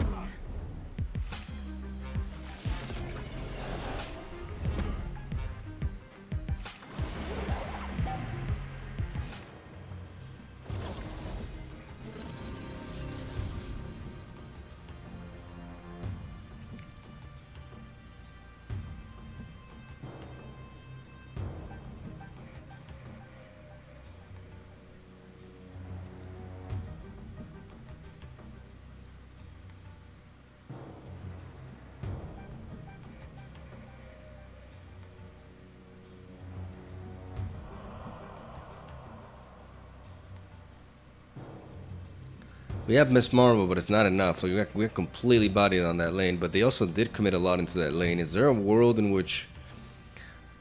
Is there a universe in which I can get ahead of them here? I don't think it exists. I think that the Bifrost has helped them a little bit too much.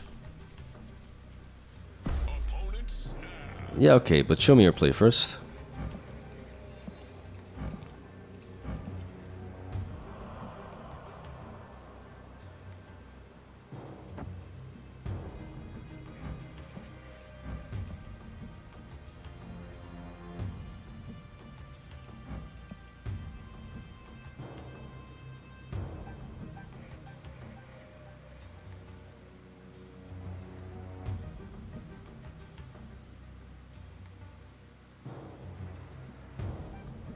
Spider-Man's gonna move here, so that's 11 points over there.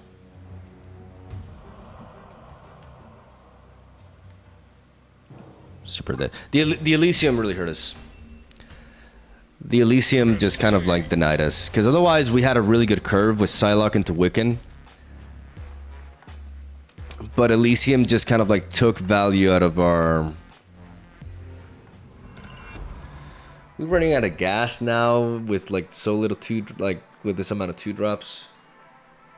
Could also be the case that our curve is actually too low.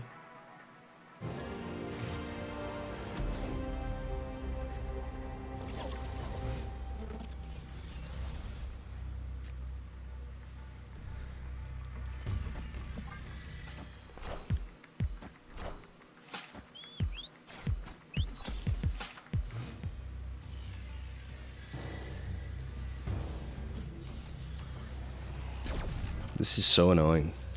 This is so fucking annoying.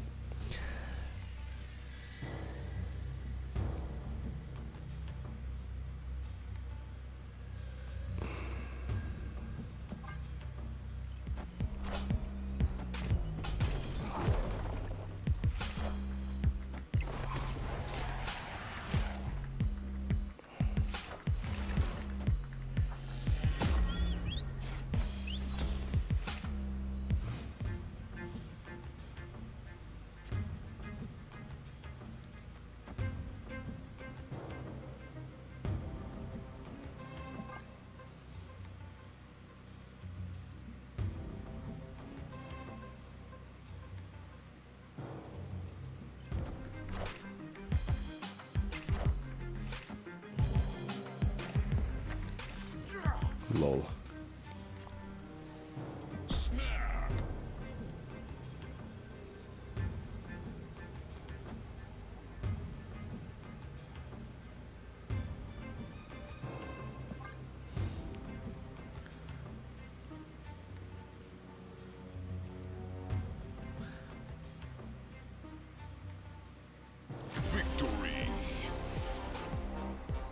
We are definitely running out of gas.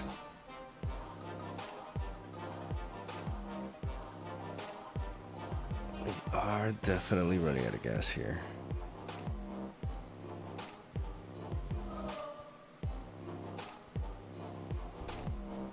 I feel like I made the deck worse.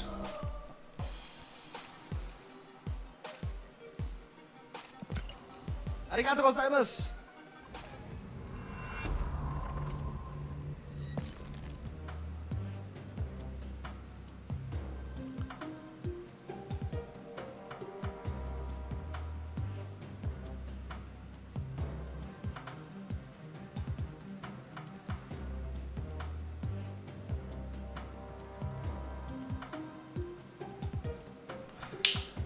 One Lops, think of a prime. I'm focused right now. Thank you so much.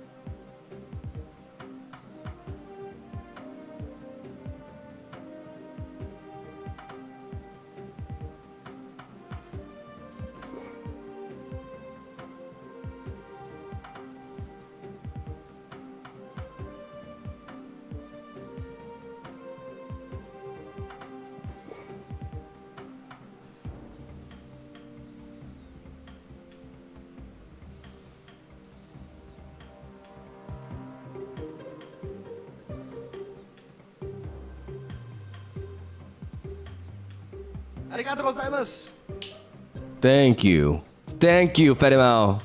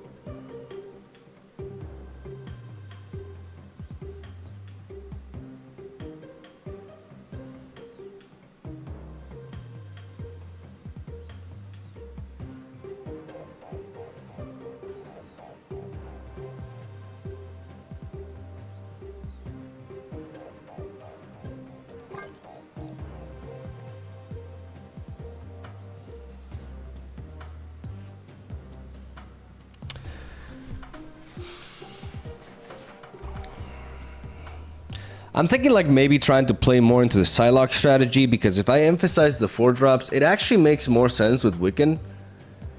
Because if I manage to play Wiccan on curve, or if I just manage to play Wiccan period, I can end the game with double 4-drop.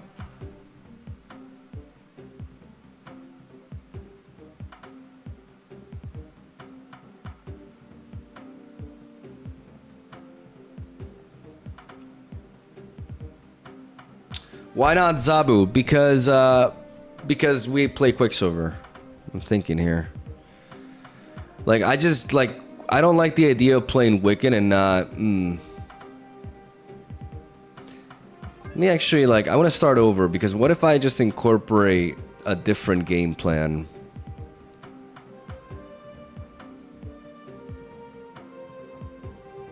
Like, what if I played Kitty Pryde instead? Kitty Pryde as a way. I mean, I don't have Thena. I understand I don't have Thena. But Kitty Pryde kind of like allows me to make sure that I Wiccan. And yeah, maybe the domino idea is good here.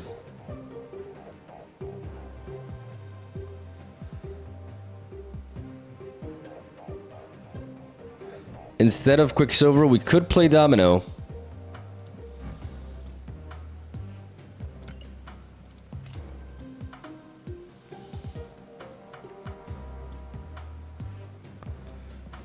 And Zabu.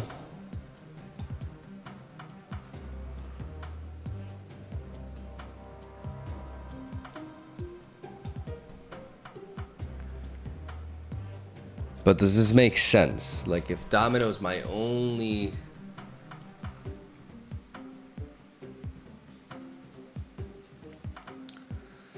Then I'm looking to play Zabu on turn 1 every time.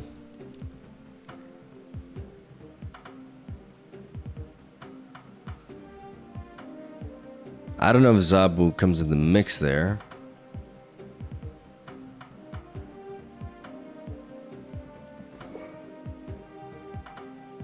Four 1-drops to lead off with. Yeah, that makes sense.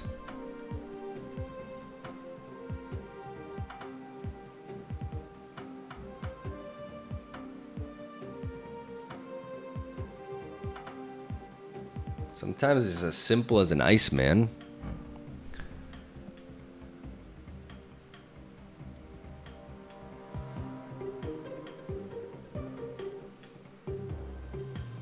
Though I kind of like Spider-Ham.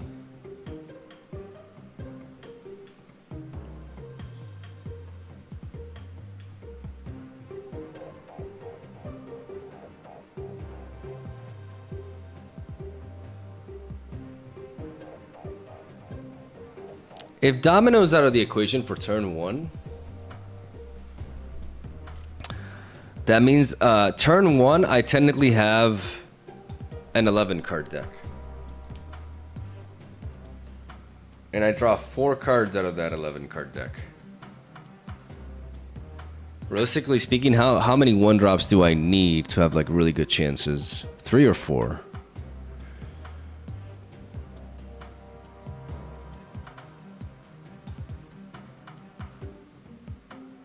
Then there's Maria Hill, obviously.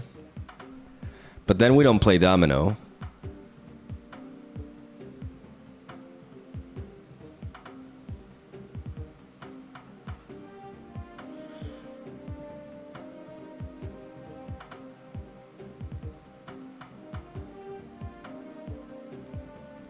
Thank God he removed Daredevil. I mean, this is a brand new deck. Like, Daredevil did a lot, but at the same time, it was problematic a lot of times too.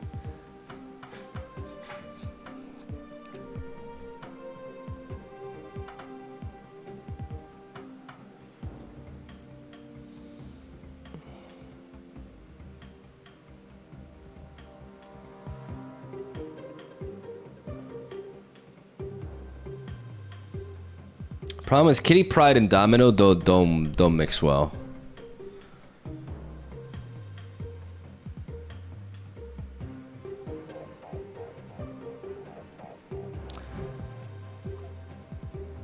So instead we can play Maria. Because in games where we don't draw Maria, we can Kitty Pryde into 1-drop into Kitty Pryde.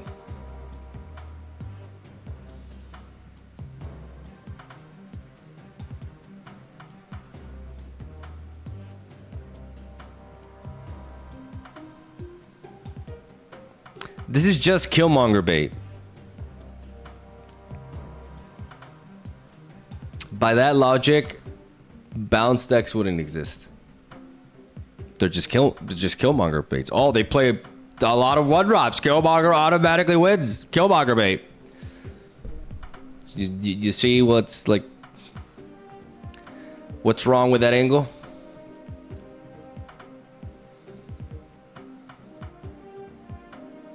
What if you get worse 2-drop though? Okay, guys, like these questions are just like dumb, honestly.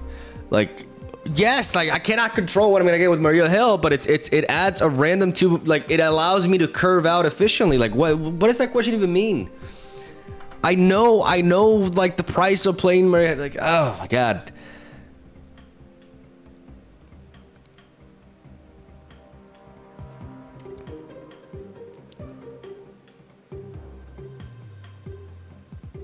Like, Jesus Christ, bro.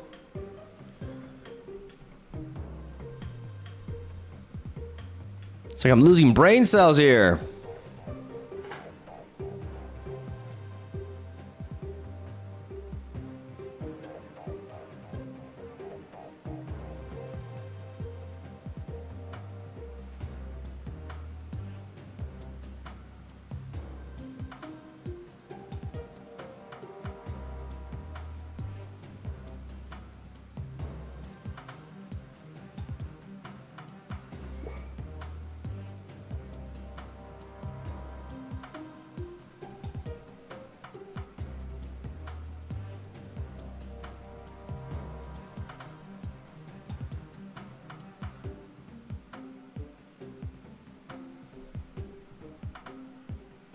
Does Zabu make sense here?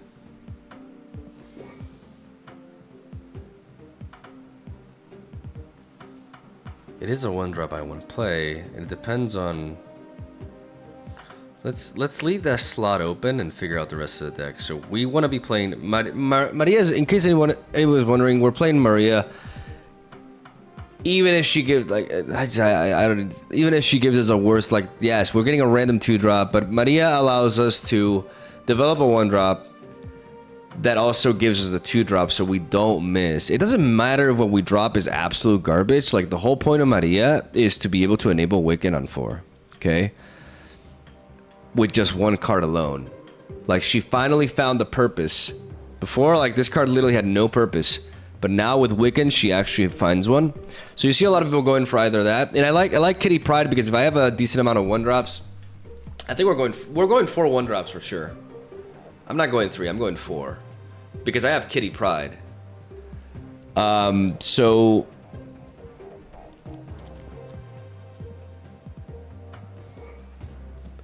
And because we're playing Kitty Pryde, like, Thena could be pretty good, but I don't have her. So I think Angela is also an option.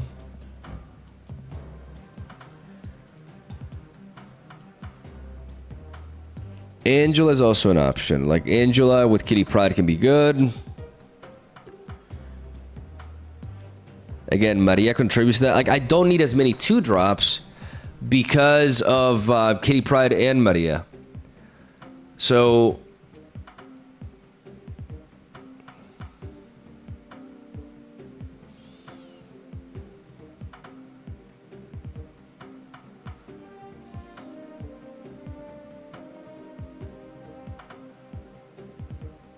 let's figure out what the last 1-drop is gonna be first. Like, let's just assume that there's a slot there. Do we just need Angela? Given if we have 4 1-drops, I think we only need Angela actually. And then what can we do? I mean, the whole point is like Kitty Pryde kind of like allows us to have a more normal curve anyway. So maybe another 2-drop doesn't hurt, but we also need to be able to capitalize on this. Snowguard. Snowguard is an excellent suggestion.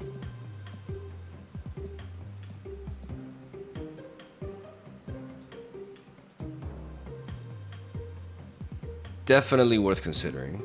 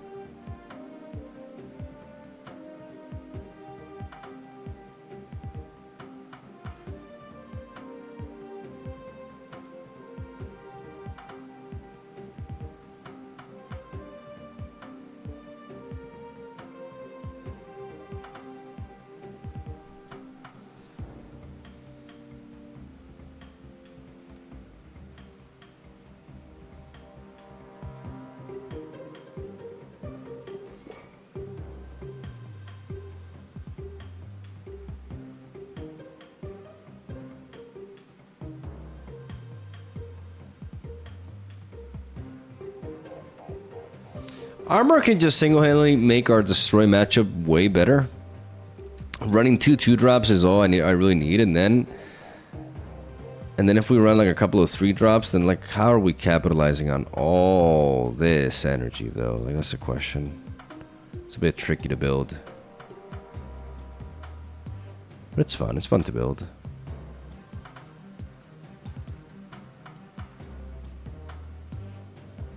But armor feels kind of important because the destroy matchup can be rough. And having a tool like that can just allow us to automatically win against it.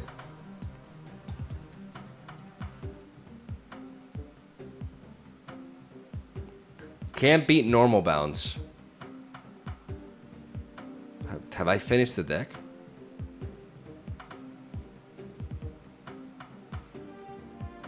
I'm not even, I'm like halfway through the deck. We don't know.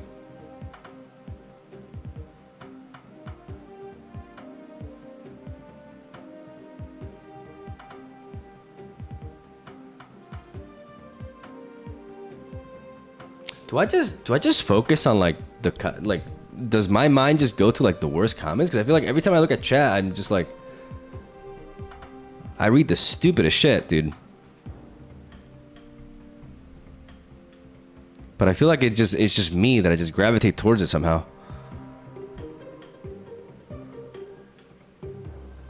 I think I'm the problem. Yeah, I don't have Elsa. The problem is I don't have Elsa. Like I'm missing a lot of key cards that would work well with this approach.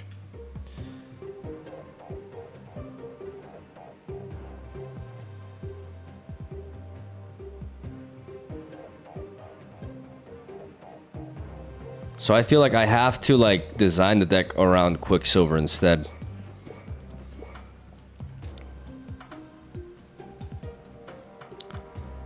Because not having Elsa or Athena really weakens me.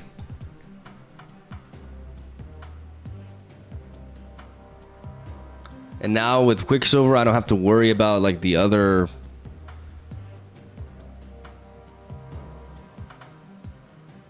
One guy in chat, Mog, how is this deck supposed to beat every single played deck, Mog? Yeah, no, that's what I mean. Like, I look at chat and I'm always like, I always land in those like statements, but I'm pretty sure it's just my mind like being kind of like pulled towards them, you know? Like I feel like I'm kind of like a masochist in that way.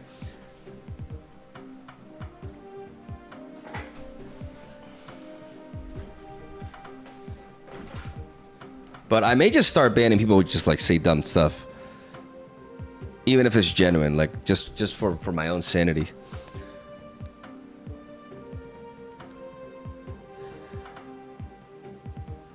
I'm losing it.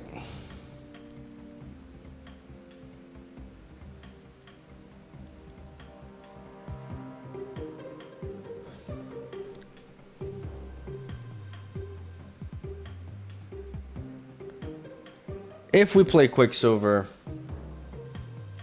realistically, we need to be able to play a 2-drop right after. 3 2-drops has clearly not worked for us on a consistent level, so we need 4. So we need a core with 4 2-drops that actually makes good sense here.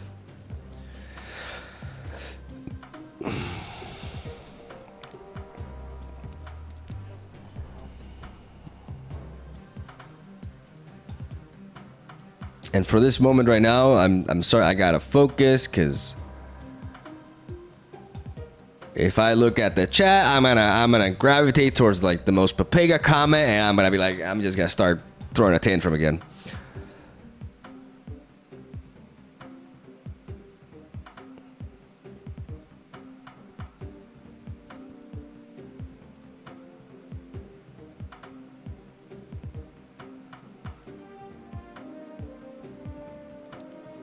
Quicksilver.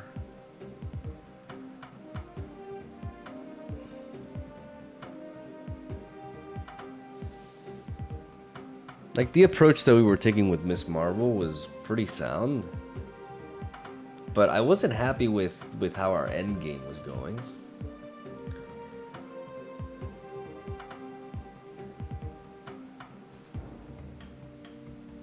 I feel like we just need to generate stuff. I feel like playing Cable is always gonna help. It's just a good proactive play that gives us information and potentially some tools.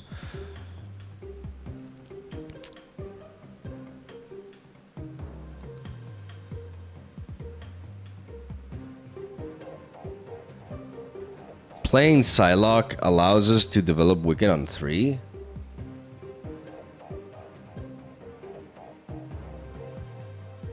So I do feel like she is just a naturally good addition.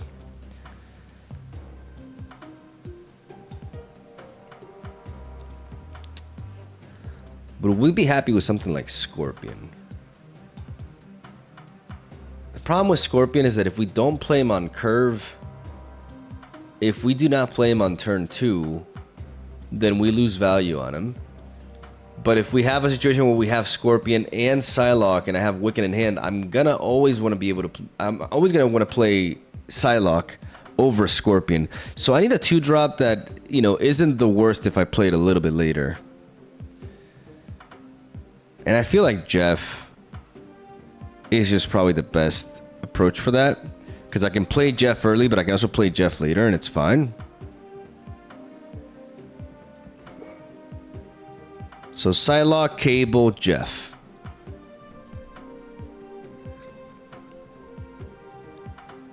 But again, we've landed on, like, we really need this 2-drop.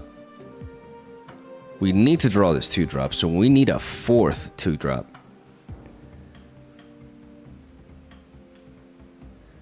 What if I just play Quicksilver and Domino?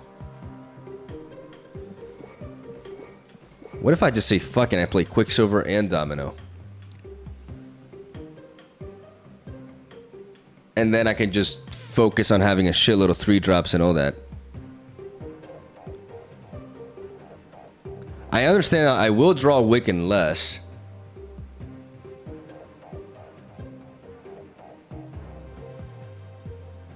But there are ways to mitigate that. Like, I can still play, like... And with Quicksilver and Domino, playing something like Iron Lad makes even more sense. Because I'm never going to be hitting my earlier plays.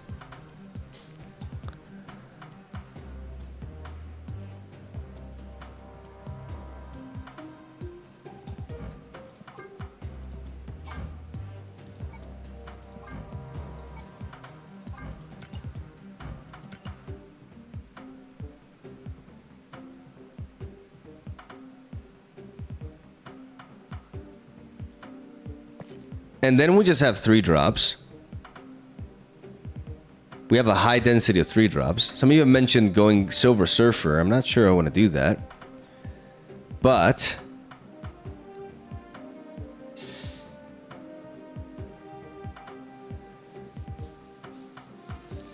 I still do not mind Agent Coulson. So let's say we Wiccan. We managed to Wiccan on 4. But we don't have 2-drops or 1-drops. Like, our entire curve is 3-drops, 4-drops. So what are we doing? If we Wiccan on 4, how are we capitalizing on this? Very simple. We 4-drop into 3-drop. But that also means we don't play 6-drops. Because we're never going to be able to chain a 6-drop with anything else. So we want to 3-drop into 4-drop on 5.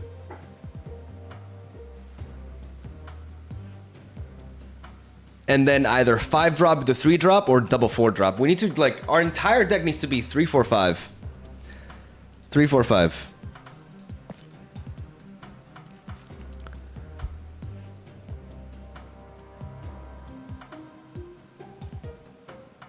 Which makes Agent Coulson a must.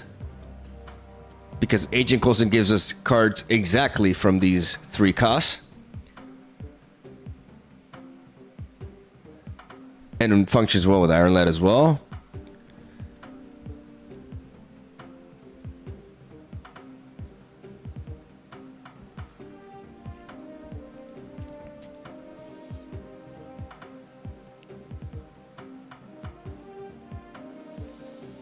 That still means we bring back Cosmo. Cosmo just wins games, but we also need to be able to win the Cosmo lane. But we bring back Juggy.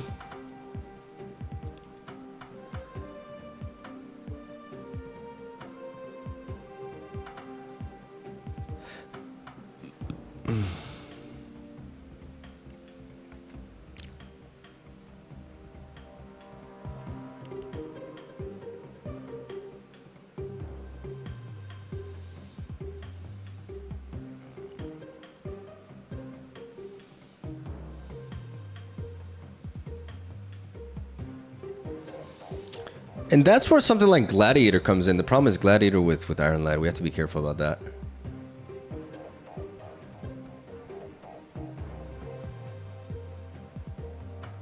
We have to be careful about that.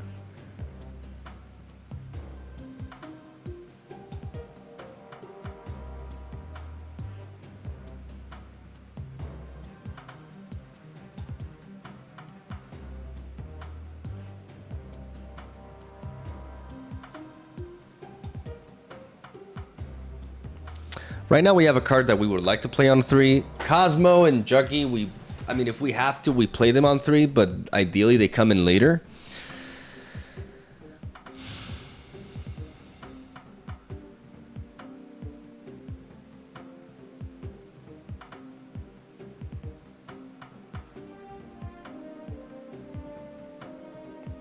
I still feel like Nocturne is great, because she represents another proactive play, and I can mess around with the locations that I need to. Actually, I've been really liking Nocturne.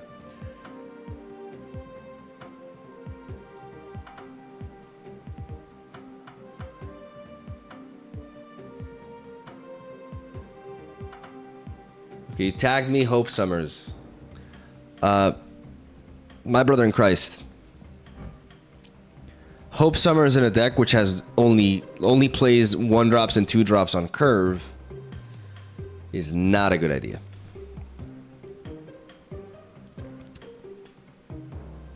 Think about it.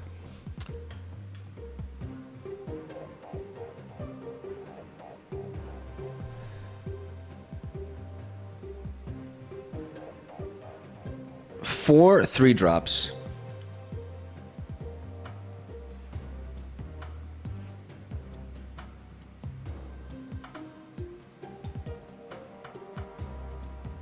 Let's keep it there for now. Let's focus on 4-drops that can help us here. Iron Lad works great with Nocturne, Cosmo, Juggernaut, Agent Coulson, Wiccan.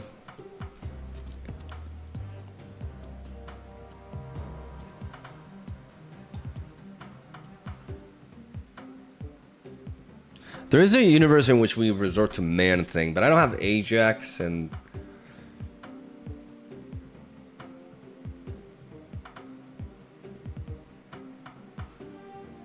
What's your finisher? I'm not there yet. I'm trying to figure out the curve. Don't worry, I'm getting there.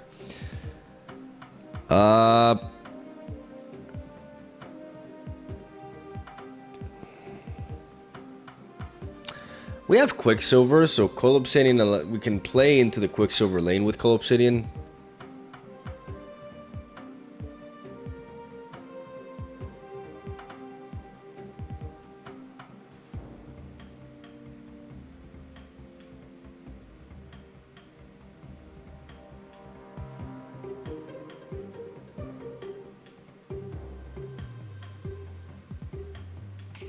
Yeah, right now we do have low power, I agree.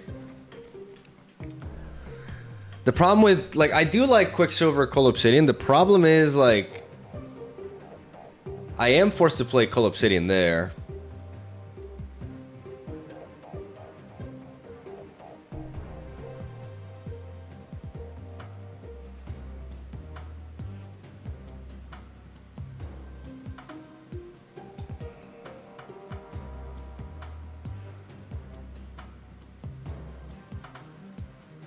I don't think Crossbones is bad. Because once we Wiccan, we're going to be winning in some location, and Crossbones can allow us to just reinforce it.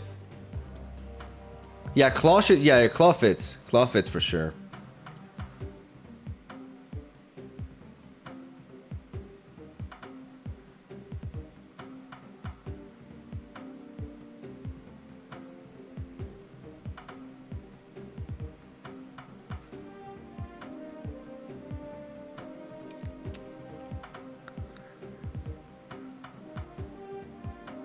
I think crossbones is fine.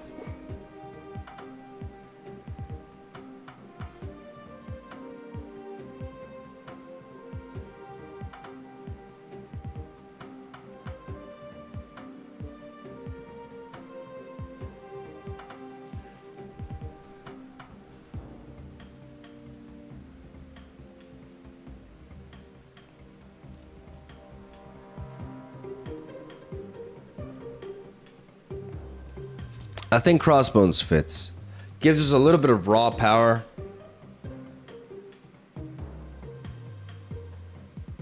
What about Shang-Chi?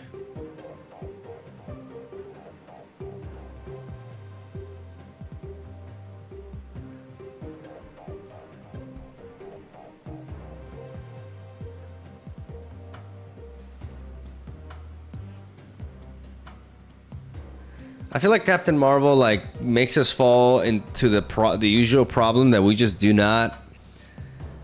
We need strength.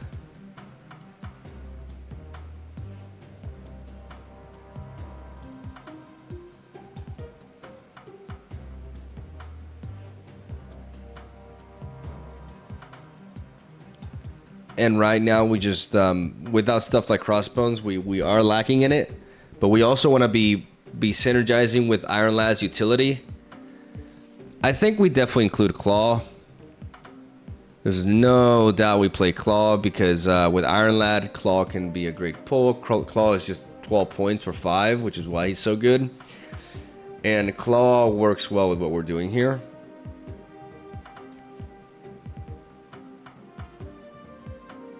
Yeah, exactly, Ember Roar. That's what I was saying. Like, our curve is like, you know, it can be like, after we play Wiccan on 4, it can be like 5-drop into 3-drop on 6.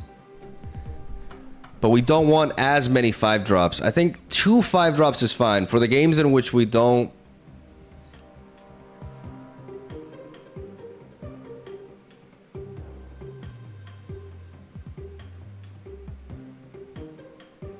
Crossbones is not good with Iron Lad. What are you talking about? They don't interfere. Like, once I play Iron Lad, if it copies crossbow, it's fine because Iron Lad is already on the board. Like, you need to think a little bit before you type. Like, what does that even mean? What about Jessica Jones instead of... The problem is, I want to be playing Wiccan on 4. So if I play Jessica Jones on 5... That's bad.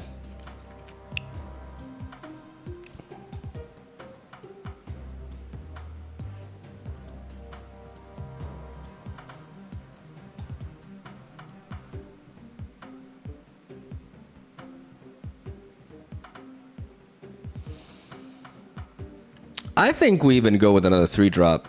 If we go with another 3-drop, then we go with another 4-drop and we call it a day.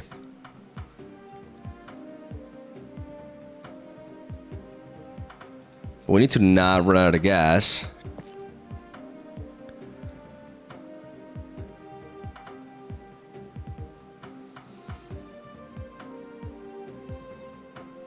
Some power would be all right.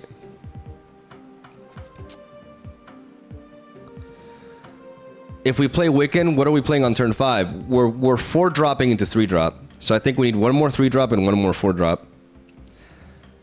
We need a total of 5 3-drops and 4 4-drops.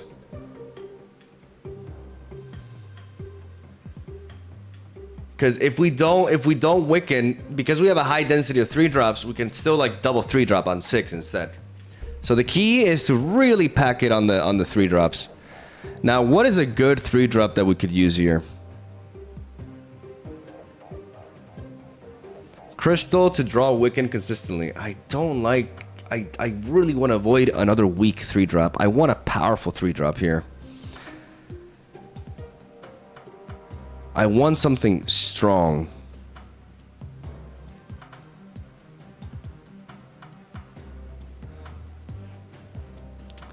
Gladiator, the one downside to Gladiator is Iron Lad, but I like how Gladiator allows me to reinforce the Cosmo lane. So I'm gonna go Gladiator. A little bit of anti-synergy there, but I think it's fine. I need power. And for our final 4-drop, not you, Crystal. For our final 4-drop, I do not like Captain Marvel because of how like our curve is. Shauna is very strong too, and it's not like I'm spreading out that much with 1-drops. Like Shauna also kind of like really helps with but I feel like it can also butt heads.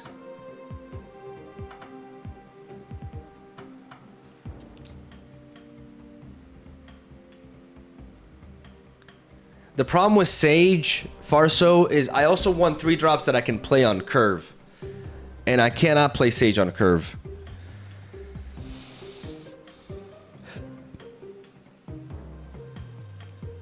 Omega Lol Red. It could be. It's like our version of Captain Marvel. Yeah, let's try it. Let's try it, actually. I like it.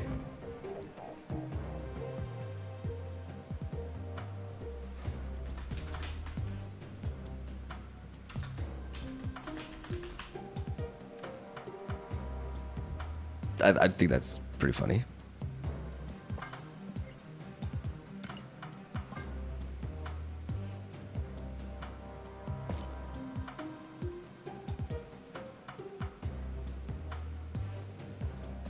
I don't even know. I'm just going with the Avengers.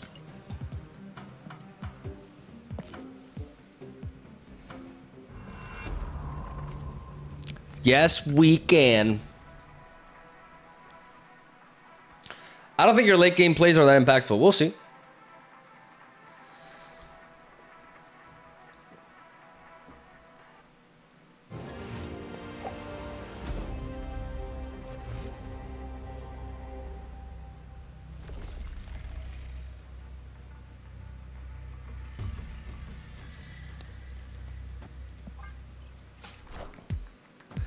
Always lucky. Chimichanga. Right on time. Right on time.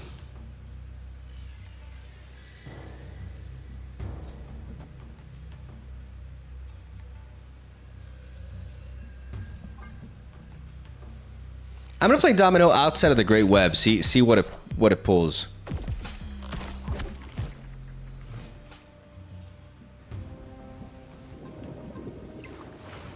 Omega Lol Red. We are going to Chimichanga.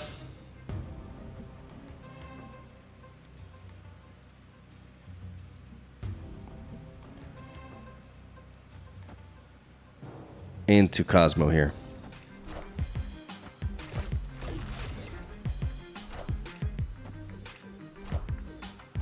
Wind, aid my hand. And now we just Crossbones. See what else, what they have.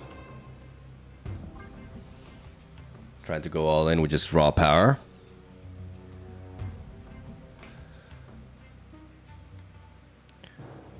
We have Omega Lol Red.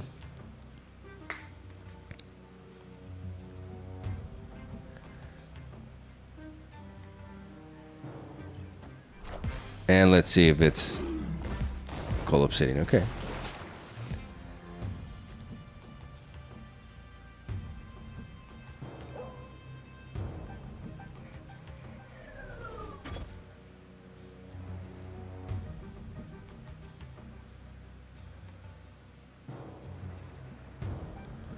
I could just play now. Okay, so what are the odds here? The problem is this Cosmo here was a mistake. This Cosmo here was a mistake.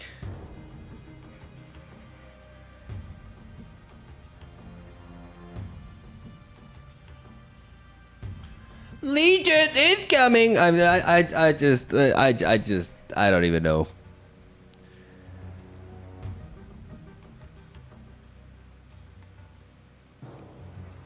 Like, y'all just do not have a brain. That's my theory. What if I wick in here?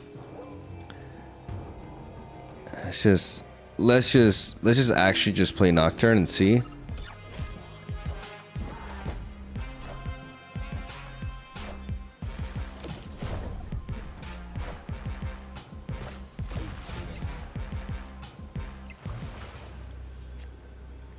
It was Wiccan.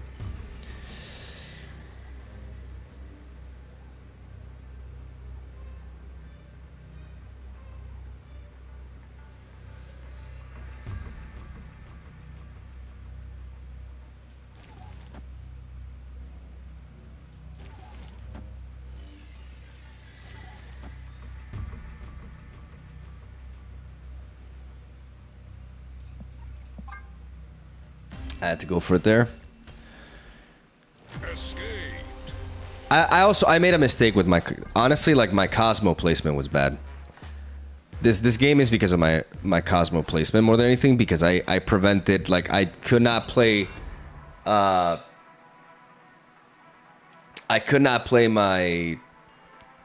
Iron Lad in the middle, and what if I get Claw, right? Like, I should have always just developed the Cosmo on the left.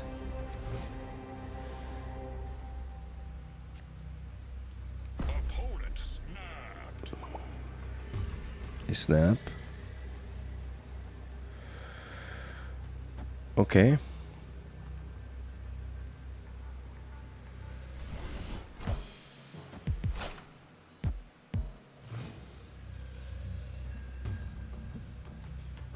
Always lucky.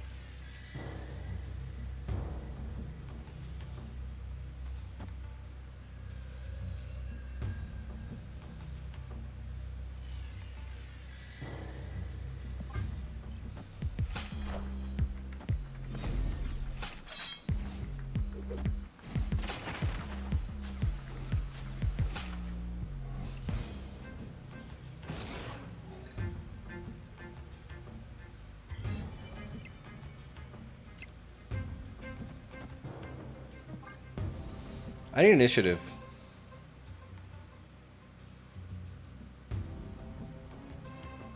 So maybe playing this domino there was silly.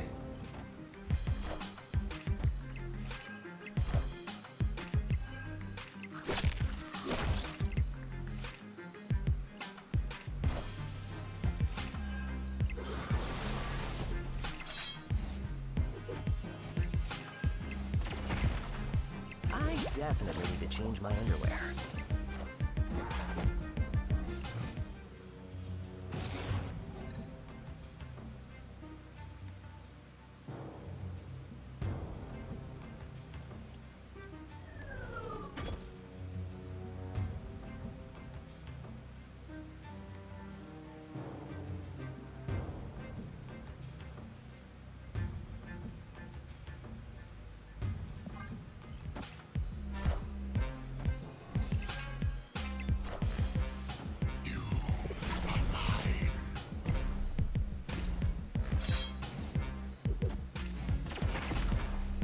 What a game!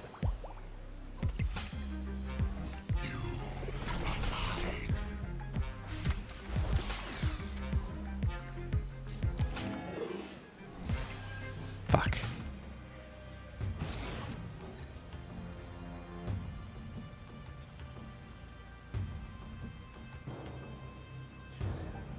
Just cannot.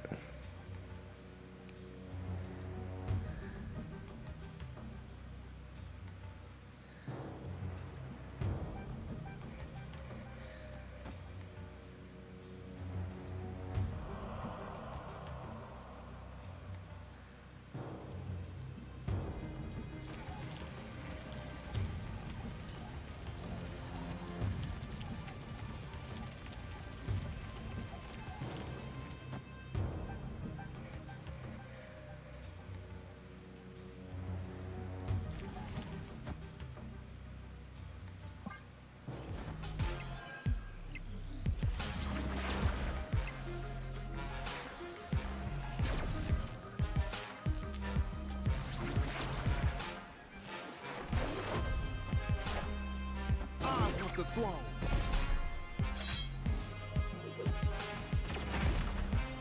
What a game!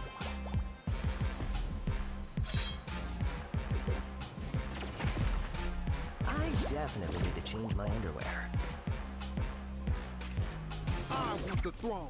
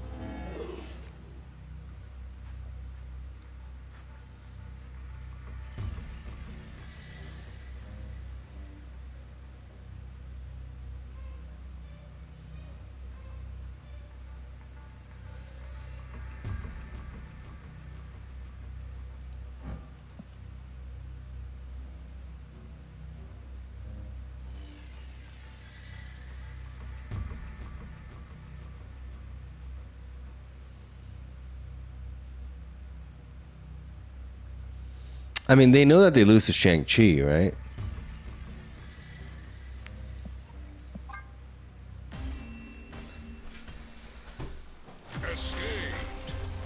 And I think that's what we should be playing. Instead of Omega Low Red, I think we need to run in Shang-Chi. Because a lot of times we're finishing the game with double 4-drop.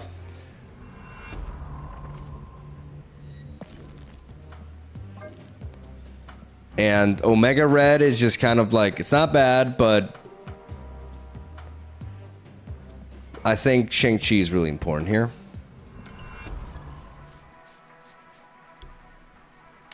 For like these proactive strategies where we just cannot stay ahead of them, right?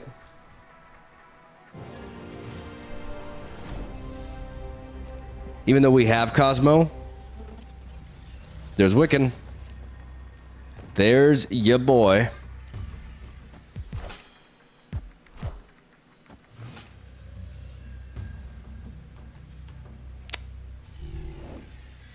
That is so annoying. Stop. What are the odds? Stop.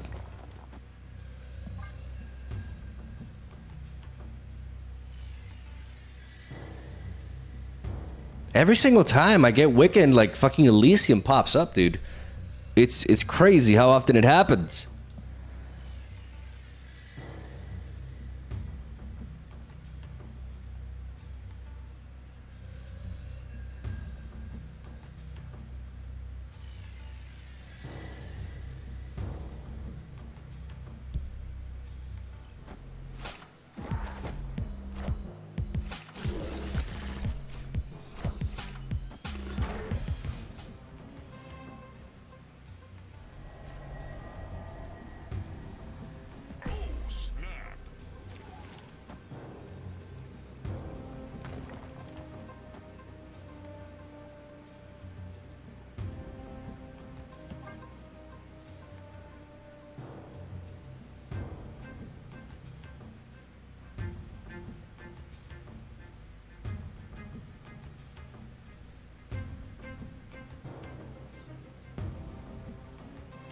Before this turns into like deep space or nowhere.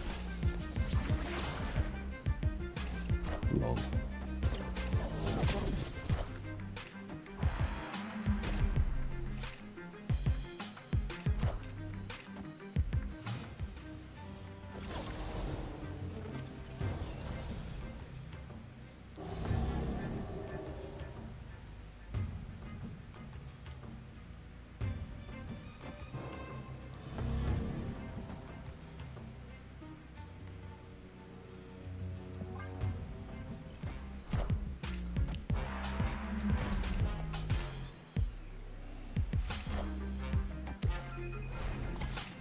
Agent Coulson, really important.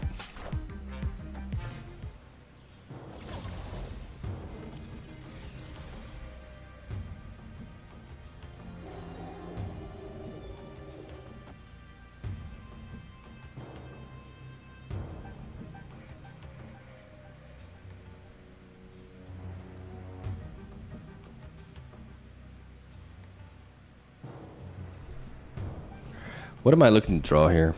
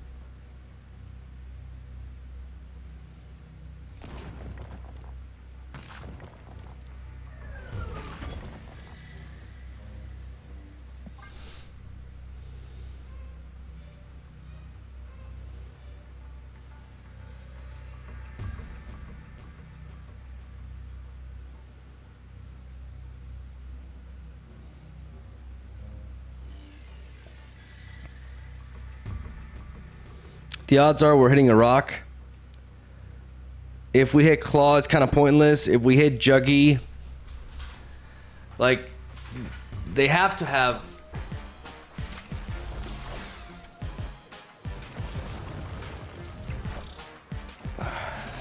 Crap.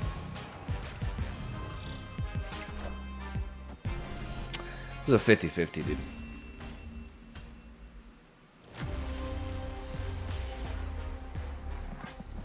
It's 50-50.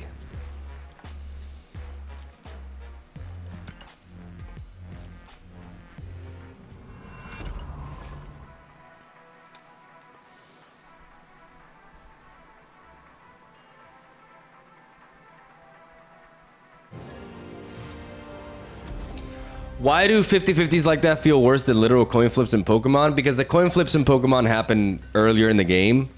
In Marvel Snap, a lot of the variance happens at the very end. So it just feels shitty.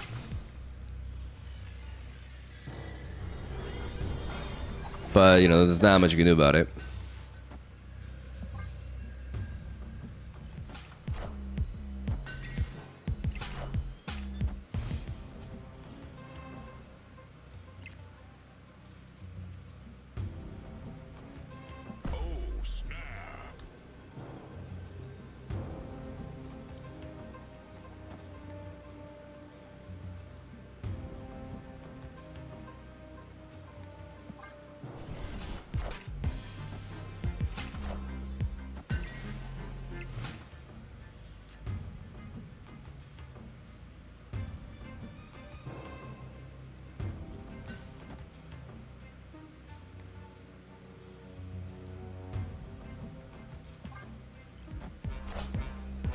Get the fuck out of here.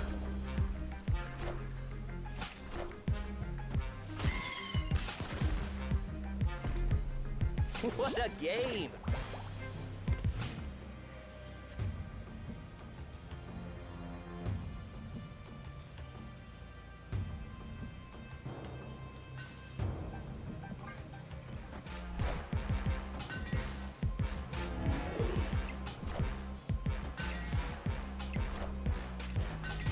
No venom.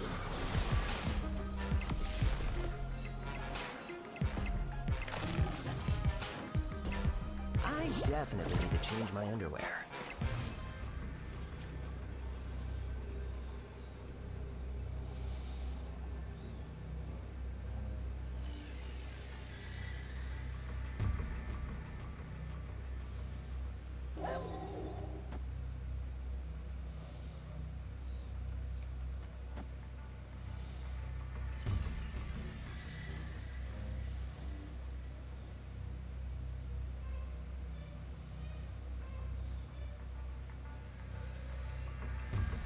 If they go 5 points here, they should be able to beat that there.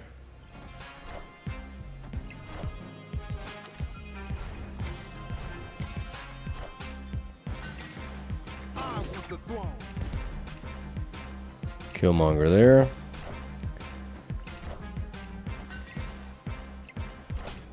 Nice. Okay.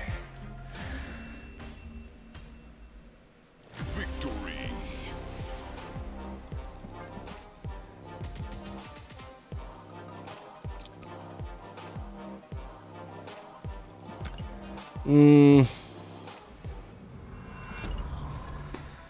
On paper, the curve is neat, but I am seeing some issues with it. Like, obviously, the games that we don't draw Wiccan, which are more often than not.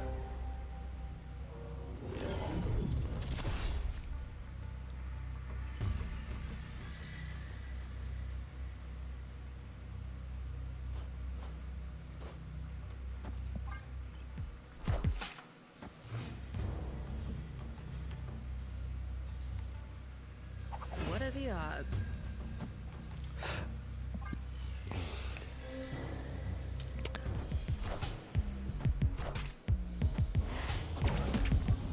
We don't have to worry about Wiccan from them.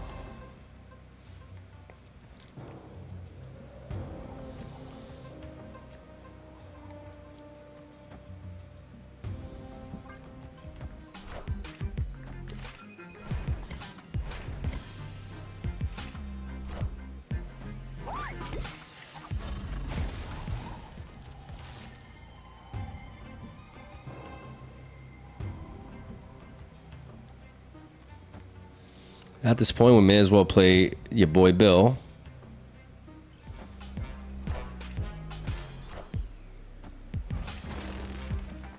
Okay, so no wick in this game, clearly.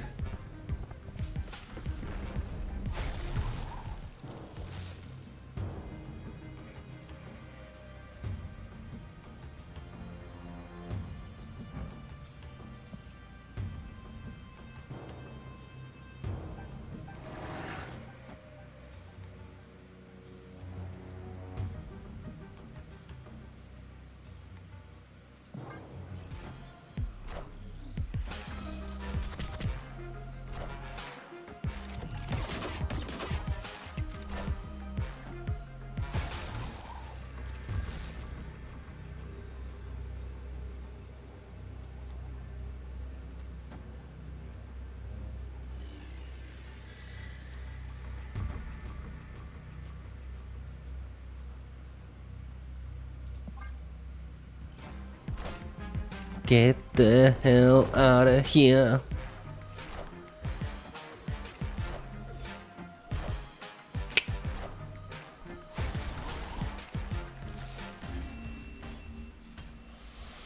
And we don't draw him though, nothing like a good old Juggy Cosmo, but Agent Coulson.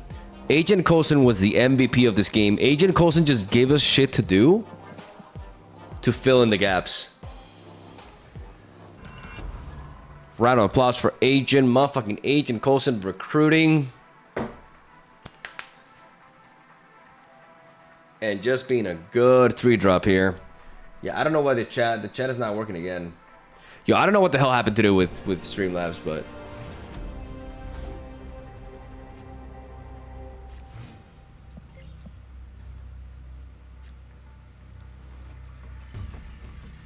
okay, Erisham, my favorite. My favorite. Here we go.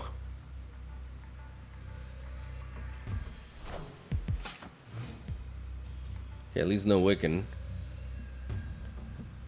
Always lucky.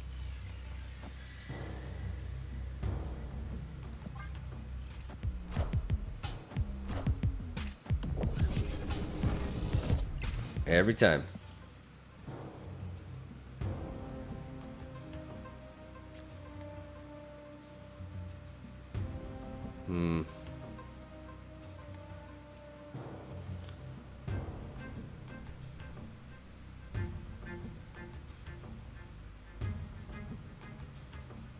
Do we think they're playing through Rokouuu here?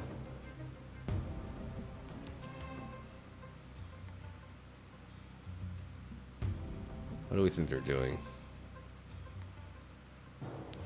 If I'm them, like they have a 4-drop here.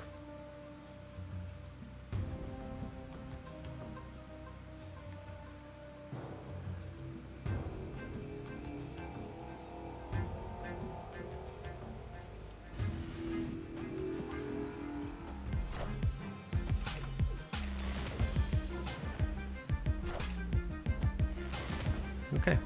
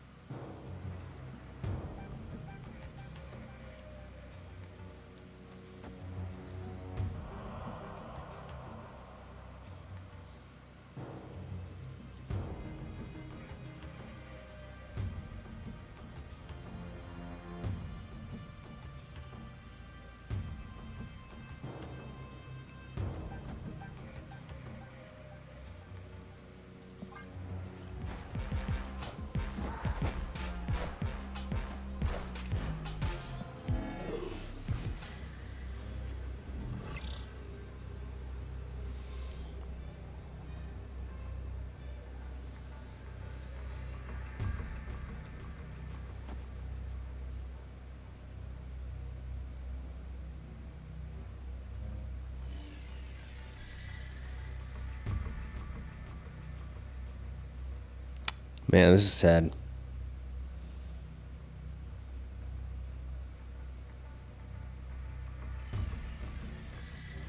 Because if I do this, I tie here.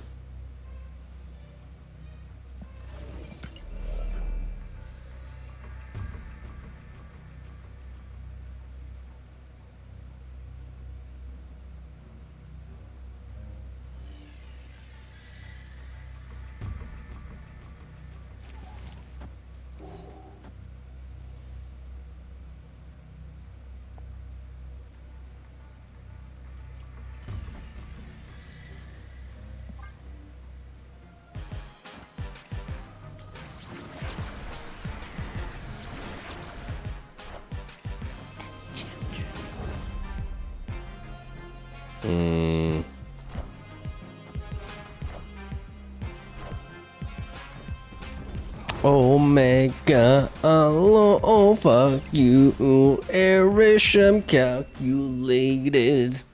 Victory.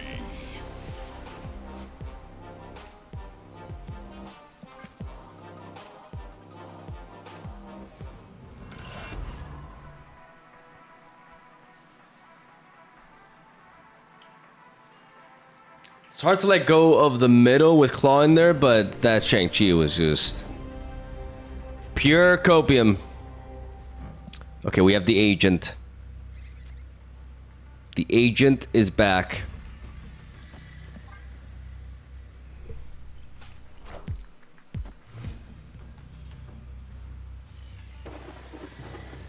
Okay.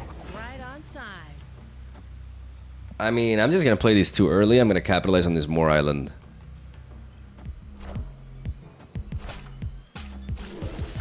But I'm gonna leave a space open. I'm just gonna play those, make those two plays early there. Oh shit. Okay.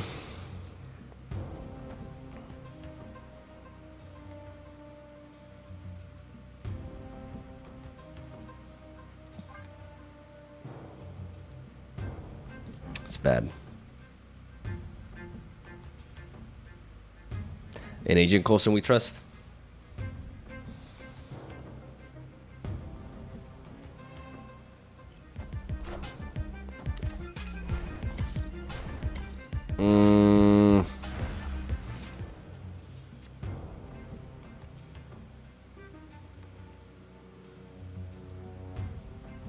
Trust is for the weak.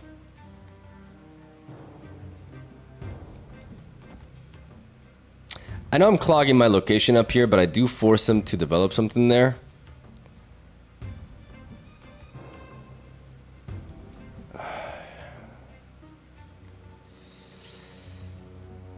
This Juggernaut with loose bar is not great.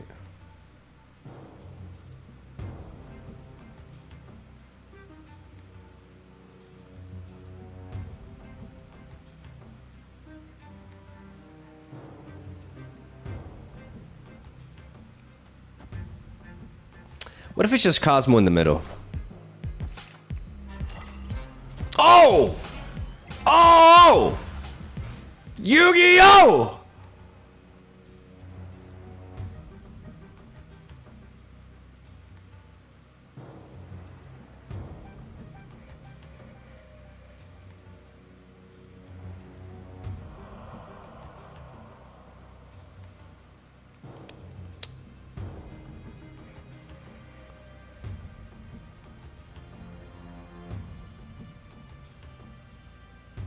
We have to factor in initiative.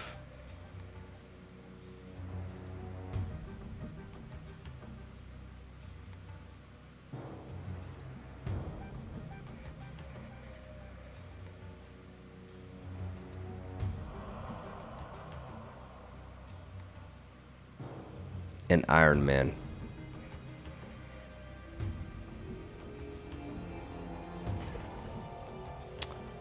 But I feel like we have to do this.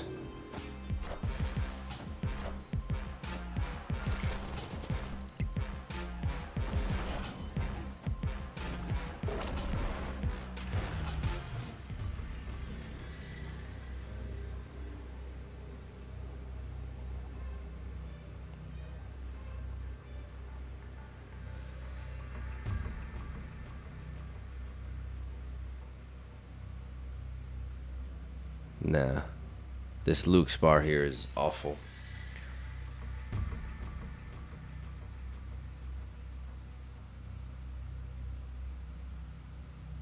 Because they can tie in the middle.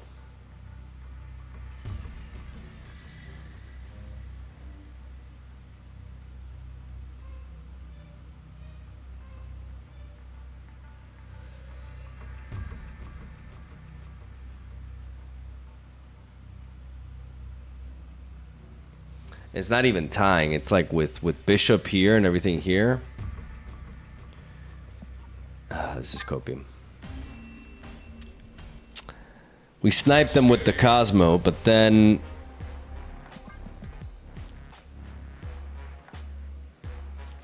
we had to juggy there, I think.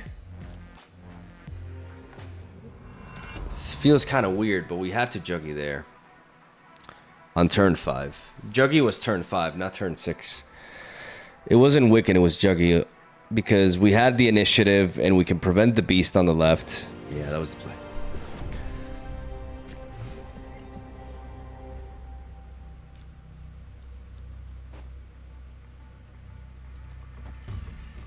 Let's not develop the Quicksilver into Ant Maze because it'll make us vulnerable to Killmonger.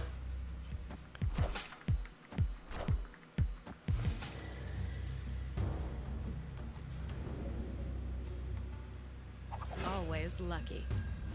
So let's do it with Domino instead.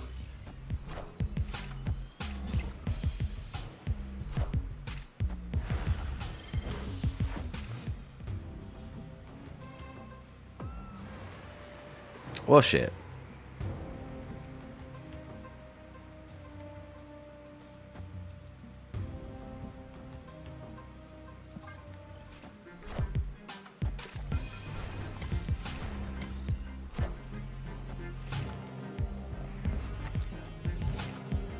Omega low. Oh.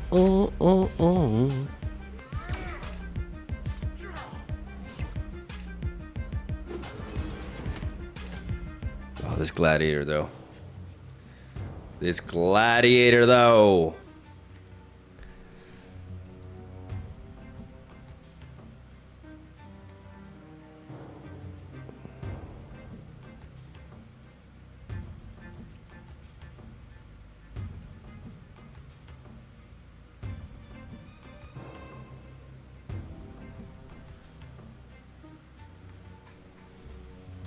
Guys.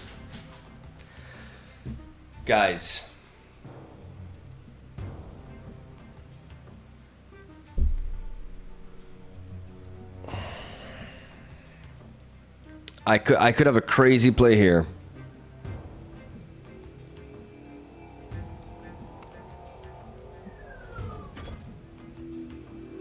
This is so stupid. But if I get Shang-Chi. Okay, Wicked, fine. Shit. No, it's not fine. This is not fine.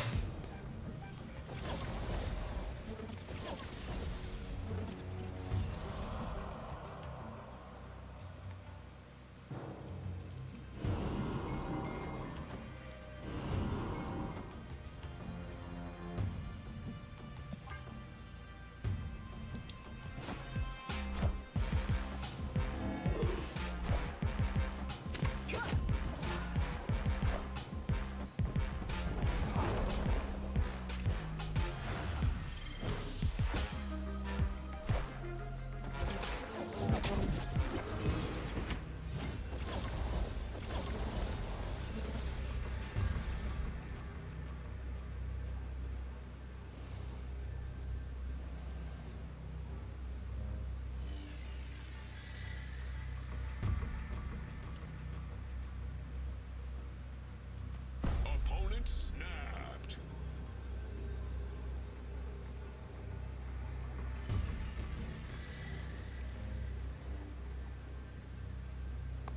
I don't know how you don't win.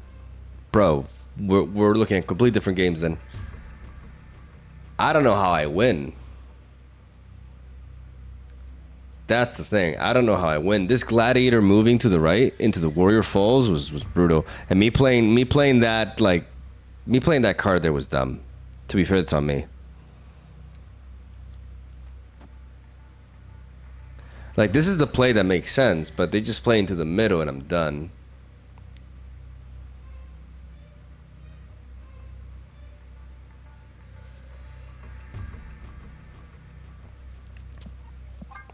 I don't know how you don't win. Like, I wish I had. I could use that optimism. To be fair, I had a Papega play there. Like, I went for like a Shang-Chi there. It was a bit of a Hail Mary. But that Gladiator moving into Warrior Falls like that was so rough.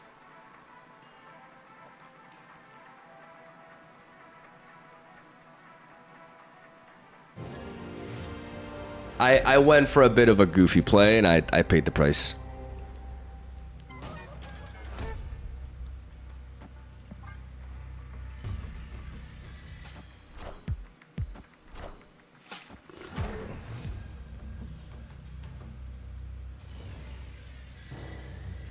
What are the odds? Let's play domino mid, scout them out a little bit.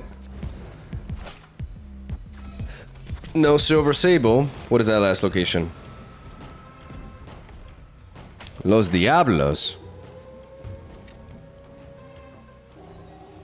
Let's go, Gladiator.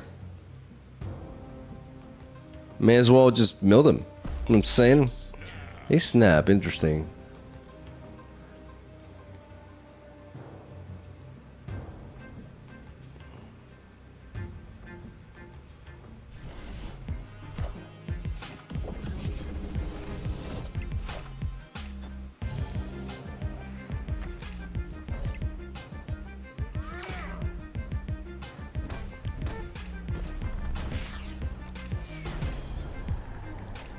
Okay, that's kind of like fitting for the movie.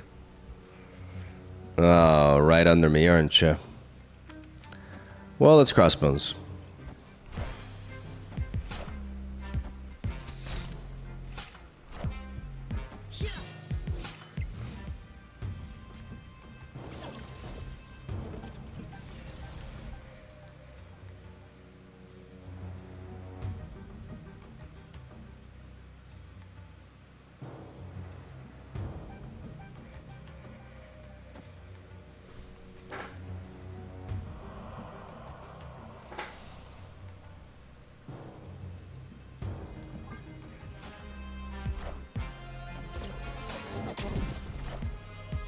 I am Iron Man.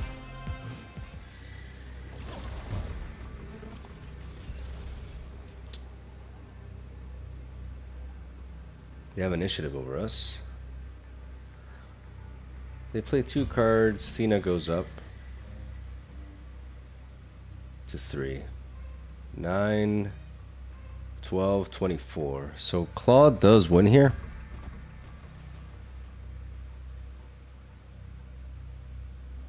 Problem is Juggy kind of like becomes risky. Because I can push something over here.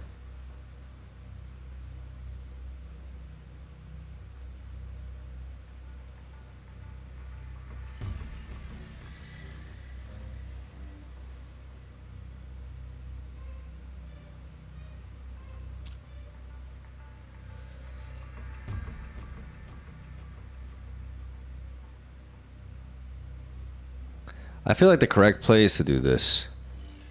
Because they're just going to reinforce the middle. That's what they're going to do. Yep. I am Iron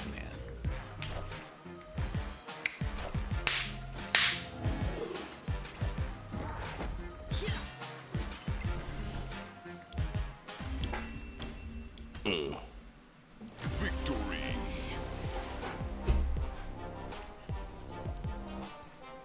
I'm gonna mug us to that. Oh no! Oh 7 TV. Oh, you make me look like an idiot.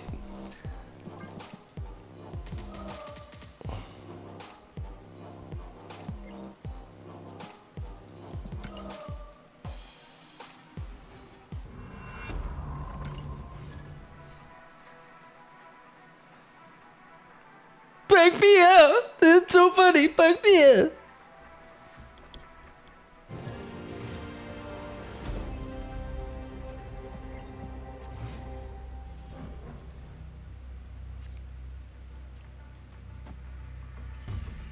Okay, Quicksilver, right?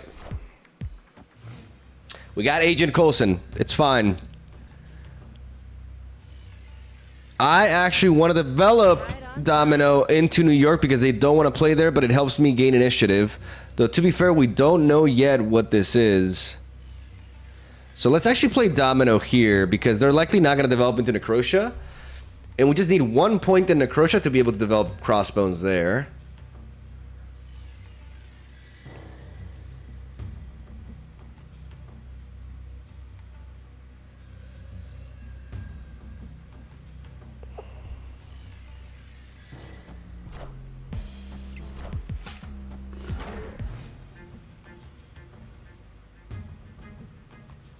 Sakar.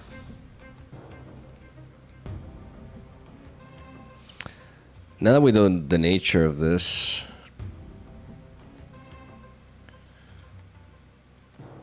I want to keep developing on this side.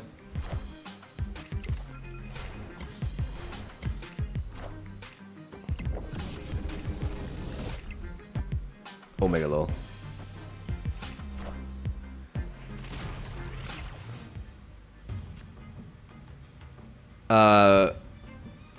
So now it just doesn't proc, right? Surely. I'm gonna drop the big crossbones here.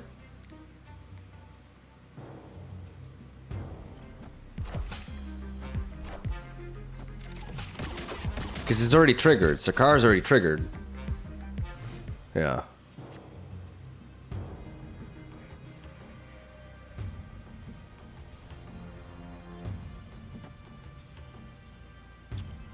What am I worried about here?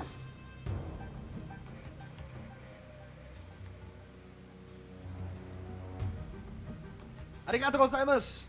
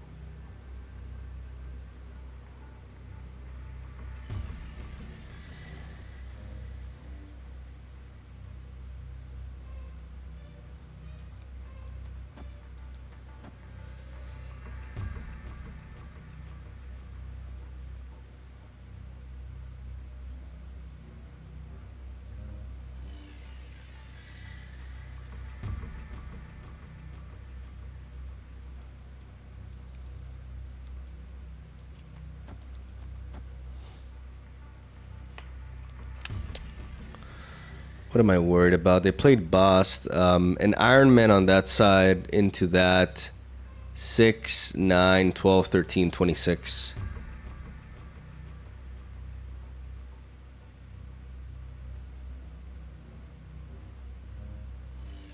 But I have a feeling that they're going to Iron Man.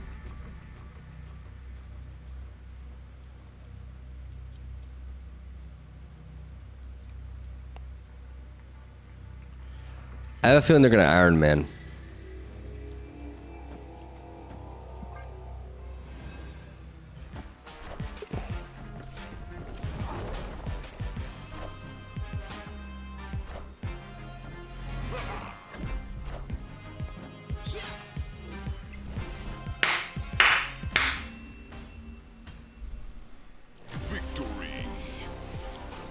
They got our claw. That's why they were so close all of a sudden. Oh yeah. I just felt like they were gonna reinforce this. So, and I felt like Cosmo was not gonna stop them. I didn't expect the Super Scroll, but I expected an Iron Man on the right, and Iron Man in the middle is something I could handle a little bit better. Though still risky if the Iron Man got busted.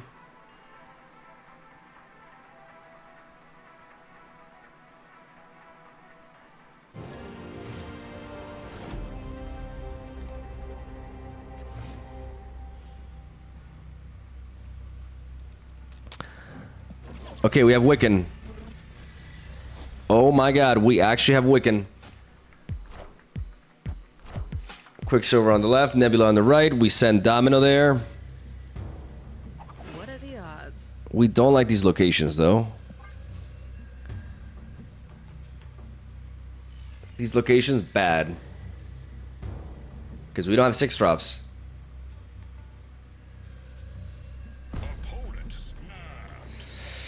I'm not going to run when I have a Wiccan enabled. So do your worst. Baba Yaga.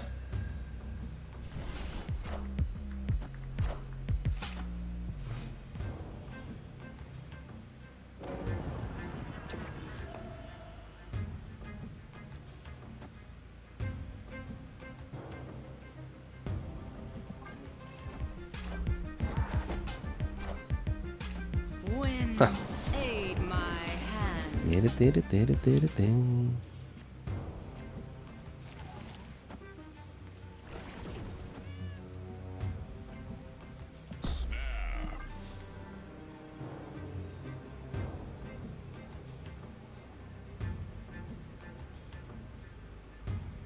God, Nocturne feels so good here.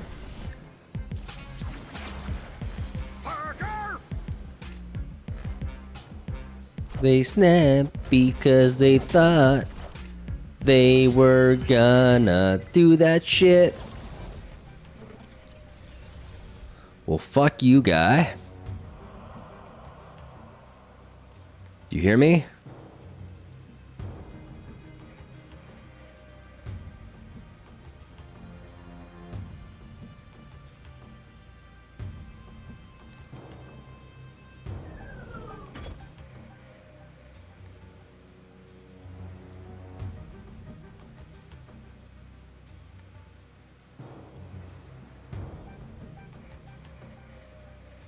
This can be a Cosmo, an Agent Coulson, or a Claw.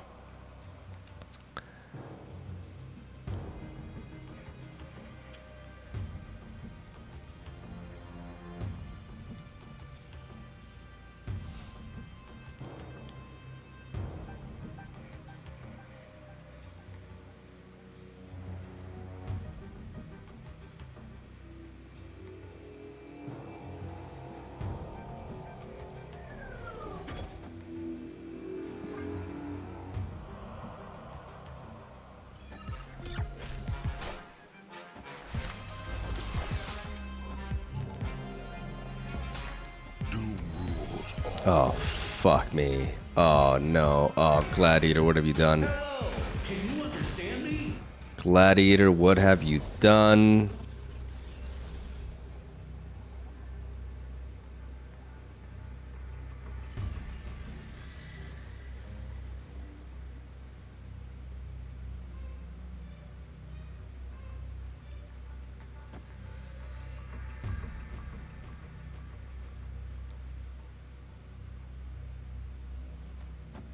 Arigato gozaimasu.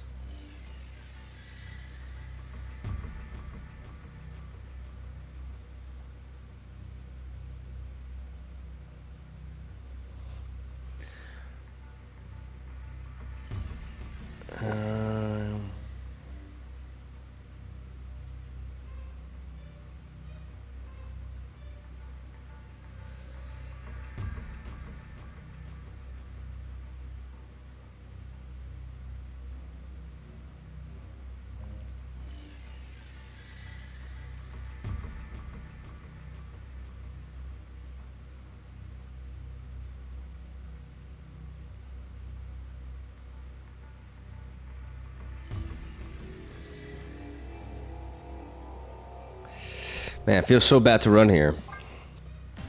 When I had the counter with Nocturne. Escaped. But the crossbones was just kind of bad.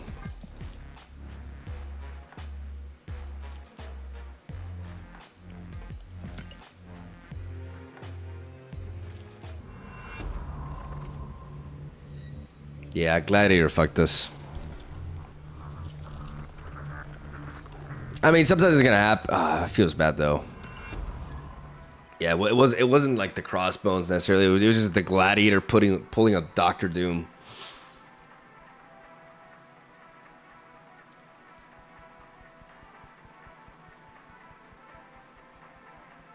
Is Gladiator really the call here? I mean, I would run Speed, for example, instead.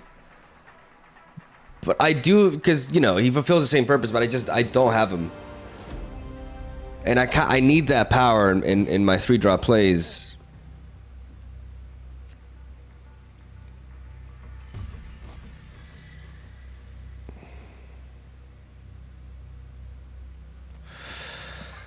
I'm gonna go hard into Asgard with Quicksilver, Domino, Gladiator. No, not Quicksilver. Let's not commit just 2 power and take up a slot there.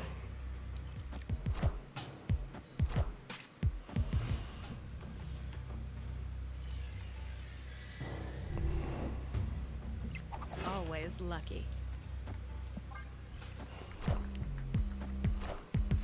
Vina.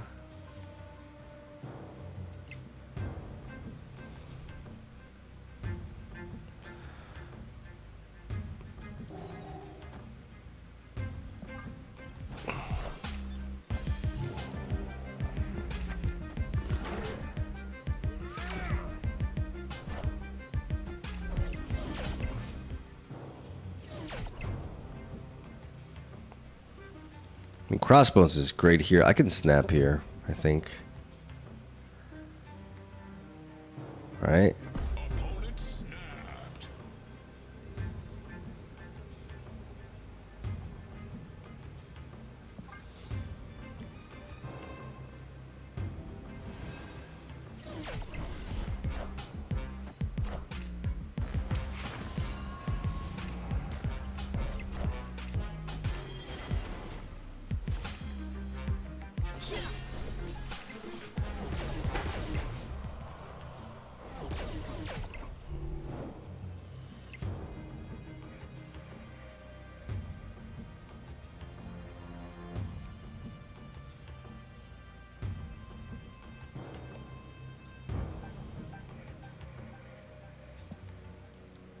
Speed would be way better than Gladiator here. The problem is Gladiator, as you guys can see... Oh, it didn't hit the Mystique, but it hit everything else there, and that's just a huge problem.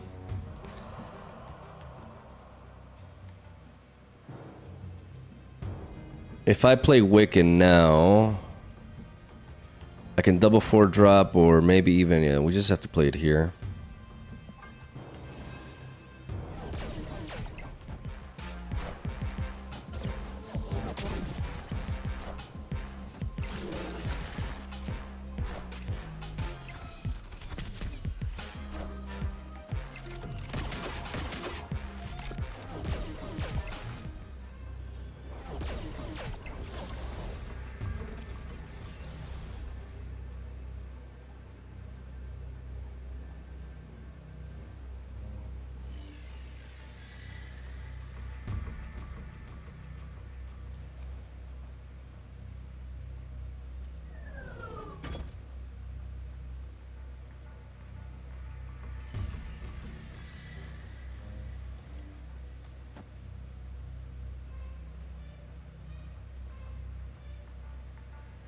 Claw seems good here. It does, but I kind of need to guarantee that I win here.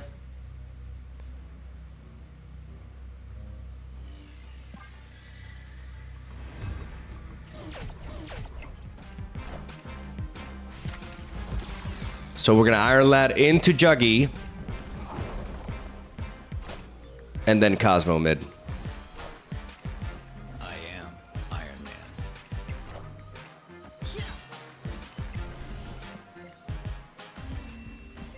GG. Victory. Good old Juggy Cosmo endgame.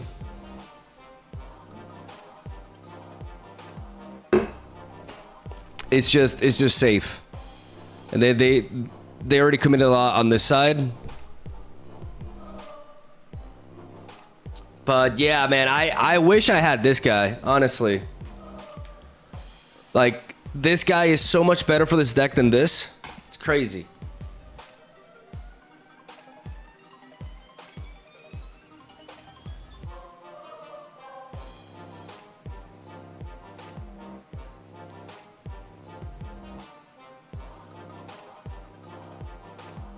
Are you drinking alcohol? Not yet. Okay, why is Agony so hot? WTF? Looks breedable. What are you guys talking about?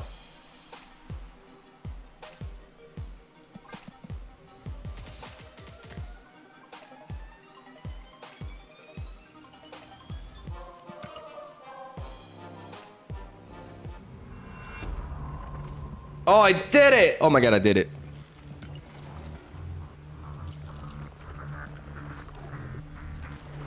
You made broad and stream?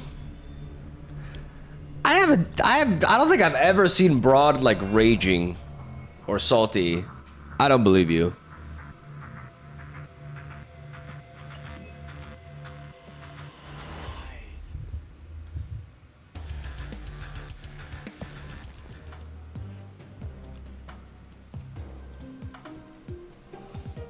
Some fuckers in broad chat snipe you. Why do people do that? Like seriously, why do people actually do that? Like you want your streamer to beat the other guy by cheating? Like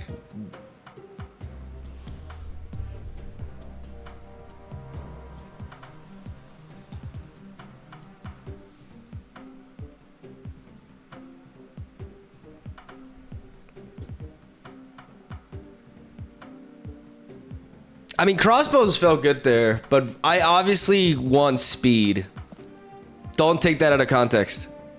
But I really, really, really need speed tonight.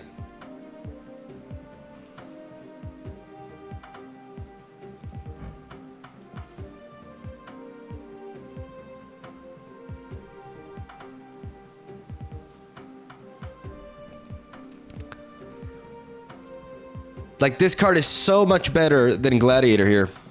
It's crazy. Because it still works in the Cosmo lane. Honestly, like, this deck feels pretty solid besides that, though. Besides, like, Gladiator occasionally just losing us games, like, I like the Quicksilver Domino approach. And, like, this specific lineup of 3-drops, like, getting to run Cosmo, Juggernaut, Agent Coulson giving us fuel, Nocturne. Like, we totally beat that Storm Legion deck if Gladiator doesn't like pull a Dr. Doom. I've yet to like actually play Shang-Chi. It has, but to be honest, like I'm in a position a lot of times that where I have like multiple cards in my last turn and I can just pick a combination of them. And there will definitely be games in which Shang-Chi is important.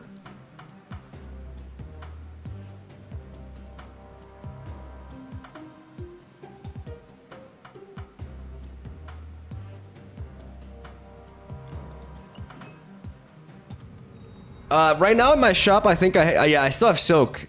In like 10 minutes. In 10 minutes, we'll see a new card.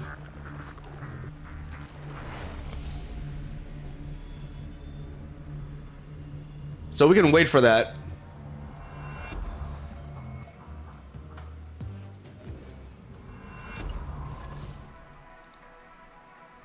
Okay, this chat. Oh, wait. The chat is working, but wait.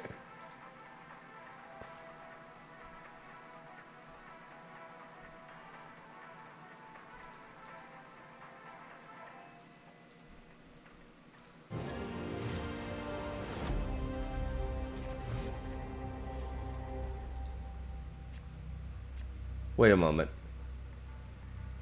Why is my chat out?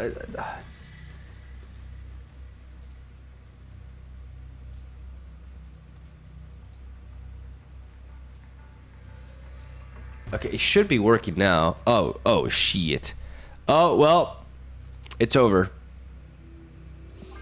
It's over. Turn 1 Elysium, the ultimate counter. God, I hate this nonsense. Right on time.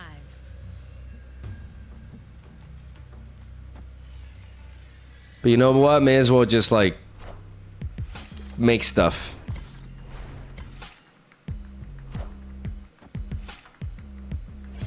I am reborn.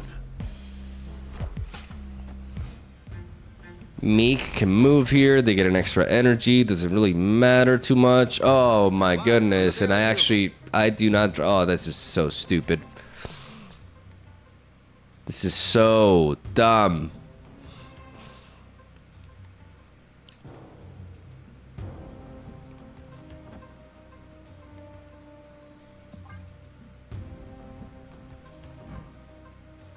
Why did they sequence like that?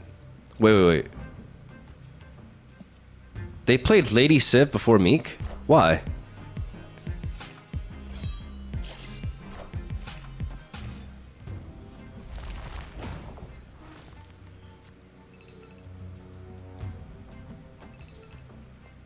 I feel like they may just like run out of gas here.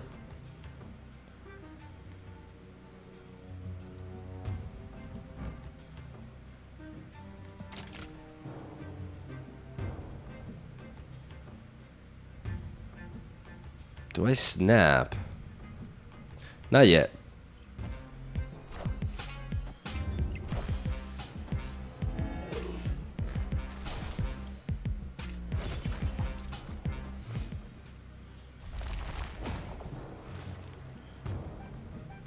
It's a good place to play Gladiator now when we don't have to worry about that. They can't move Meek this turn.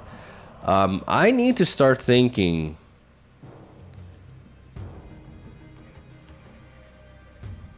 Like, I need to play this now.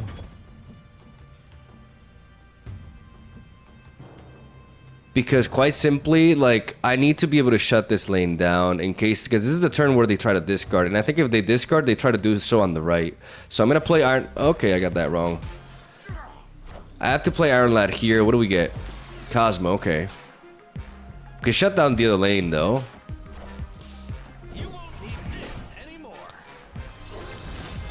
Okay, what else did they discard?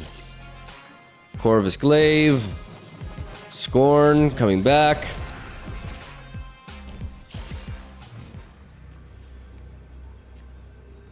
Okay, so there's Apocalypse and that.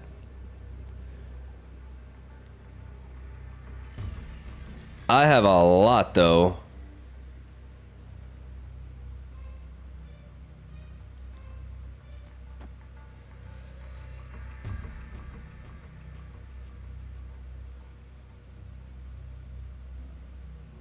They can move something out here and put something stronger.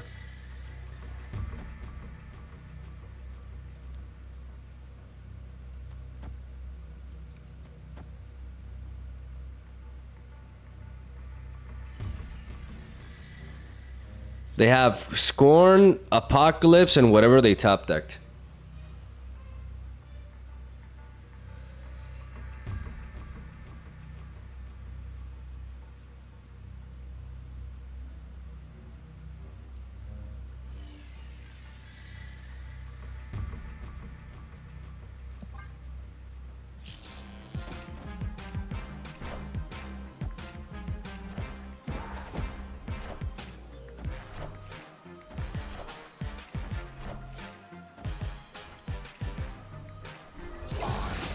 Apocalypse.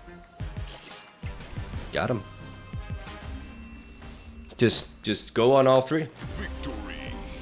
Just go in on all three. Like they literally have like 3 cards. And pressure.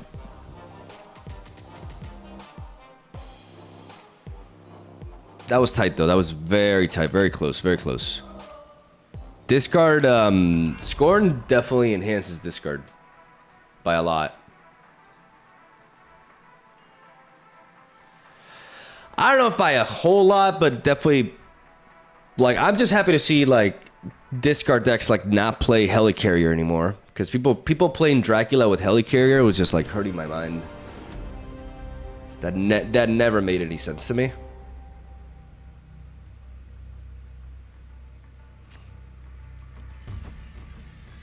I'm going to play Quicksilver here. Oh.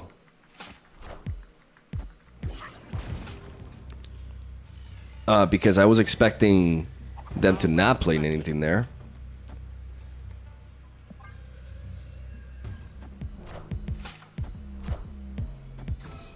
But they're clog.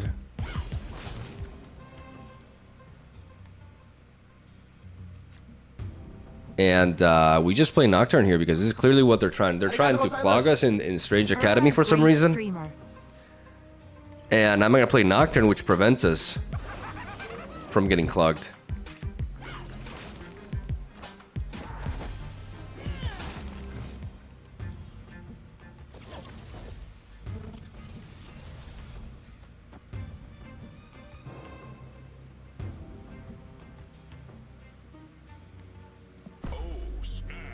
And I'm gonna snap here because I'm gonna Wiccan.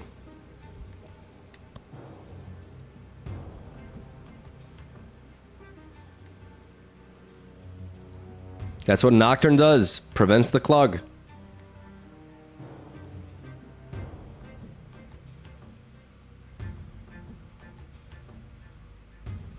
Roosevelt Ford, you're a great streamer. Oh, wow. Thank you.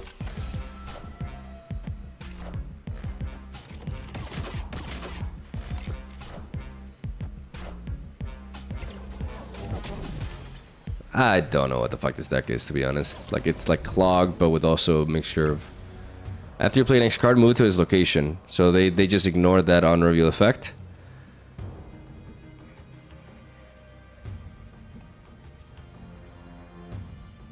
And what I'm gonna do...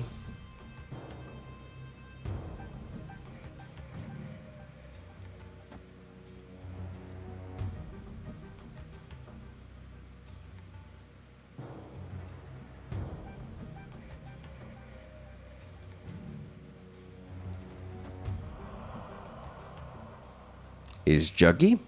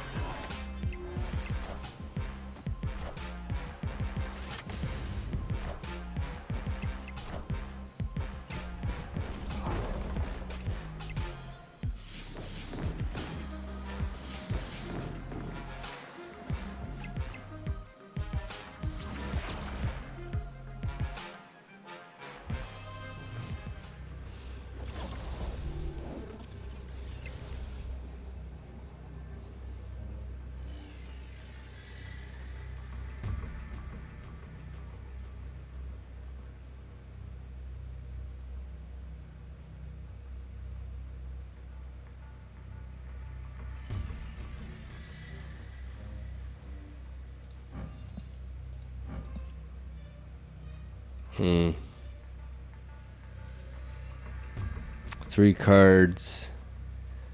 Ajax into something. Or Luke Cage into something.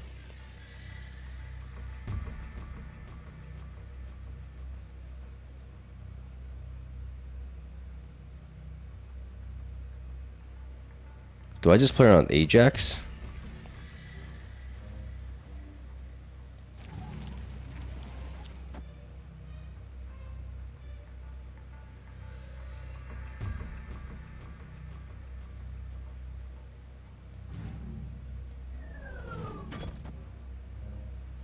Because obviously, like, they could Luke Cage.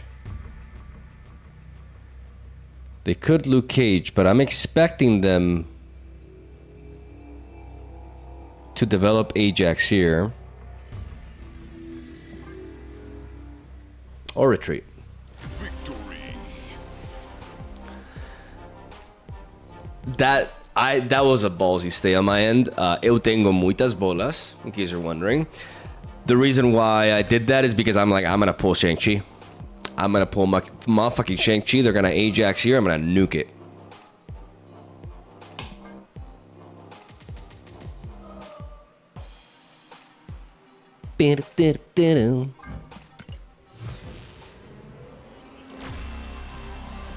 Legendary. Yes, we can.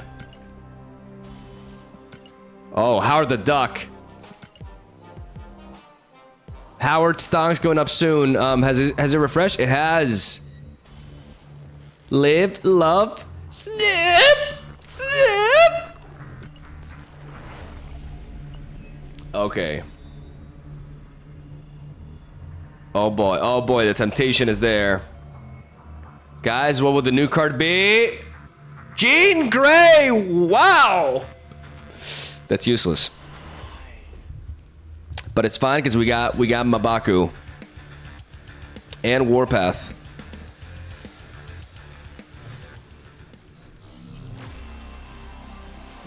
Animated frame.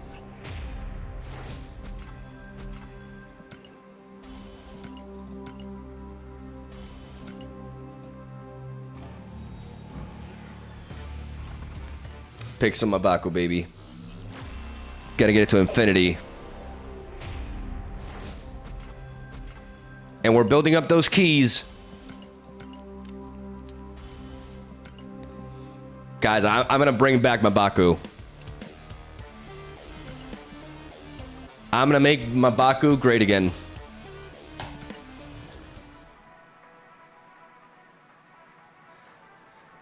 Mamaga, baby. Just you wait. All right, Quicksilver. And how about that Wiccan? Okay. Nocturne, all right. Let's go here. Let's play it safe there. Like 4 points is good to commit into that. Westview, okay, we just have no information here. The odds. But I'm gonna send Domino into the unknown. And I have 2 turns to draw Wiccan. Oh, dear God. Now! Wiccan now! No!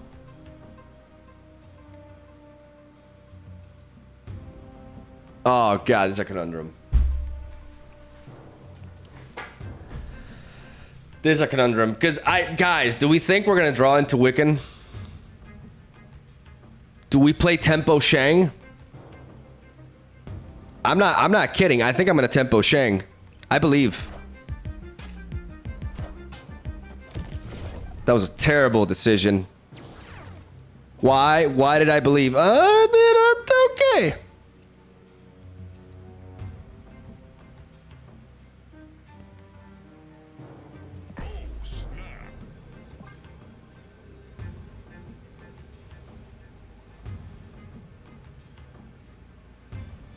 This Juggy is stonks.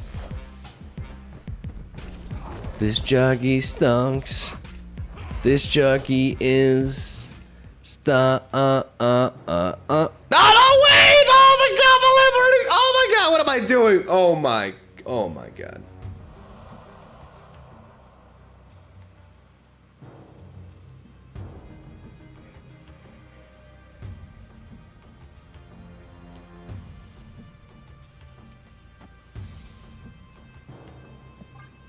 I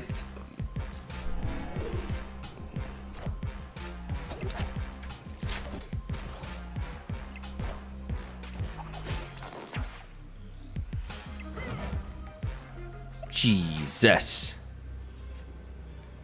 Guys, Tempo Shang was not a good idea. But if they move here, like they cannot move here because Hercules will push somewhere else. Like the question is, do they have enough to win the other two?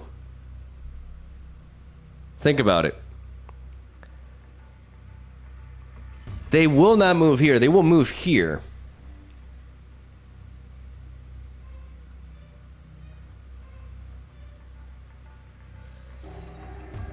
So what if we do this?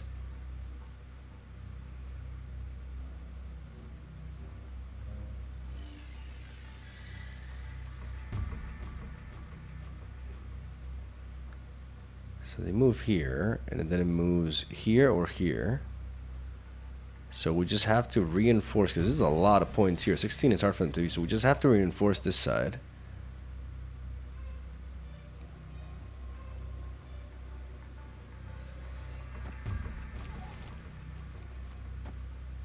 They could even just like Alliath here. I think this is the play.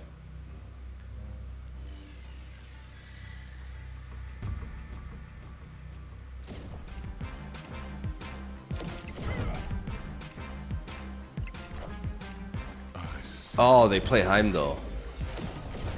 They play Heimdall.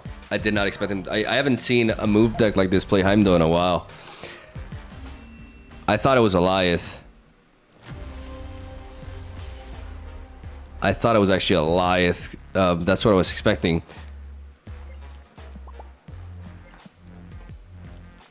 Oh, shit. I really thought it was Alliath. So I thought they had to play Alliath here and then just win with another location there. So I was trying to beat Alliath on the left. Because the Vulture was never staying there. But instead, if I had played Gladiator and stuff here, that would have been enough. I just didn't know.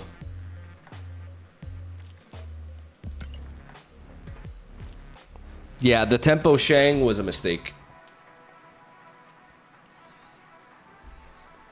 The problem was the Tinker. It's always locations really messing us up.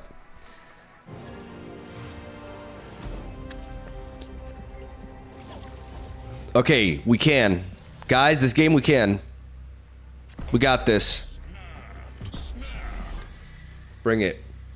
Wait, why am I snapping? I don't have a 3. It's fine. I have a million 3 drops. It's gonna be fine. Guys, it's gonna be fine. Guys, I'm nervous. Guys, I think I just fucked up.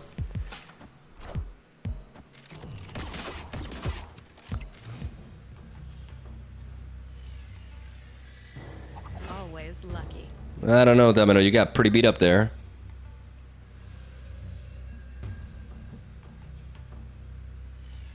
Guys, what if I don't... I just snapped, and I may not draw a 3-drop.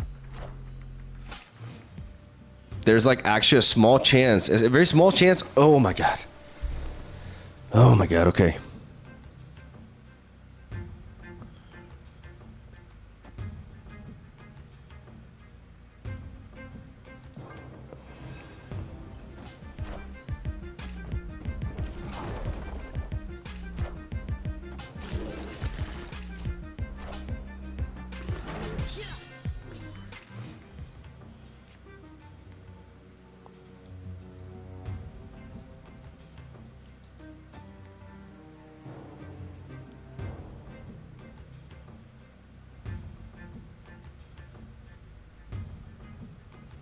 Guys, we're in danger. Because we actually cannot play this Crossbones. So even though we have Wiccan...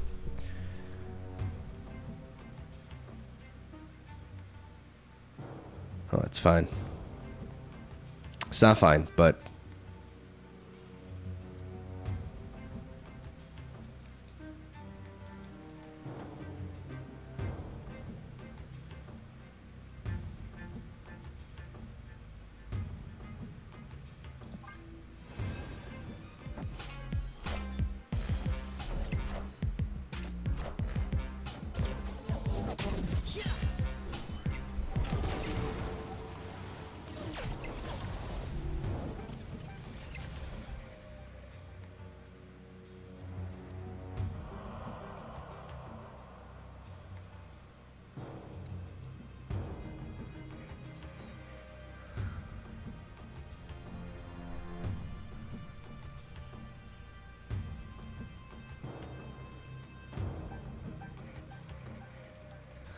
Jesus.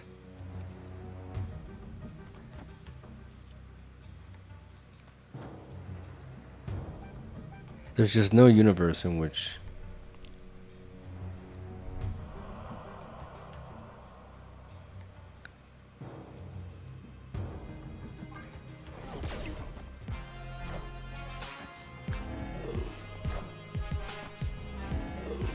All systems go.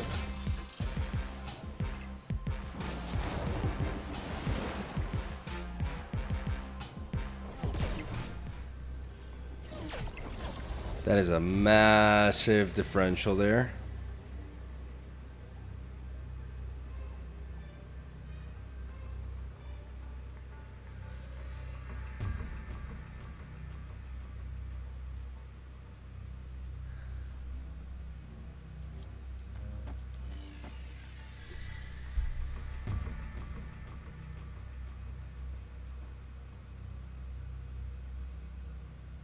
Like not being able to claw into that. Is crossbones like a liability here? It is feeling like one. It is feeling like it, because what happens when we get completely outpaced like that? Okay. I think we need power, but crossbones just isn't it.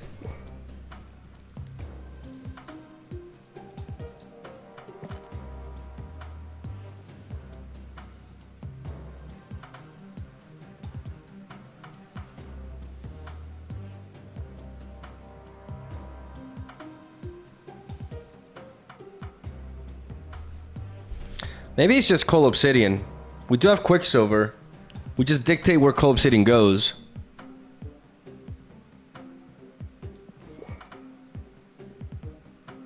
And we just have to be mindful of where we develop our one drop. I do see potential issues arising from this because it does force us to play. Like, there's only one location where we can play him.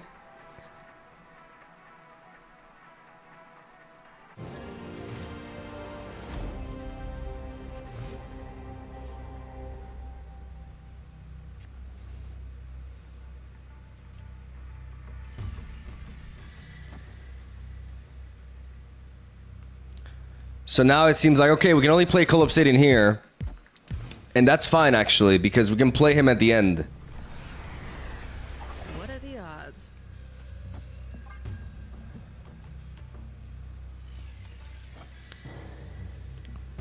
And we just keep that in mind when we like, you know, distribute our points. Well, goodbye, Wiccan.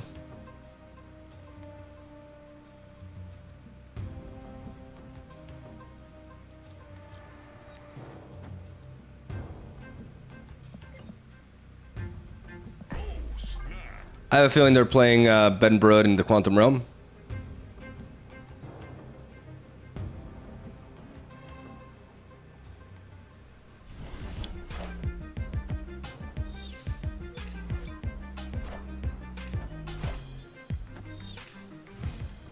Or never mind.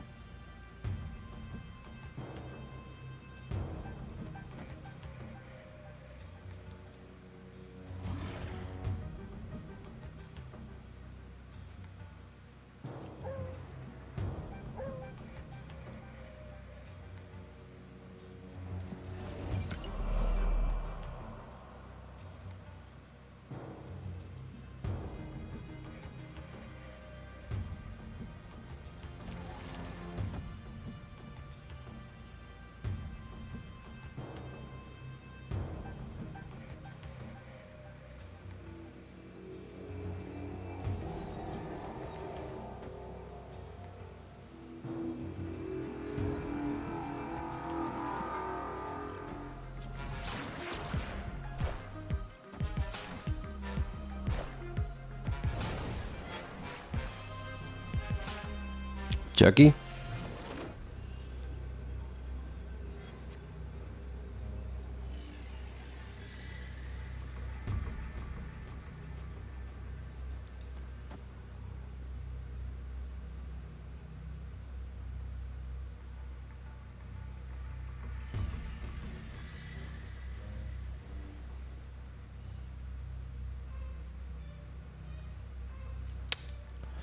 This is one of those cases where I kind of like wanted to not. I should have probably not done anything.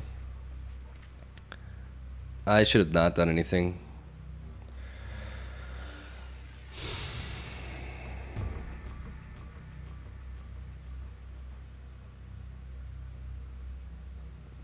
I was just thinking like, okay, what are they? Now it's pretty much lost because now, like, I was hoping for Juggy.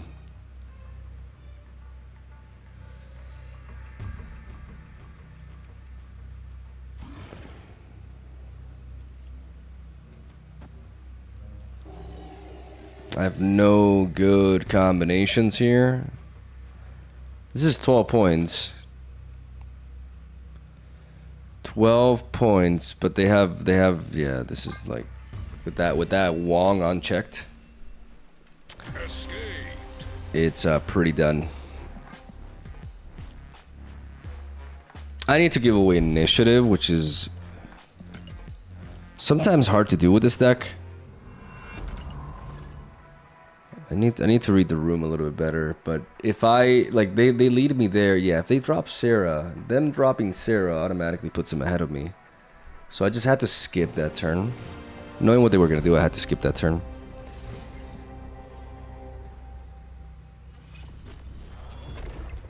Okay, that's just a safe place to develop Coal Obsidian.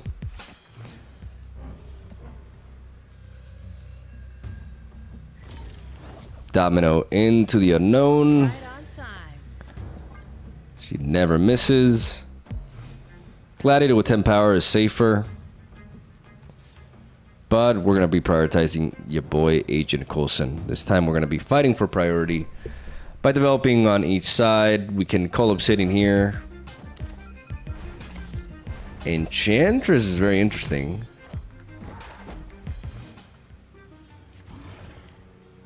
But I think we just go coal.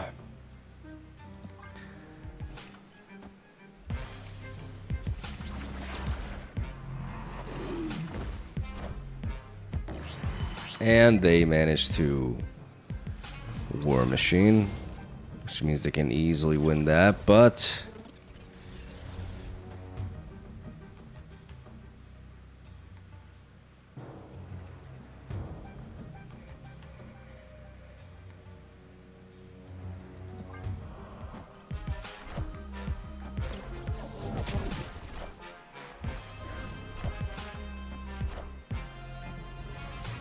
okay.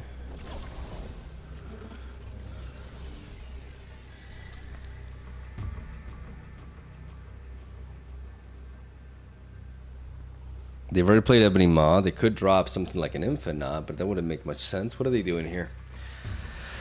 With Luke Cage, what are they doing? They've already moved the Nocturne.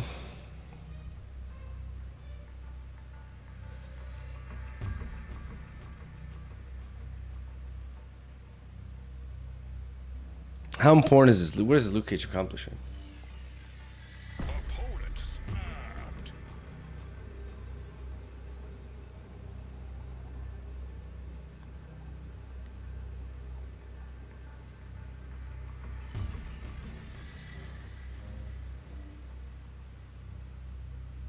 Arigatou gozaimasu.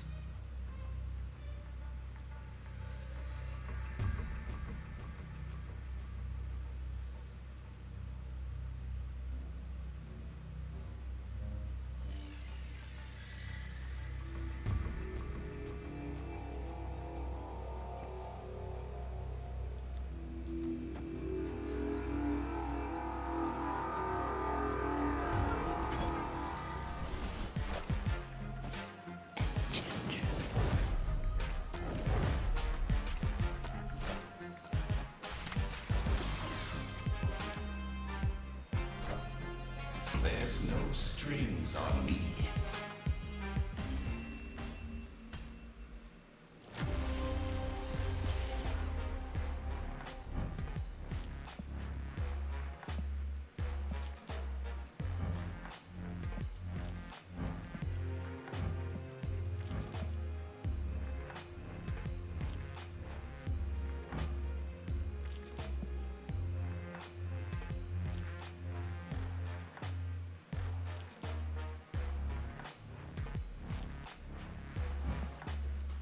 It's just kind of weird to see like Ultron with War Machine.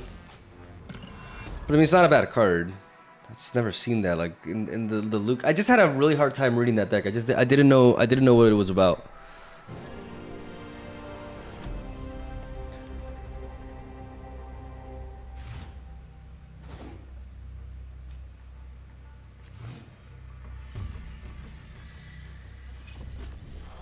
Like, I had a really hard time reading that. I just did not know what the deck was trying to do.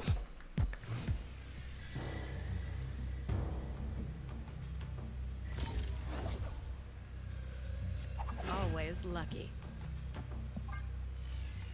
See, yeah, it seems to have been redundant. Exactly. Like, it's just like, okay, you play War Machine and you play like Luke Cage with Ultra. Like, I don't know. I think of those cards together and I'm just like not.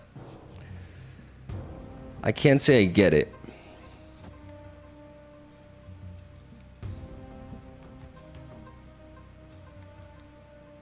Opponent snapped.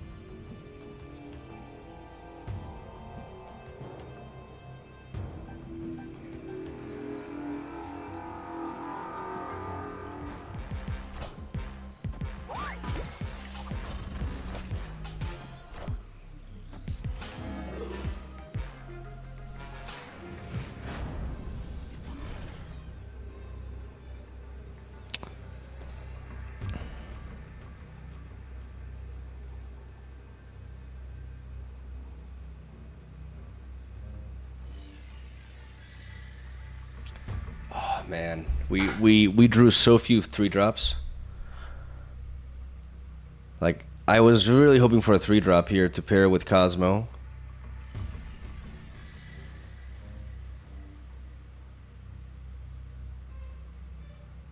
Oh man.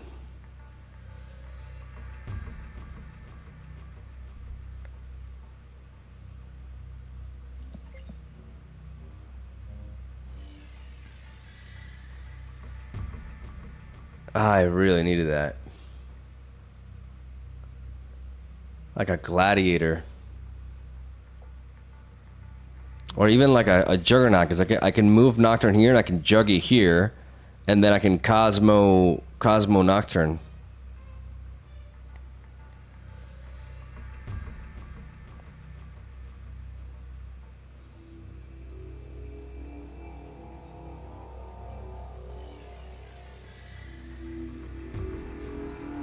But what if like they play the Silver Surfer there? Oh my god. Oh, I forgot about, oh my, okay, yeah. That was a copium stay. I had to retreat there.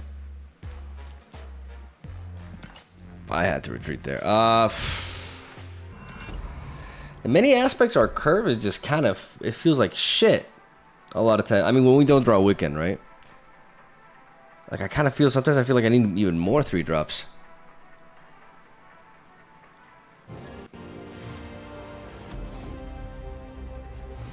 But I like the look of it theoretically.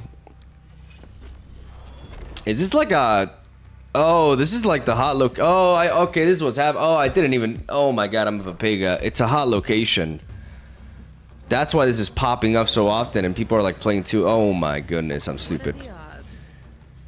Oh god, I'm Omega. So dumb. Oh man.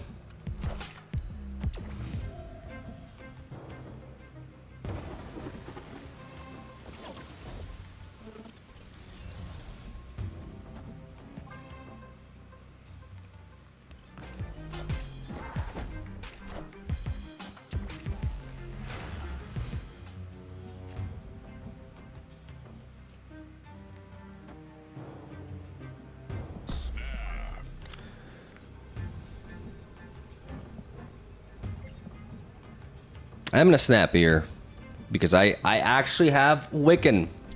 I did it.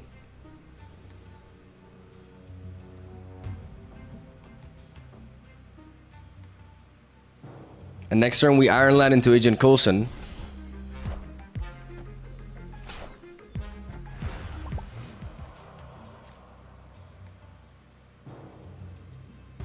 Opponent snapped. I could have literally played him wherever, but I kind of like I just click buttons.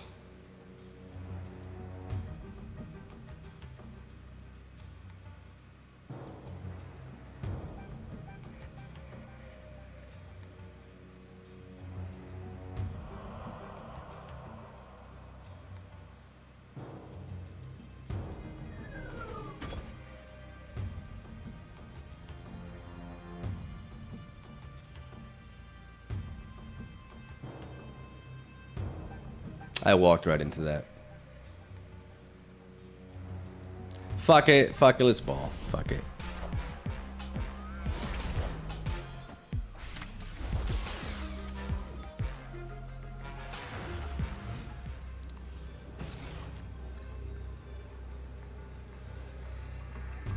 Fuck it, we ball.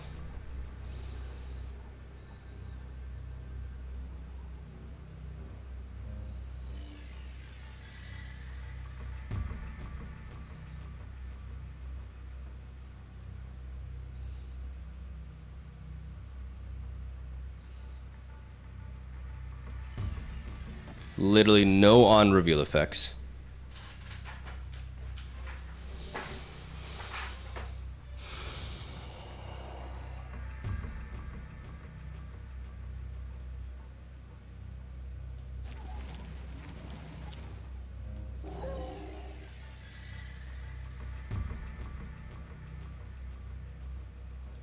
Now we don't need to do that. We can just juggy.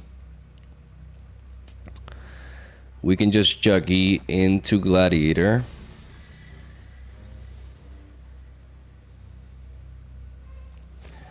Into Nocturne.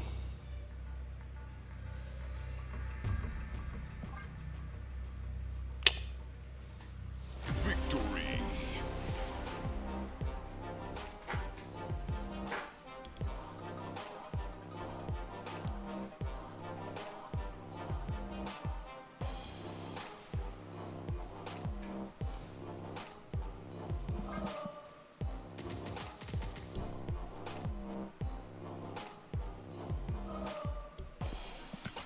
That one felt good. Okay, so it's a hot location.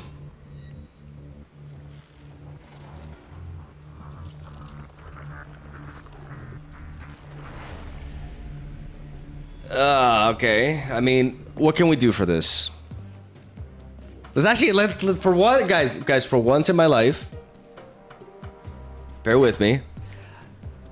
I'm not gonna complain about the hot location.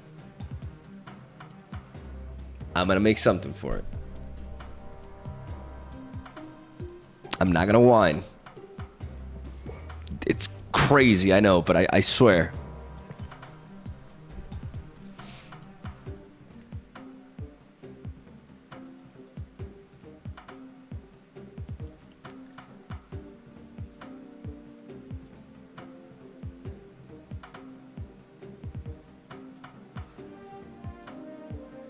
Trying to fix the chat, man, but it doesn't. Like, guys, why does the chat work sometimes? Like, I haven't been paying attention. What's been going on? Like, sometimes it's working, sometimes it isn't. I have no idea why. I am truly reformed. It's taken me 10 years, but I got there.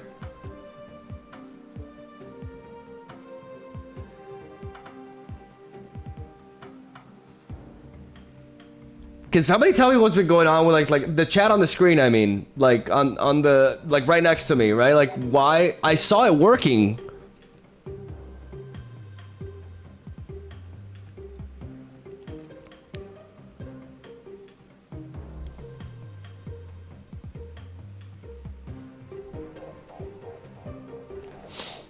I mean, it just kind of feels like we can play. Okay, let's see. Because there's an obvious aspect that comes to mind. But I wonder if there's anything else.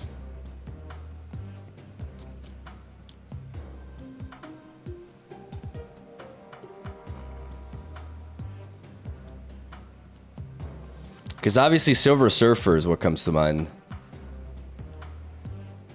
I do not have Scarlet Spider is the problem. I was thinking about that, but I don't have her. Stop middle fingering YouTube. They can't even see you. Stop.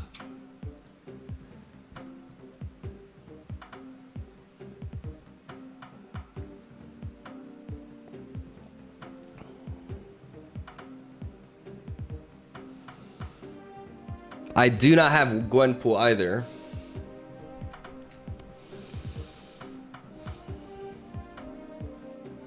I do have my Agent Venom Surfer deck though.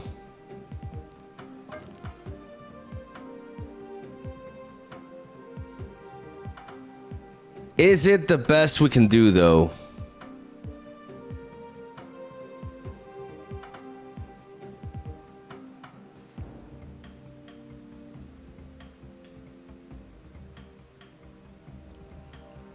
Or I could design like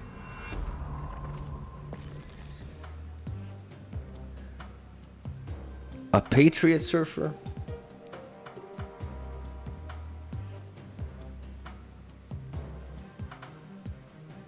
Chat started working. What is going on? Somebody explain to me what is going on.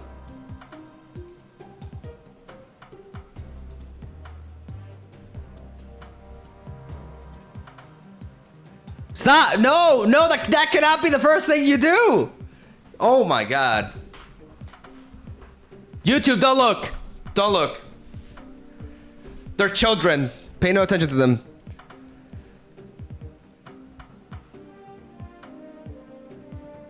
Ignore them.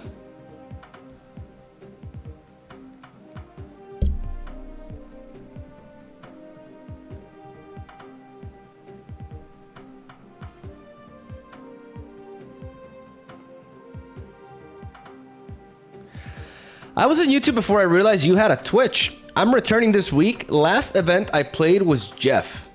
What have I missed? Since Jeff?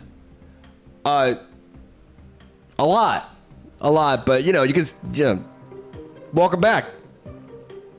Oh my gosh, it's Jeff. That's a while ago.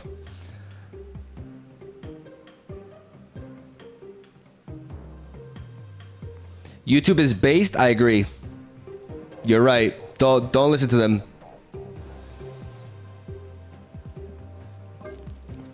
What if I go Patriot? Surfer Patriot with Agent Venom.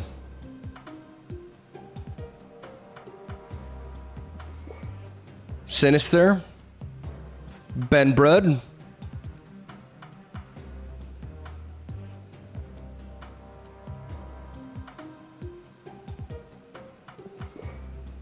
Look how sick my Brud is.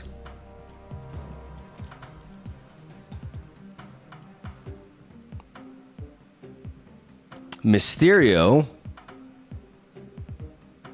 The problem is if I put Mr. Sinister and Mysterio, it may be a little bit much. So.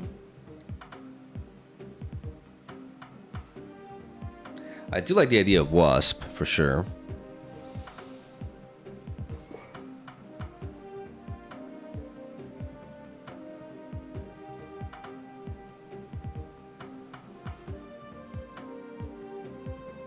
I see no reason not to play Shaw because Agent Venom doesn't interfere with it, and because it gets buffed there, so we can run that too.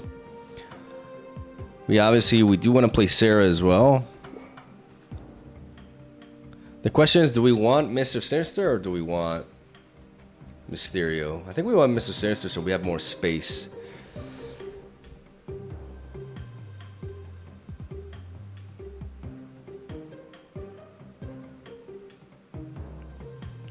Mystique, I think, maybe bait, but maybe not.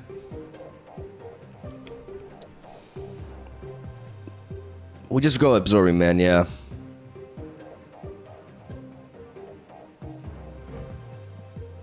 I could go Pixel, though. I could run a Pixel lineup. I even have Pixel Wasp.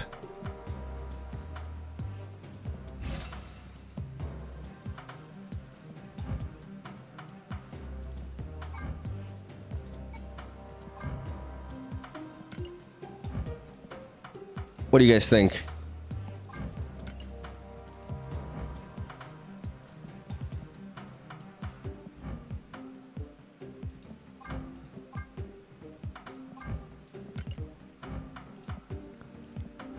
It's pretty cool, I think.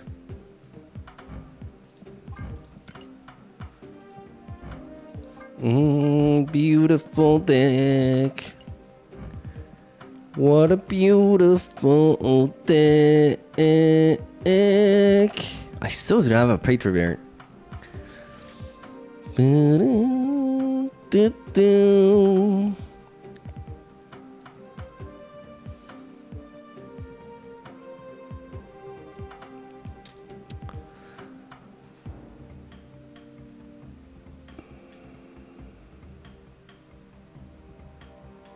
I don't have Pixel Bird, I'm sorry. It cannot be perfect, but it's pretty close to it.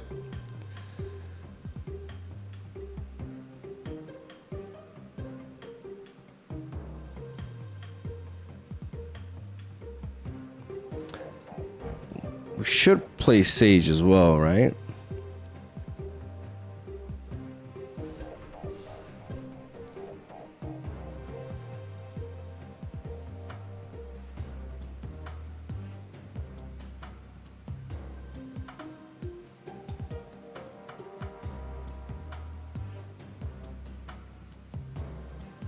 No need for Wong.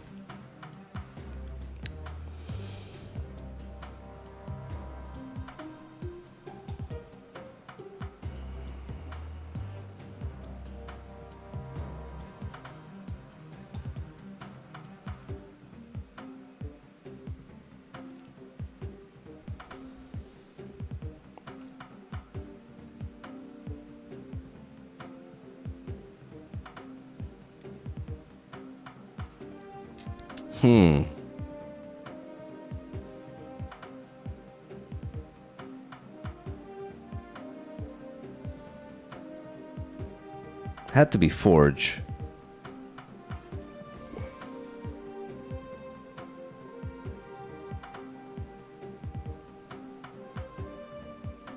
And then we need some tech cards. Is there enough with like this Patriot though? Like it synergizes with Brood, potentially Absorbing Man, with Mr. Sinister, with Wasp.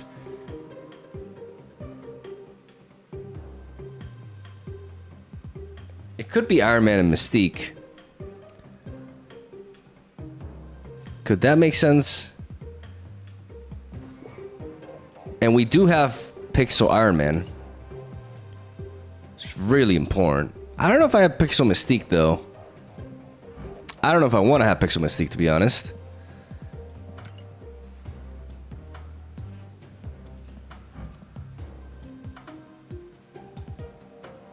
Does this make sense?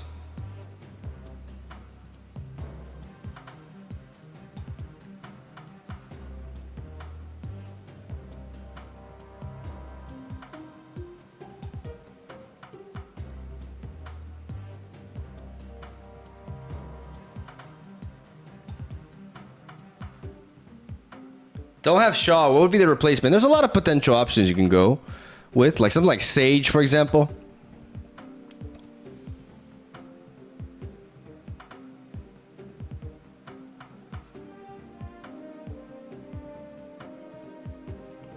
I'm gonna go with this.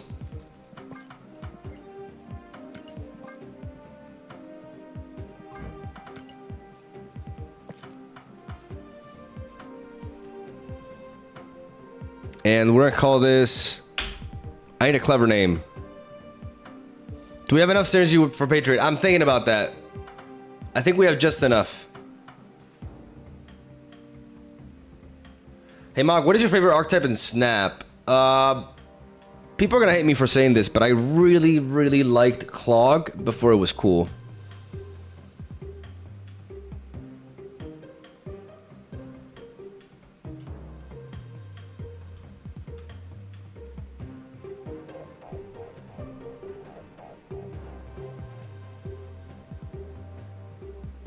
Pixel buffer. I mean, we can do better than that.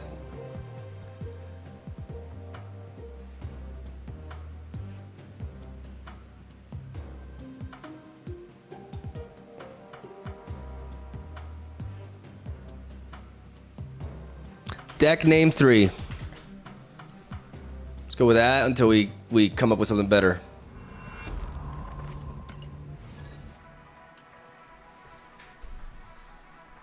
Butthole Surfer, too far. Can I still get the Discord Spider-Man variant? If so, how? Guys, help him. Because I have no idea what he's talking about. Okay, they have one of these 3. Hey, we got a Sage. I can use a Sage. I can definitely use a Sage here.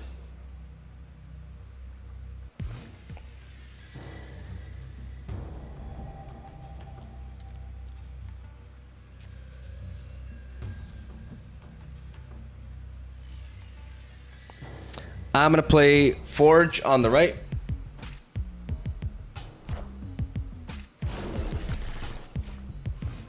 And is that Wakanda's embassy? There it is.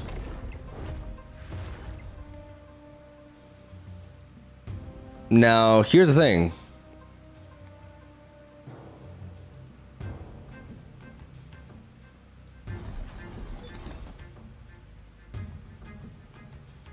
Shaw.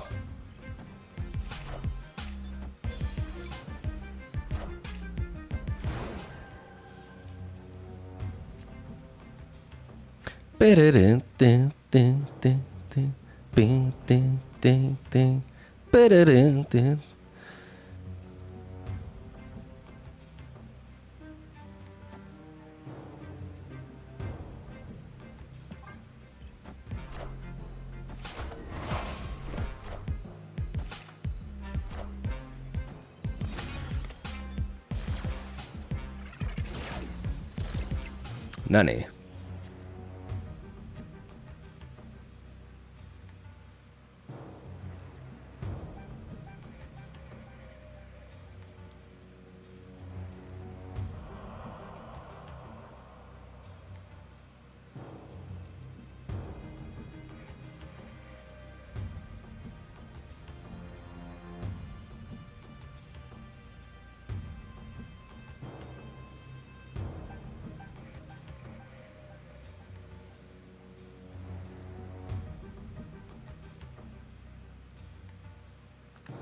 Not much synergy going on with you right now.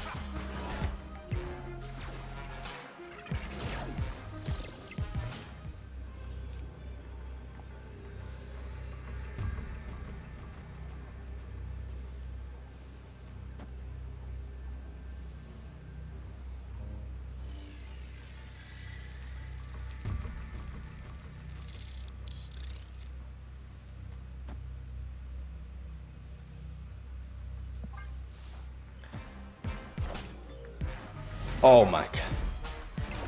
Oh my, what the hell? Super scroll tech. Oh my goodness.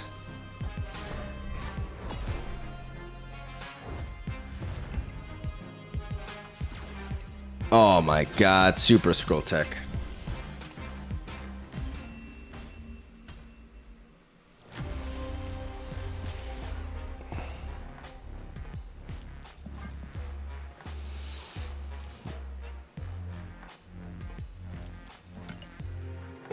Damn.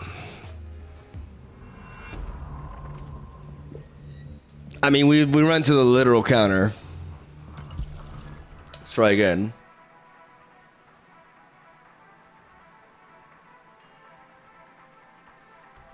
Especially because I played, like, I technically played 2 Ironmans. See, like, when I play Super Scroll, it doesn't feel like that. I don't get games like that. Okay, we have Brood into Absorbing Man. We do have that set up here.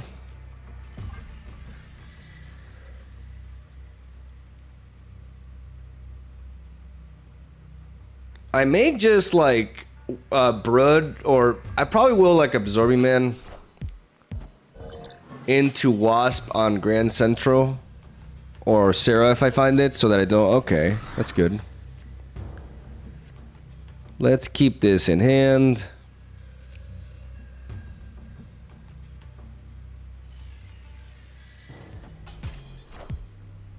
So, Wiccan.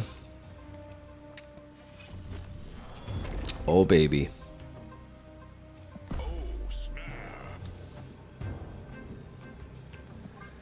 Ben Brood. Ben Brood.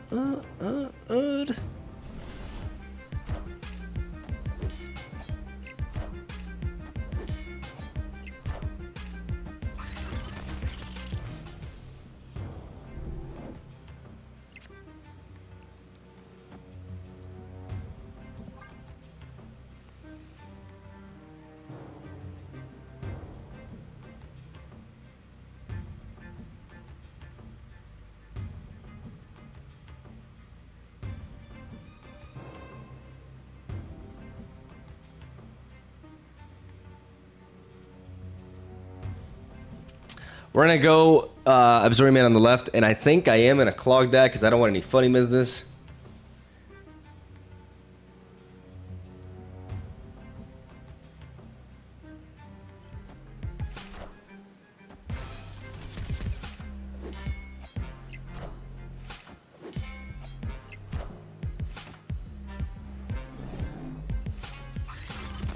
Look at that thick lineup on the left.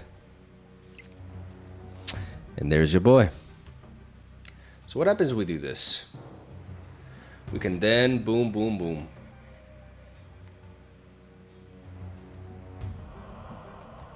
Which is all we need.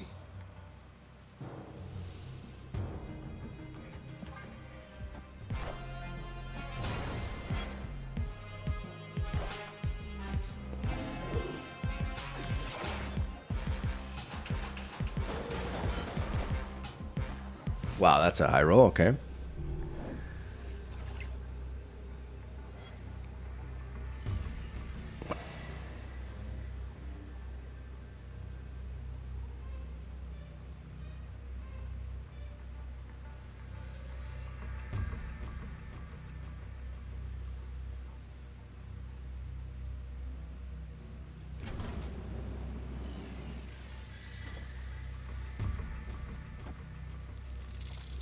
This could be the way.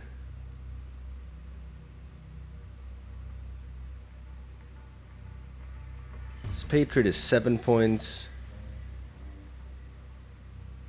10 points in the middle, which forces him to play something in the middle.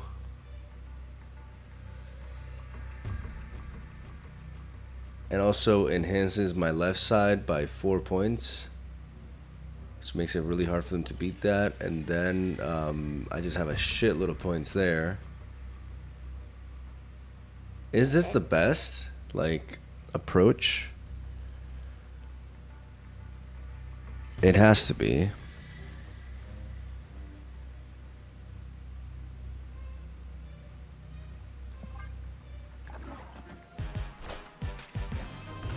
Unless they fucking Goliath there.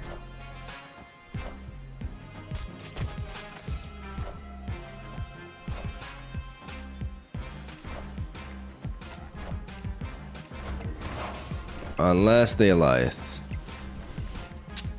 On the right.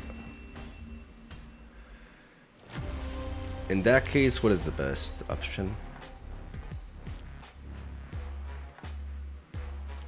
To just Wasp, Patriot, Mystique, and Wasp on the right?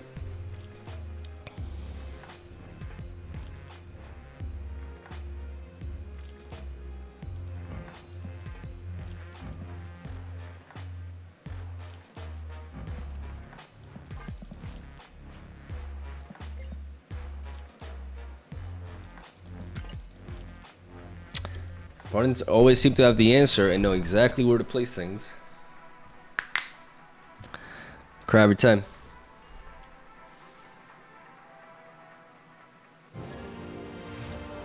The thing about Black Swan in that kind of deck is that, you know, if you don't have Black Swan, then you have an Goliath that you're never going to be able to play.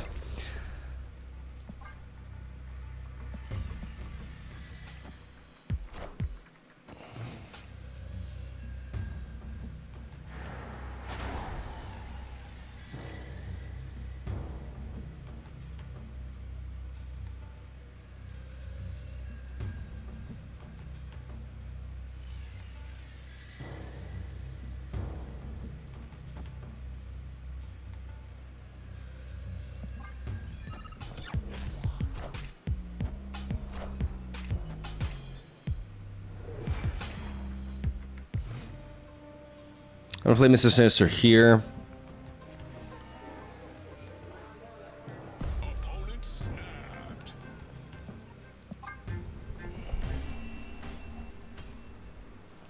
Escaped.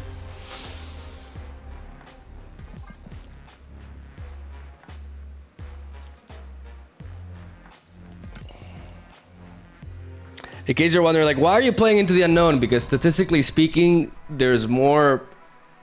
It's more likely for you to benefit for preemptively playing into than not. But, you know, statistics are just statistics. And I totally don't want to, like, throw my computer out the window right now. Nope. It's fine. We're fine.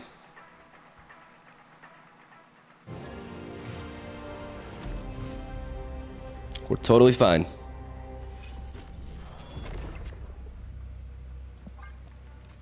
Let's not snap immediately because we may spook him.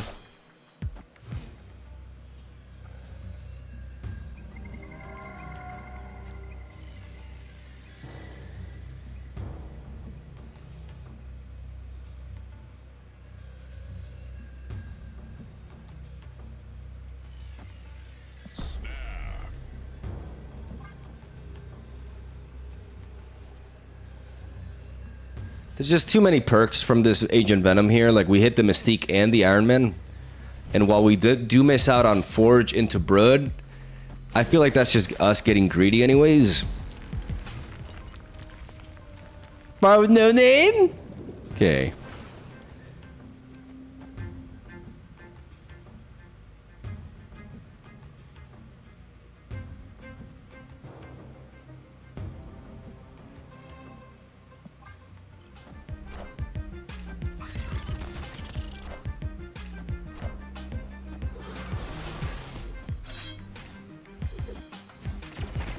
Enough said, bub. I definitely need to change my underwear.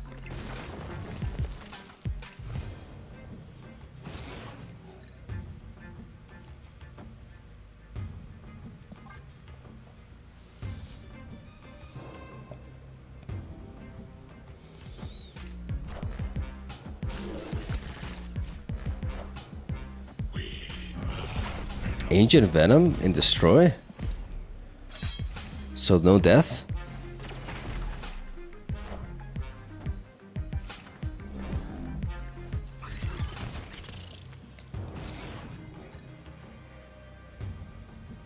Opponent snapped.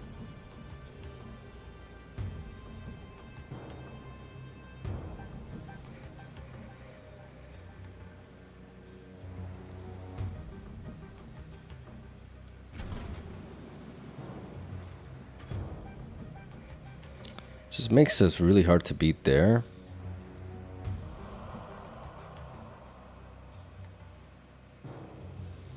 And then we have several potential draws here.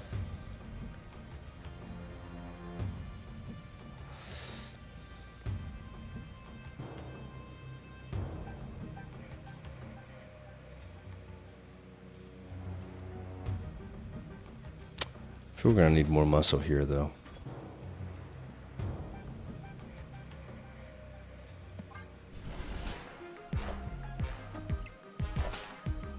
I am Iron Man.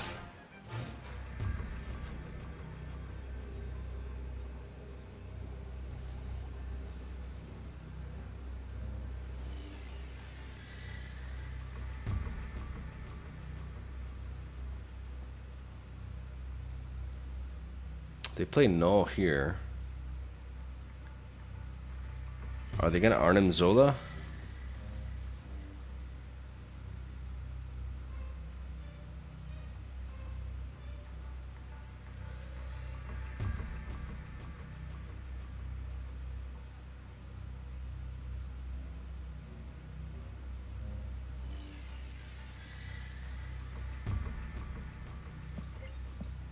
So if they Zola, let's say it hits Venom.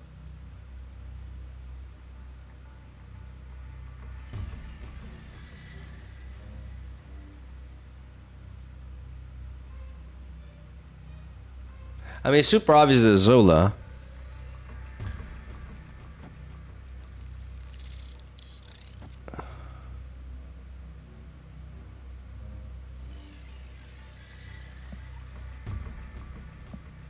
I just don't have a good end game.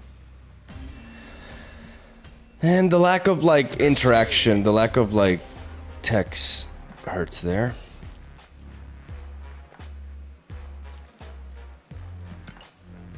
Like we have no interaction, and that's kind of like the problem here. God, I hate hot location days.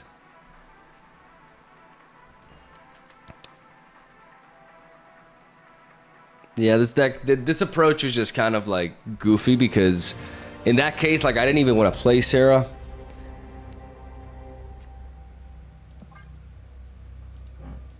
And even in a situation where we hit Brood and we hit Absorbing Man, like it's just not even enough because we run into like an even more proactive deck.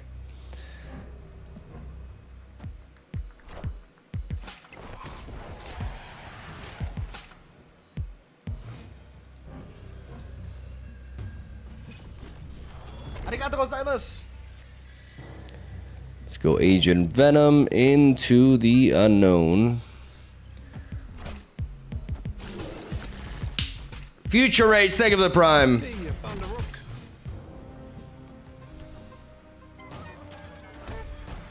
And again, another shitty ass location. Awesome. Okay.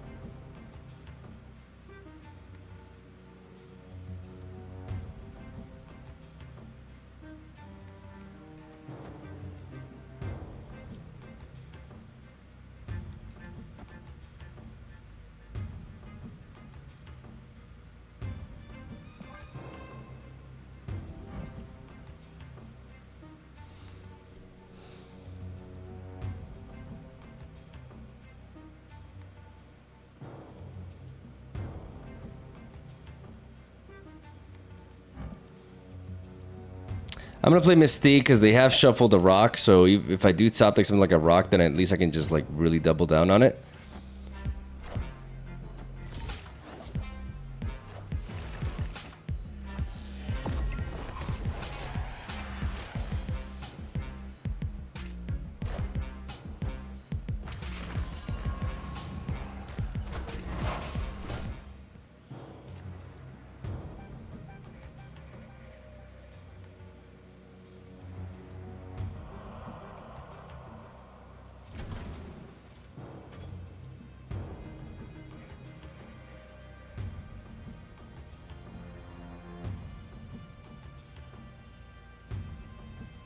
feel like Silver Surfer here is a bit much.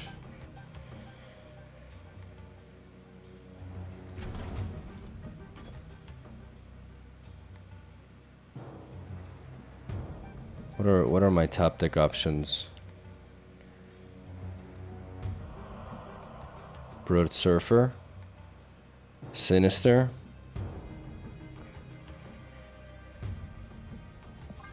Let's try playing this Iron Man here. Even if we are locking ourselves in.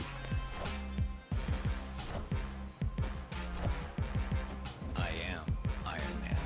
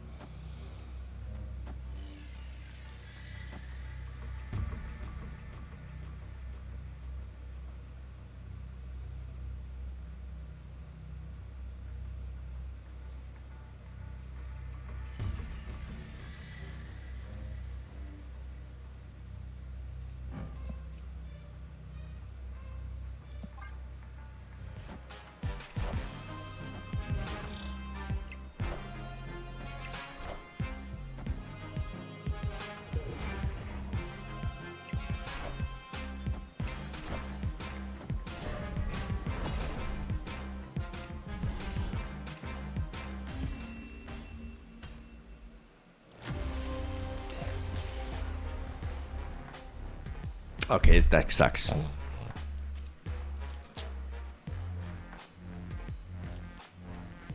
This deck sucks because of like the man. Not even these two together could just make this. Not even with a rock. I mean, Lake Hella is definitely like it gave them what, like 6 points. We would have beaten them if it wasn't for that. So playing this here without the +2 boost is 18 points, which means we still lose because we lose a tiebreaker. Jesus, that's so awful. That's so awful. Can I? Okay, I need to be able to win a game with this though. Come on, come on. What is this nonsense? Ah, but I definitely don't. I don't like hot location days because it actually like narrows down the experience.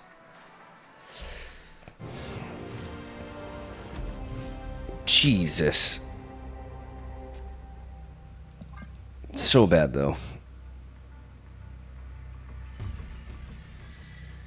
It's just that I wanted to do it a bit different, but you know what? Fuck it. No, fuck it. I'm gonna play the other deck. I'm just gonna play the deck that I made.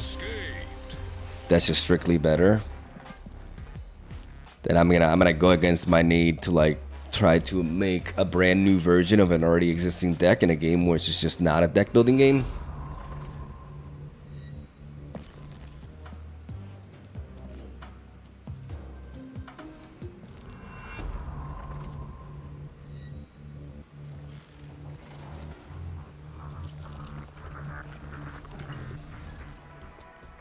Go with the, you know.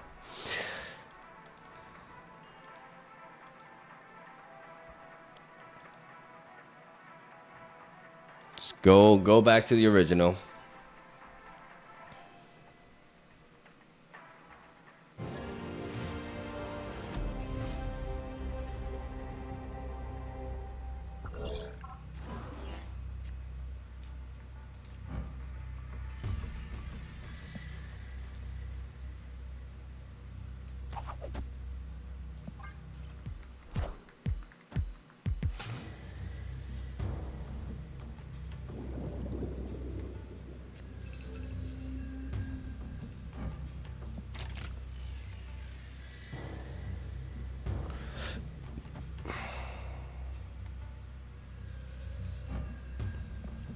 Give the next card you play.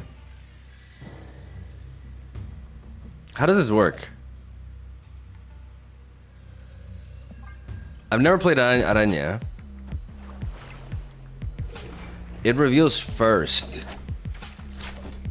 Oh my god, I've never played this card.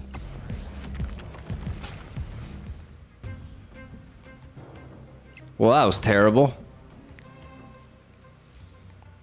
That was literally the worst thing ever.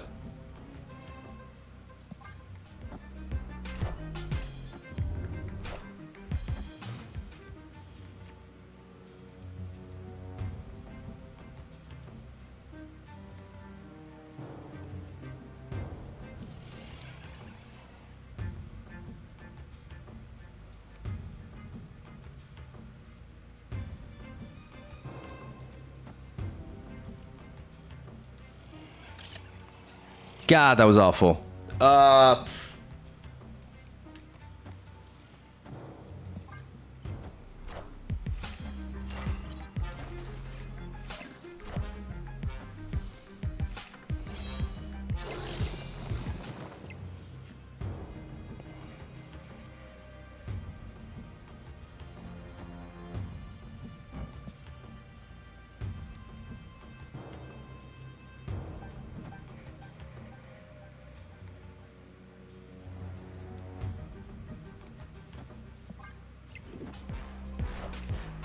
You won't need this anymore.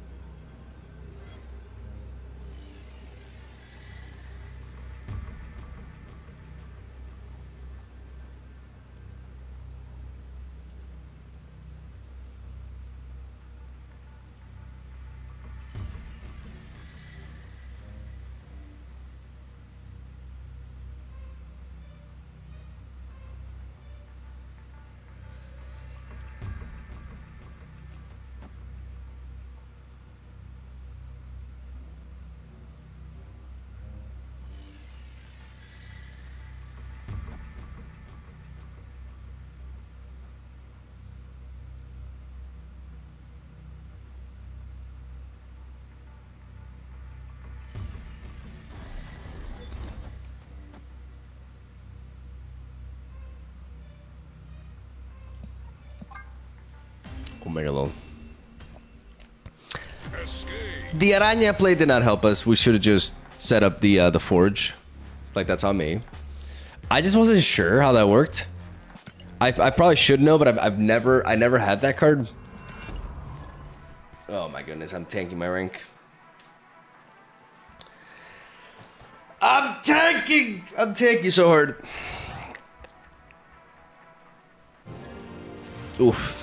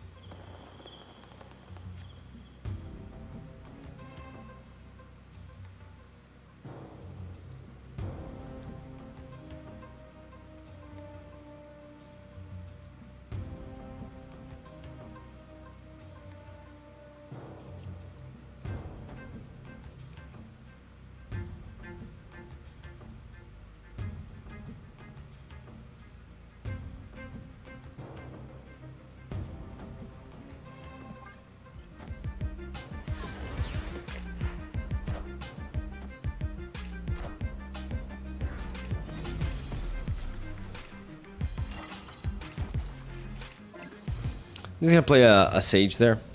Okay.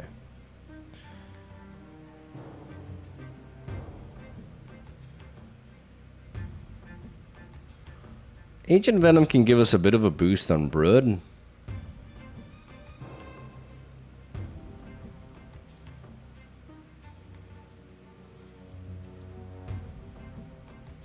That is if we draw it.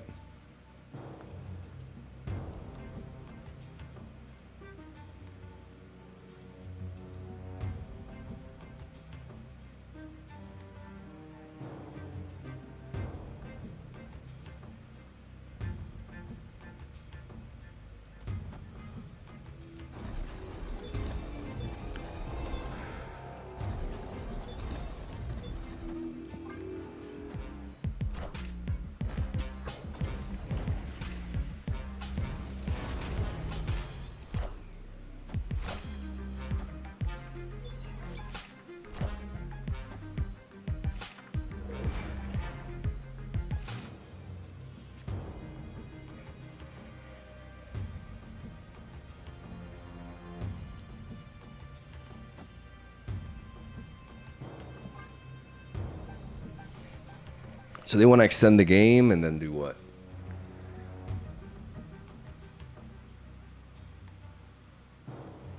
I want to keep a lane open for Brood.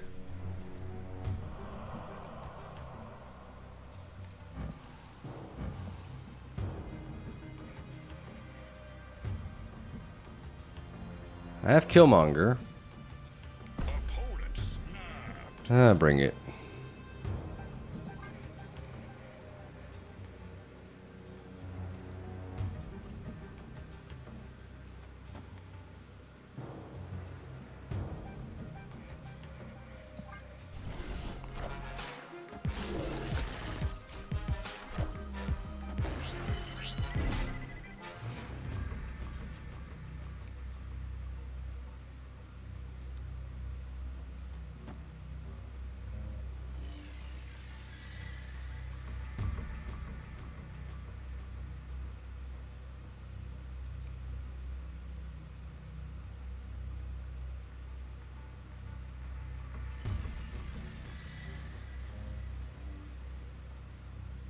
They could storm here, but then they would have to be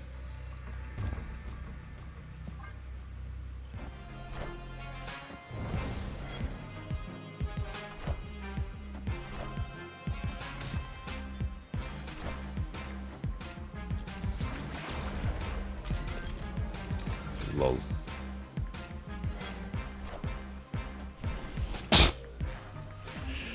How do I play around that? Like a wasp? Bro, what's going on? Everybody's playing like really random shit. I can't read anybody. I can't read anybody. I legitimately cannot read anybody. It's crazy. Like, I cannot read what people are doing. Like, I'm facing some really weird shit.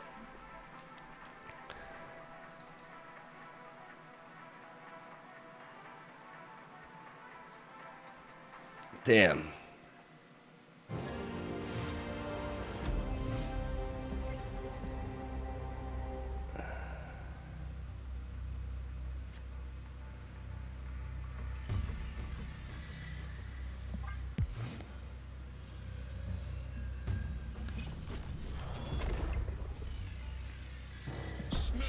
If I can't win with this hand, then I just cannot win a game, period.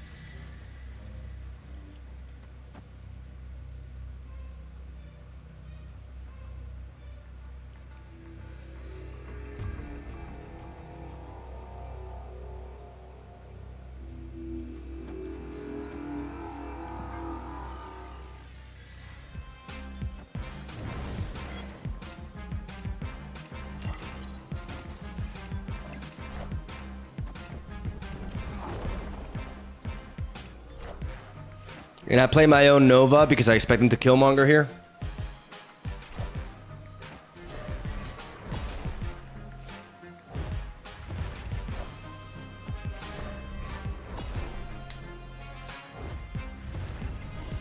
Guys. Guys! Guys! I won a game! Ah! Oh!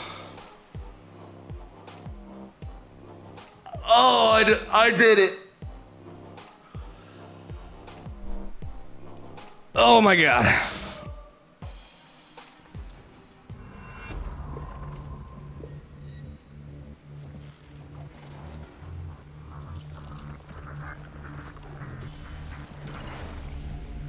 I think I'm done though. I'm definitely done. I need some rest. Jesus. God choose, I'm thinking of the primes. Yeah, I don't like hot locations, guys. It makes me I don't know, I don't enjoy it. But if you want to play into Wakanda Embassy, you know, try some Silver Surfer shit. I don't know, man. There's a bunch of cards that play into that I don't have. But yeah, it was fun until we started losing every single match. That wasn't great. Love you, have a soul day. Thank you for sticking around. I'm gonna see you guys over to whom?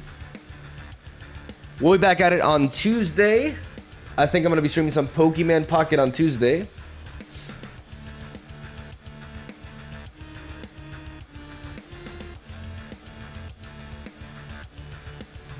And I'm gonna send you guys over to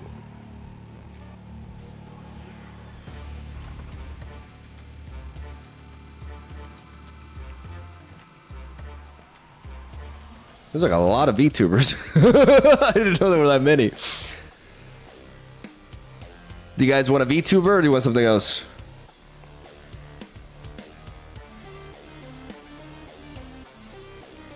Thank you, JP Soft. Thank you for the kind words, buddy.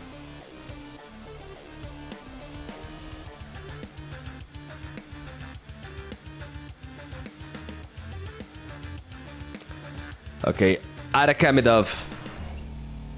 No. Itada Kimiao. What the hell is that name, man? But it has something to do with cats, I think. Appreciate you guys sticking around. Hope you enjoyed. We'll be back at it on Tuesday. We don't stream tomorrow. Tonight and tomorrow, I'm gonna work on bringing back the YouTube content. And yeah, love you. Appreciate you. And I'll see you then. Cheers.